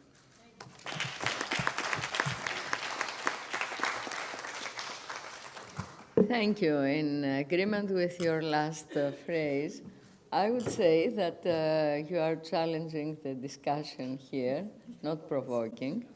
However, green fuels for shipping are green and are towards sustainability. That's why we have the institute you are seeking for research and innovation exists in Greece at the National Technical University of Athens. Dr. Tsurva presented serious efforts, and now in cooperation with the University of Western Attica, the equivalent school for naval engineering. Furthermore, nuclear energy is a point to discuss since it is not a green solution, neither a sustainable solution. And especially in Greece, according at least to the governmental strategies, as you properly said, we are going towards alternative fuels and renewable energy resources. However, this is to discuss. Great. May I respond? You will respond. I just pinpoint some very important issues for discussion after all the presentations. We are now going to industry. As Dora Tsurva said, apart from alternative fuels, we need appropriate vessels for this. So I'm very happy to invite Styliani Rissaki, President and Chief Executive Officer of Megatechnica SA, because we are having industry to produce vessels in Greece. Thank you, Styliani. Ladies and gentlemen, good evening. I was invited here today to speak about the environmental concerns and measures in shipping globally and how these affect the shipbuilding and ship repairing industry. First of all, let me introduce myself. My name is Stella Rissaki. I am a naval architect, marine and mechanical engineer, and I have graduated from the National Technical University of Athens. I have a master's degree from the University of Piraeus in shipping, and I was employed for more than 10 years at the Ministry of Mercantile Marine in General Ships Inspectorate. In 2013, I moved from the public sector to my current position, which is Chief Executive Officer of Megatechnica Slipway. Maritime transport plays and will continue to play a key role in global and European trade and economy. In Europe, its contribution is around 75% of EU external trade volumes and 31% of EU internal trade volumes. Maritime transport is an essential component of Europe's transport system and plays a critical role for the European economy. Greece is a maritime nation by tradition, and the role of Greek ship owners in global shipping is undeniable. Every year, around 400 million passengers embark or disembark in EU ports, including around 14 million on cruise ships. Maritime transport fulfills an important role in safeguarding the connectivity of islands and peripheral maritime regions with the rest of the mainland.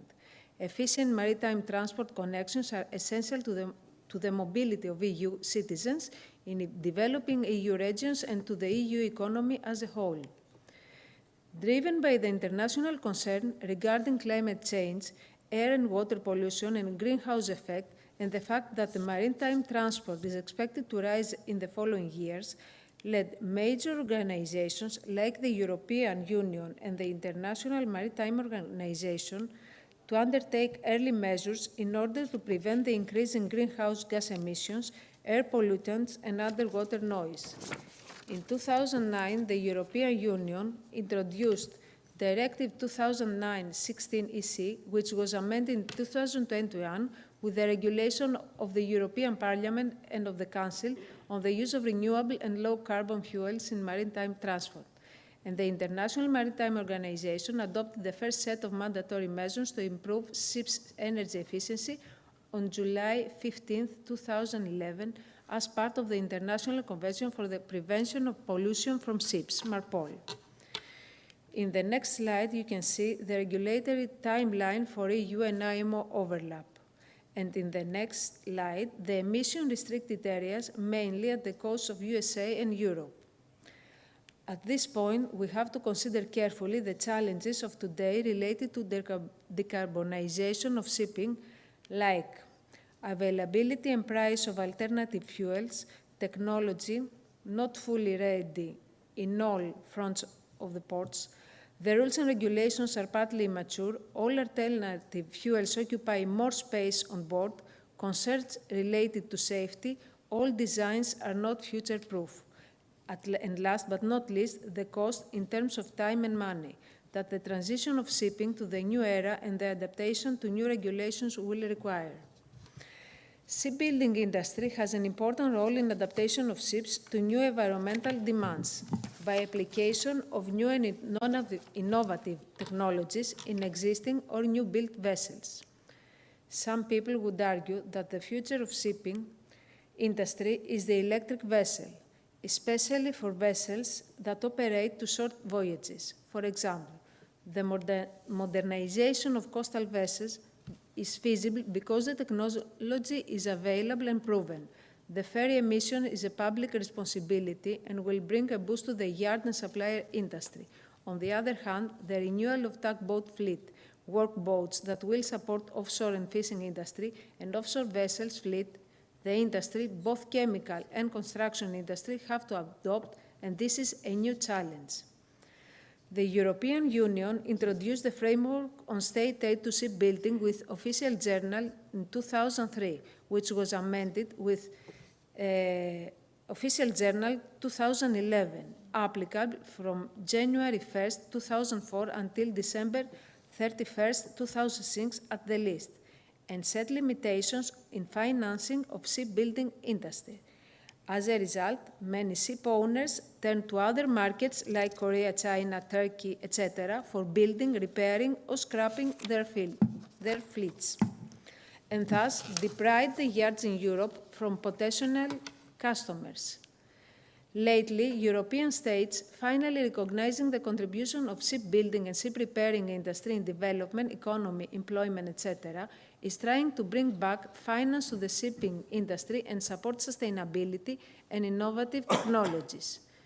The adaptation of maritime transport to new regulations can be seen as an opportunity for the shipbuilding sector, not only for the bigger yards of the East, but also the medium and smaller yards like those situated in Greece.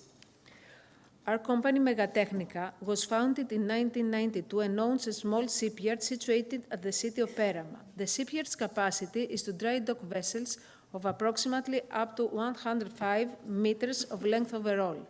The vicinity of the yard with the urban environment makes us very conscious about the impact of our activities at the city.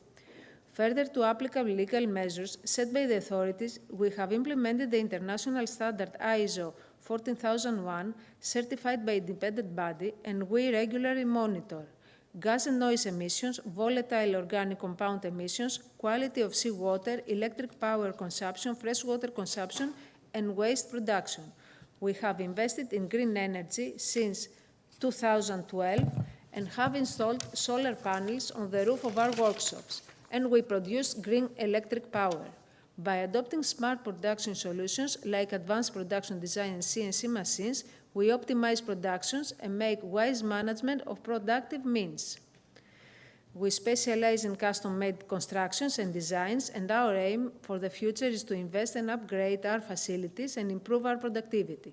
This kind of investment requires large capital expenditure, which involves high risk in investment.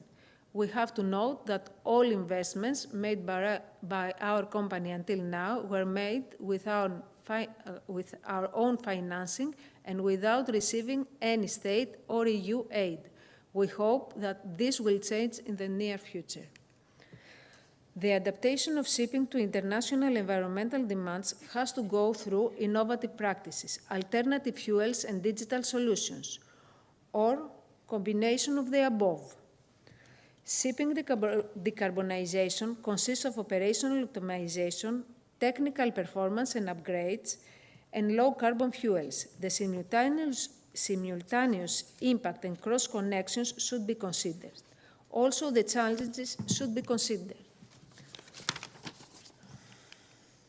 For example, innovative practices involve the development of new designs.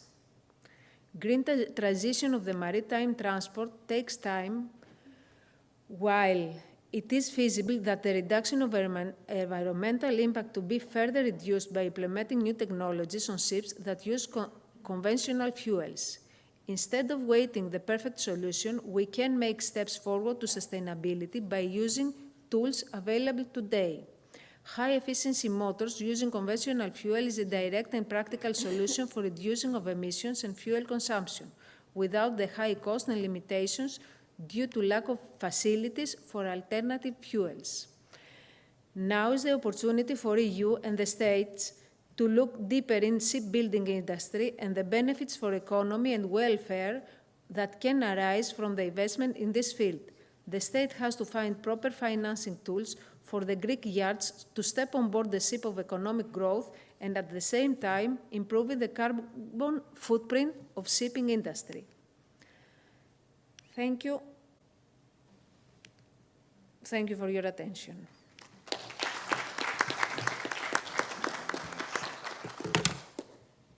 Thank you, Mrs. Risaki, for the very clear view about the shipping industry and ship repairing industry. We didn't know up to now that there were financing limitations threatening even the modern shipyards. This is very important for this discussion that will follow. And the part of the very important women we have in the panel, we have here from the sphere of naval engineering 2 important men. The president of the Naval Architects and Marine Mechanical Engineers, Mr. Dimitris Papas, who will take later the floor in the discussion, and Vasilis Vasiliadis, Naval Architect and Marine Mechanical Engineer from NTUA as well, who is the president of the Pan-Hellenic Association concerning shipyards, arsenals calling the traditional shipyards. He is the ancient Greek transmitted to arsenali in the Latin language, which in the English one took another concept concerning the weapon storage in old shipyards. So we don't use it so much anymore, but I wanted to refer to it.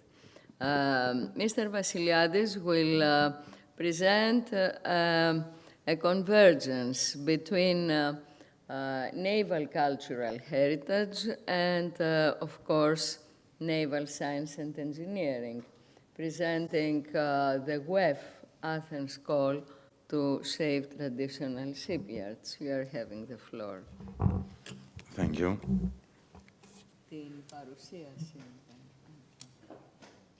Good afternoon. Good afternoon, distinguished members of the panel, Professor Antonia Moru, ladies and gentlemen.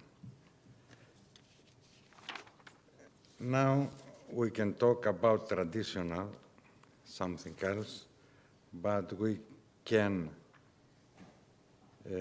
must have the respect to the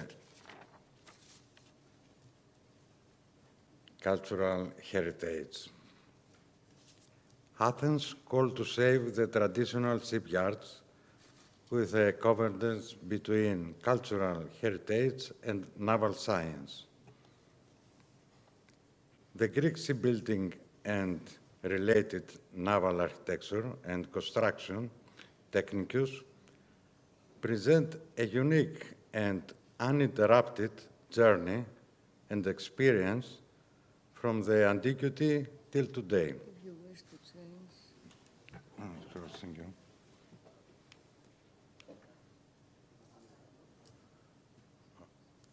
Well, thank you.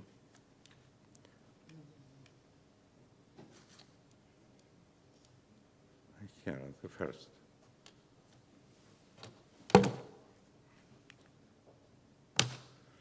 Well, we can show 4 periods in a history about 10,000 years of shipbuilding. This is something unique because it is going on, it is a live tradition. First period in ancient, for the ancient year, until and Bronze Age, with type of vessels mainly represented by the fresco of a fleet procession from Akrotiri on Aegean island of Thera, also in descriptions in Homer's Odyssey. From this period, Greeks made the tradition to have the biggest fleet all over the world. And with many innovate, the first period, keel in the bottom of the main structure, the sails, and the oar lock. Second period in classical years and Hellenistic years, types of vessels mainly represented by the triremes, a total warship, the first in the history, only for war, and for commercial purpose, they have ships like the ship of Kyrenia, and the unique is that 1,000 ships like the shipwreck of Kyrenia are sails in archipelagos until today, with the traditional type of trechadiri. Third period in Byzantine years, we have the war vessel Dromon as an evaluation of the ancient triremes. Fourth period, the following years, up to 19th century, were wooden ships prevail in Mediterranean and in the new continents as a war, exploration, fishing and commercial transport ships arising from Karavoskaro with sails type schooner. A decisive turning point in shipbuilding during the industrial age is still exploring the Greek shipbuilding art.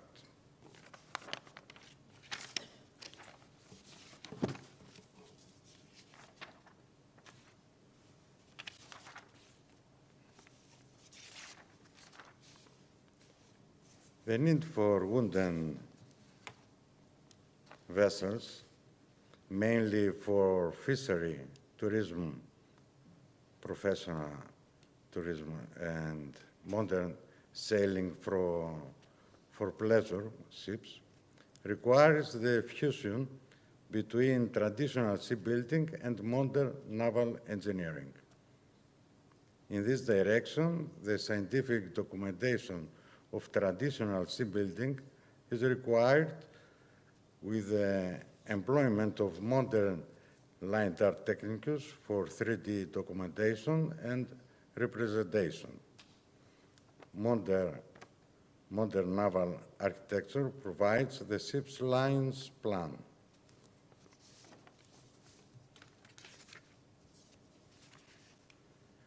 Fusion between traditional shipbuilding and modern naval engineering. This advanced documentation permits the estimation of ship resistance with modern computational methods, finite elements modeling. Traditional shipbuilding, when combined with modern naval science, which can provide ships' lines plan and materials engineering, which can optimize materials interventions and maintenance, can become modernized, reproducible, and sustainable, giving traditional shipyards the opportunity to exploit the shipbuilding tradition commercially and productively. So, Athens called to save the traditional shipyards. However, the manufacturing activities of traditional shipyards are not only limited to the production of the wooden ships needed today for fishing, sailing, and new touristic uses, but also for the industrial activity of ship repair, which very intense in the Eastern Mediterranean with emphasis on Greece. In Greece, 300 traditional shipyards were developed and functioned the last 200 years. From this, only 60 to 70 survive till today, even though the demand of industrial activities is augmenting. Institutional challenges, such as the licensing of land use in the seashore, short-term contracts, and high prices are dramatically testing the viability of traditional shipyards all around Greece and mainly in the archipelagos of Aegean.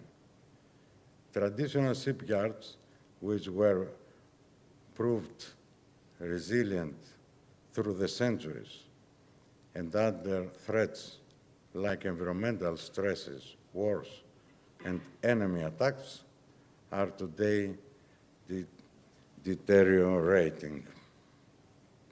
At this conference, which addressed the need to transition to a green shipping industry, in addition to the innovative practices that need to be adopted, we point out that a key factor in the global movement towards sustainability is a revival of the traditional shipyards and the convergence of traditional shipbuilding and naval engineering. leading to the wooden ships that Aegean, Mediterranean, and the world need. Here from WEF, the Athens called to save the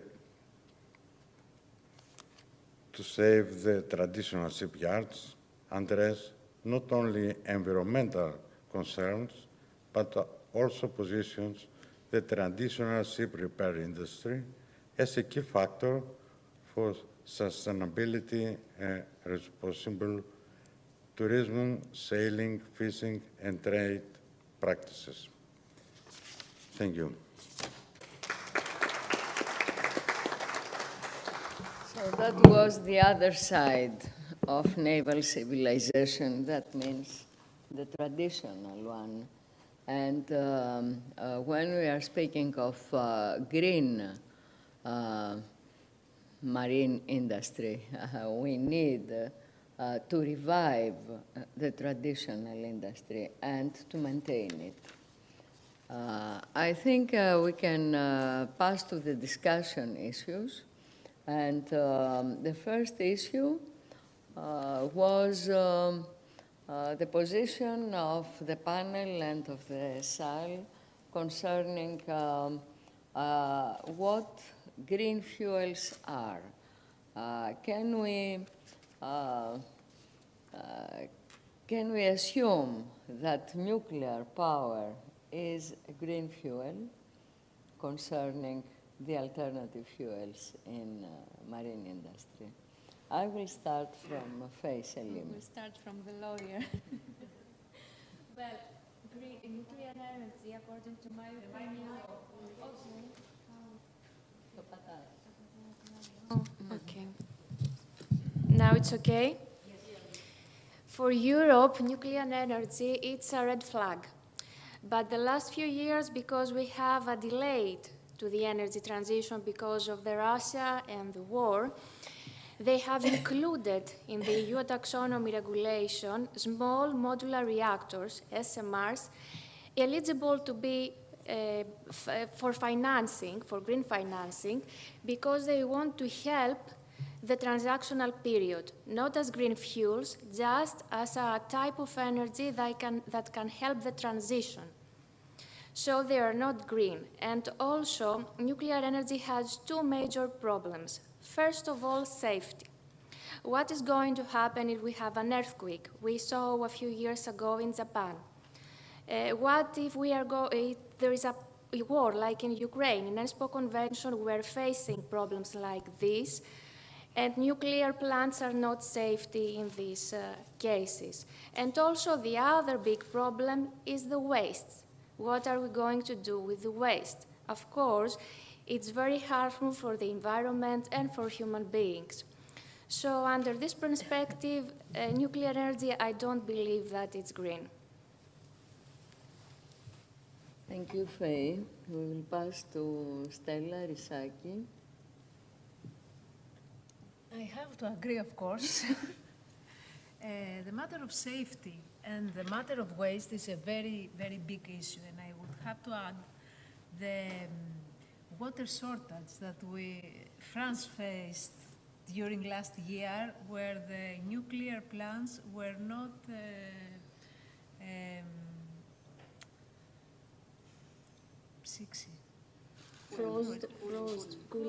cooling due to the shortage of water. Yes. And this is another issue. So nuclear energy for me, for the waste, is not clear energy. And I will also say that some of the alternative fuels I do not consider green energy. Like ammonia, for example. Ammonia. It's toxic. Yes, methanol. Methanol. To produce methanol, you will have to spend means of water, food, etc., to produce methanol. So we have to have a holistic approach on what is green energy and what is green shipping, and we have to include in this green shipping the industry and the methods of production in this green talk. Thank you. Before giving the floor to Aphrodite Xidi, who will be the last of the panel to answer to all, I will pass to Dora Tsurva to ask for her opinion. Thank you, Professor. Well, the truth is that I am watching many panels concerning the maritime industry in the last 10 years. And in these years, it's only the last year that we hear in public the word nuclear. 2 years ago, it was never on the table, this issue. But the truth is that concerning the technology, we see that there are so many challenges in developing alternative fuels and technologies relating to this. There is a big shortage in hydrogen fuels. We are still back and very far from our targets concerning the 2050, in my opinion, goals. And the nuclear energy, although I think nobody would adopt this option, is now on the table. 1 month ago, it was released the maritime forecast by DNV, which is one of the very important documents we have in the shipping industry. And it was the first time there's a chapter about nuclear. I think, in my opinion, there's a big problem with the public perception. This is what we talk about in the maritime industry, maybe not in public, but on separate small talks around the conferences. And the truth is that I'm afraid we will have to look at this because we are back. There's a big delay in the technologies concerning the alternative green fuels. And what is green fuel? I have to agree with Mrs. Risaki, and that green shipping is a difficult word. There's no green shipping actually, and for this we have adopted a new terminology, which is the well-to-wake green and carbon neutral fuels. So I think that inevitably we will have to talk in the recent years about nuclear. Small modular reactors might be a solution, and I hope it will be only a transition period.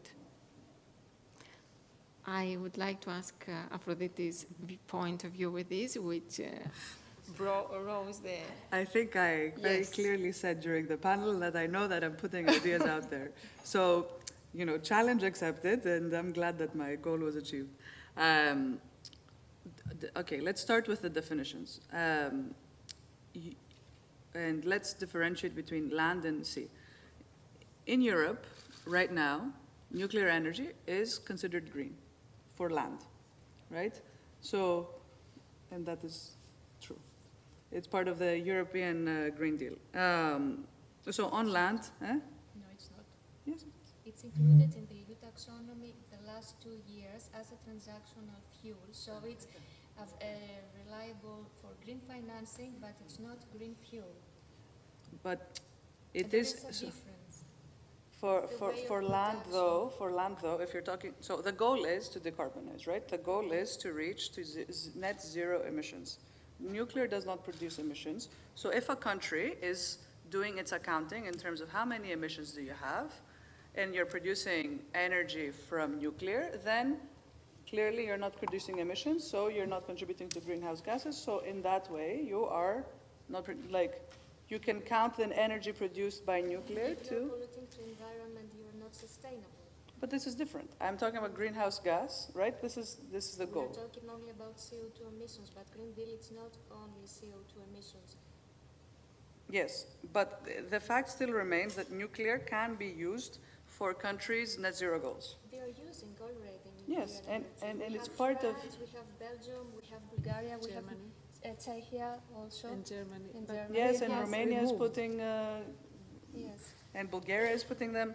So they are part of the energy transition, whether we like it or not. That is true. We This say is that it's part of the energy transition. yes. So they are considered. It's a non-emitting energy that is currently being used in Europe as a zero-emission energy. So that is true. Now the taxonomy for maritime, I think I can't argue with that, But we also know that taxonomies change, right? And we also do know that, so taxonomies do change. That's the first thing about the taxonomy. Whether or not it's green, we can argue on the taxonomy, but nonetheless it is zero emissions, so it achieves your goal of zero emissions and reducing emissions. That's the first part. The second element is to what extent will this be adopted by the maritime industry, and I think, you know, you just heard from a person who's more of an expert than I am, that this is being considered. I don't know to what extent it will happen, how quickly it will happen, but it also does have benefits for the shipping industry itself. Because when you are consuming any of the other alternative fuels, your cost increases the more you consume and the faster you go. Alternatively, with nuclear, whether you run the reactor at like a 70% capacity or at a 90% capacity, your cost is practically the same, right? Because you don't, the cost of the fuel isn't a big part of your total cost. So there are other benefits from it. And they also, the ships don't have to stop to refuel like they do right now. So this is also currently happening. And there are a lot of companies that are producing new technologies for nuclear in shipping. And two more points that I'd like to add. The nuclear ships exist. They are inner ships. They are in the Aegean, right? If the American Army has ships in the Mediterranean, there will be nuclear ships around us. There's nothing we can do about it. This is global order, right? So we are currently exposed to it. And the safety element is, I think, something that was also mentioned. It's an element of public perception, right? There are 160 active ships right now. None of them are blowing up. There's 527 nuclear reactors around the world. None of them are blowing up. There was Turkey and Bulgaria are building nuclear power plants at our border with the same earthquake potential, and Turkey recently had a huge earthquake, and they're still fine, right? So I think the extent to which we over-anchor on previous accidents shifts public perception on the topic.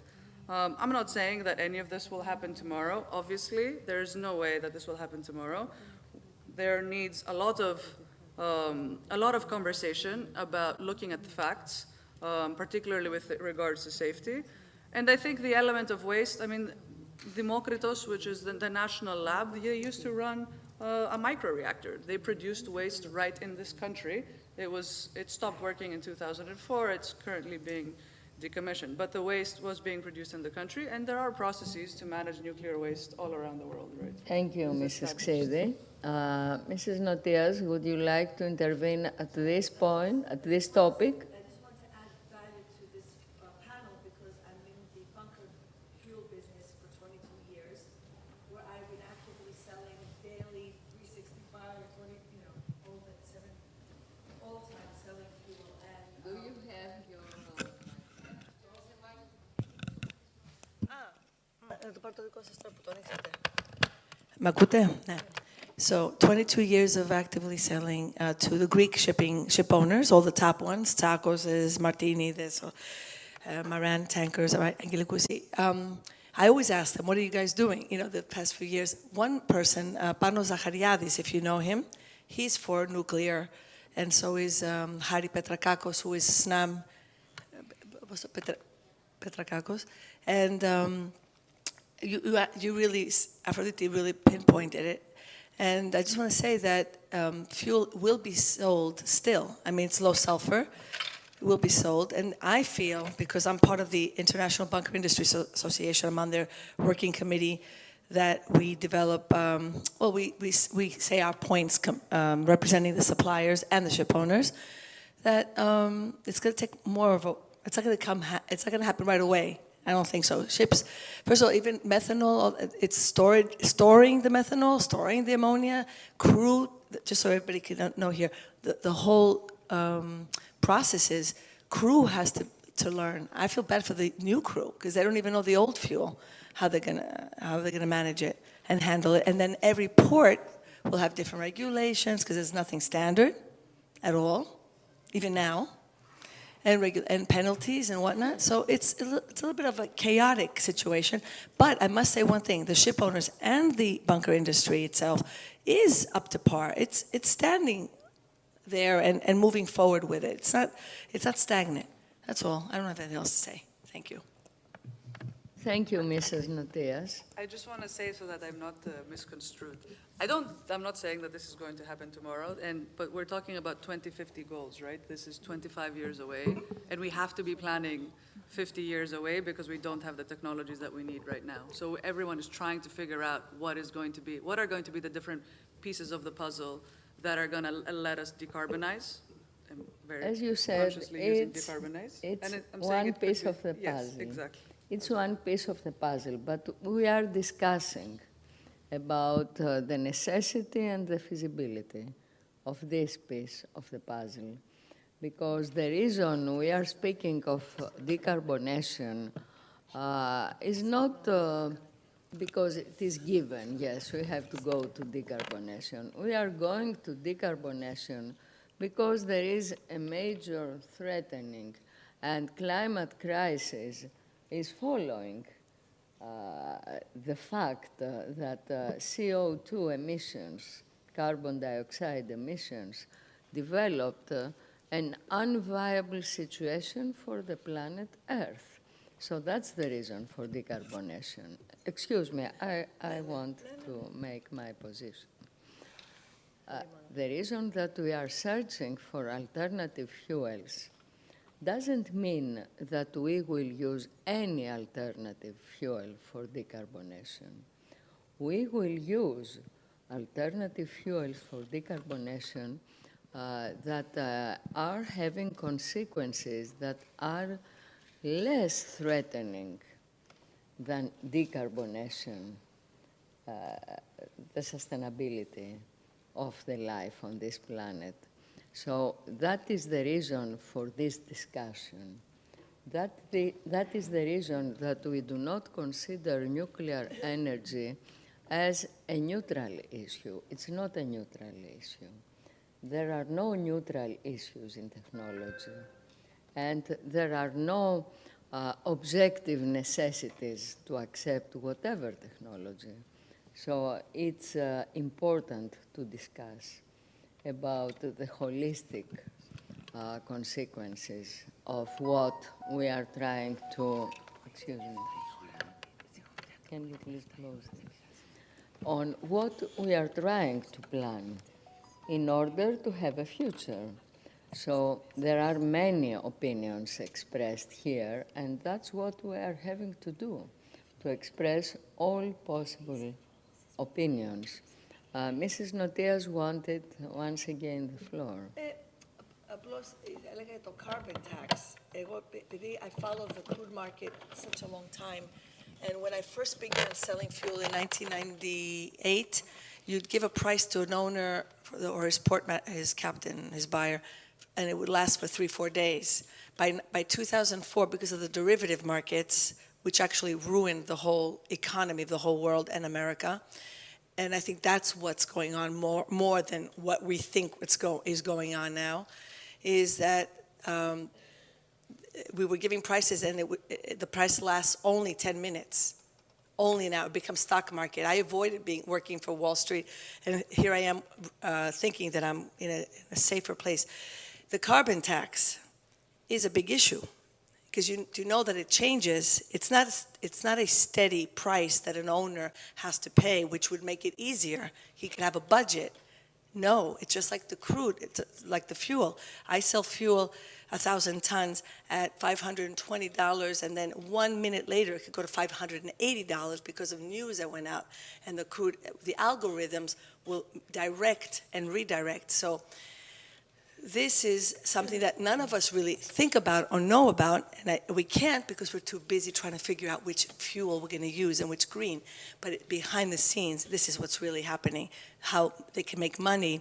The European Commission, America, all of them, the derivatives are the root of all evil. And if you ever want to check it out, Bosley Bourne, who was the first lawyer in America who Clinton put on the stock exchange to be the commissioner. He asked her back then in the early 90s, what is this derivative market? She did her research, and she comes back to him, and she said, she says it's the ruin of the American economy, possibly the world economy. 10 years later, she comes to justice with that because Alan Greenspan told her to shut up, not to say anything. And she talked about this. You know about this, Aphrodite, because you're smiling. I don't know. And this is why lots of countries defaulted, because they played the oil markets with the taxpayers' money, with money markets, all that. So anyway, these are things that nobody talks about because we're too busy talking about what fuel we're going to use in 2050, if we're living then. Okay. Thank you. Thank you very much. Mrs. Yorba. I would like to add something.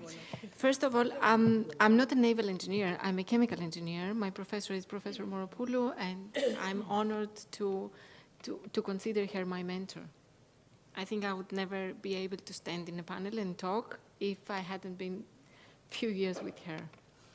This is one story. The other is that if you're a chemical engineer and you start working in the naval engineering department, then you understand that for naval engineers, the crew, the safety of the crew is something very important, which is not very obvious for the public. So the safety issue concerning the nuclear is very important to the ship owners. The crew is their family, and they have to ensure that the family is safe. This is what I wanted to talk because you mentioned before. The first one is this. The other one is that working on the research for alternative fuels and the green transition for maritime industry, I can assure you that there is no silver bullet on the table for the alternative fuels and technologies. We believe actually that in the future we will have different solutions. It's not going to be only the hydrogen or only ammonia or only methanol, or we're going to have a variety of different alternative fuels for different reasons, for different applications, for different uses, for different ships. In the Northern Europe, for example, they are working a lot on battery ships because they have short distance ships routing, and so they can work on this. In Greece, for example, we could work on onshore power systems concerning the island and creating infrastructures on port, where so we can give power with cold iron, etc. So we think that there's not going to be only one fuel in the. Yes, of course. We already have some methanol ships, and some also there. I mentioned before that we have orders on ammonia, although we have the issue of ammonia slip. We know it's toxic, and there are so many issues we have to face. There's not going to be just one solution. We will have a variety of different solutions, so we have to live with it. It's not going to be one way towards the decarbonization. Thank you. Thank you. I would like to ask the President of the Naval Architects and Marine Mechanical Engineers, Mr. Papas, for his intervention and to close this panel.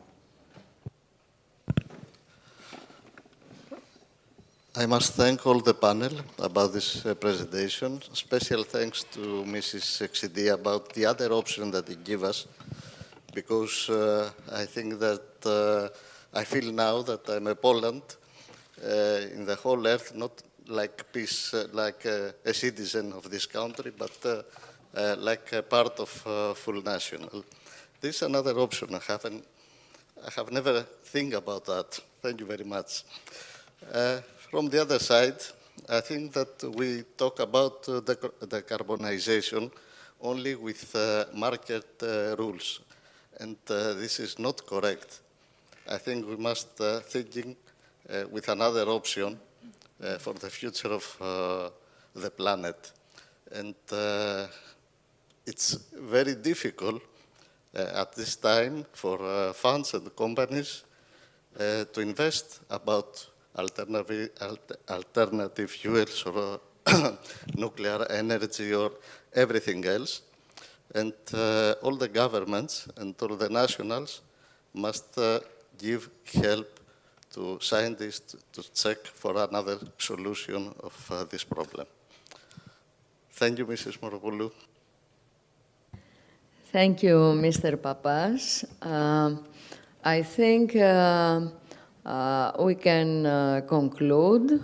I would like to thank you all about this very vivid discussion and very rich one. All the women panelists, the president of the Greek Naval Engineers, the president of the Pan-Hellenic Shipyards Association. Thank you for entrusting to WEF the call to safeguard the traditional shipyards, because this is a chapter to open these days with very big ship owners as well, who are supporting this effort because it has a national meaning as well. I believe that by closing this session, we have to go far beyond what we had in our imagination, our conception about shipbuilding, about industry, about maintenance, and we have to be coordinated, because whatever happens concerning shipping capital, it concerns the national entity of Greece and its major role on the globe as the first power on the globe concerning ship ownership. So thank you very much. We will have to do a lot more. Thank you.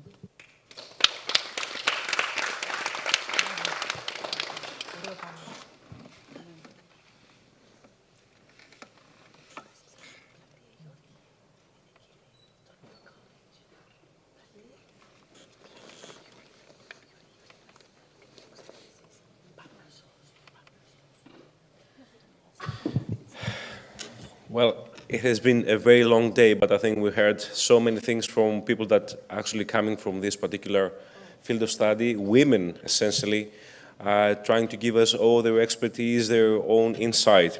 So as we draw the day to a close, I would like to extend my deepest appreciation to all our speakers, panelists, the organizers, Professor Moru, Fotini Dimopoulou, and all the people that actually have been trying to organize this and putting it together.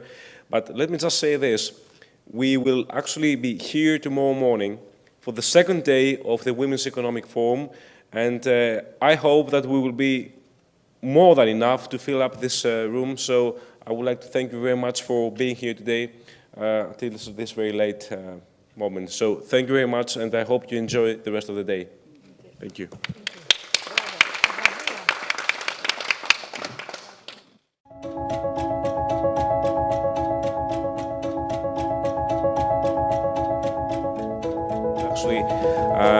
Give all the memorabilia to all our participants. So, Professor, would you like to take sides? May we just go with the ladies first? Yeah, of course. Okay, thank you.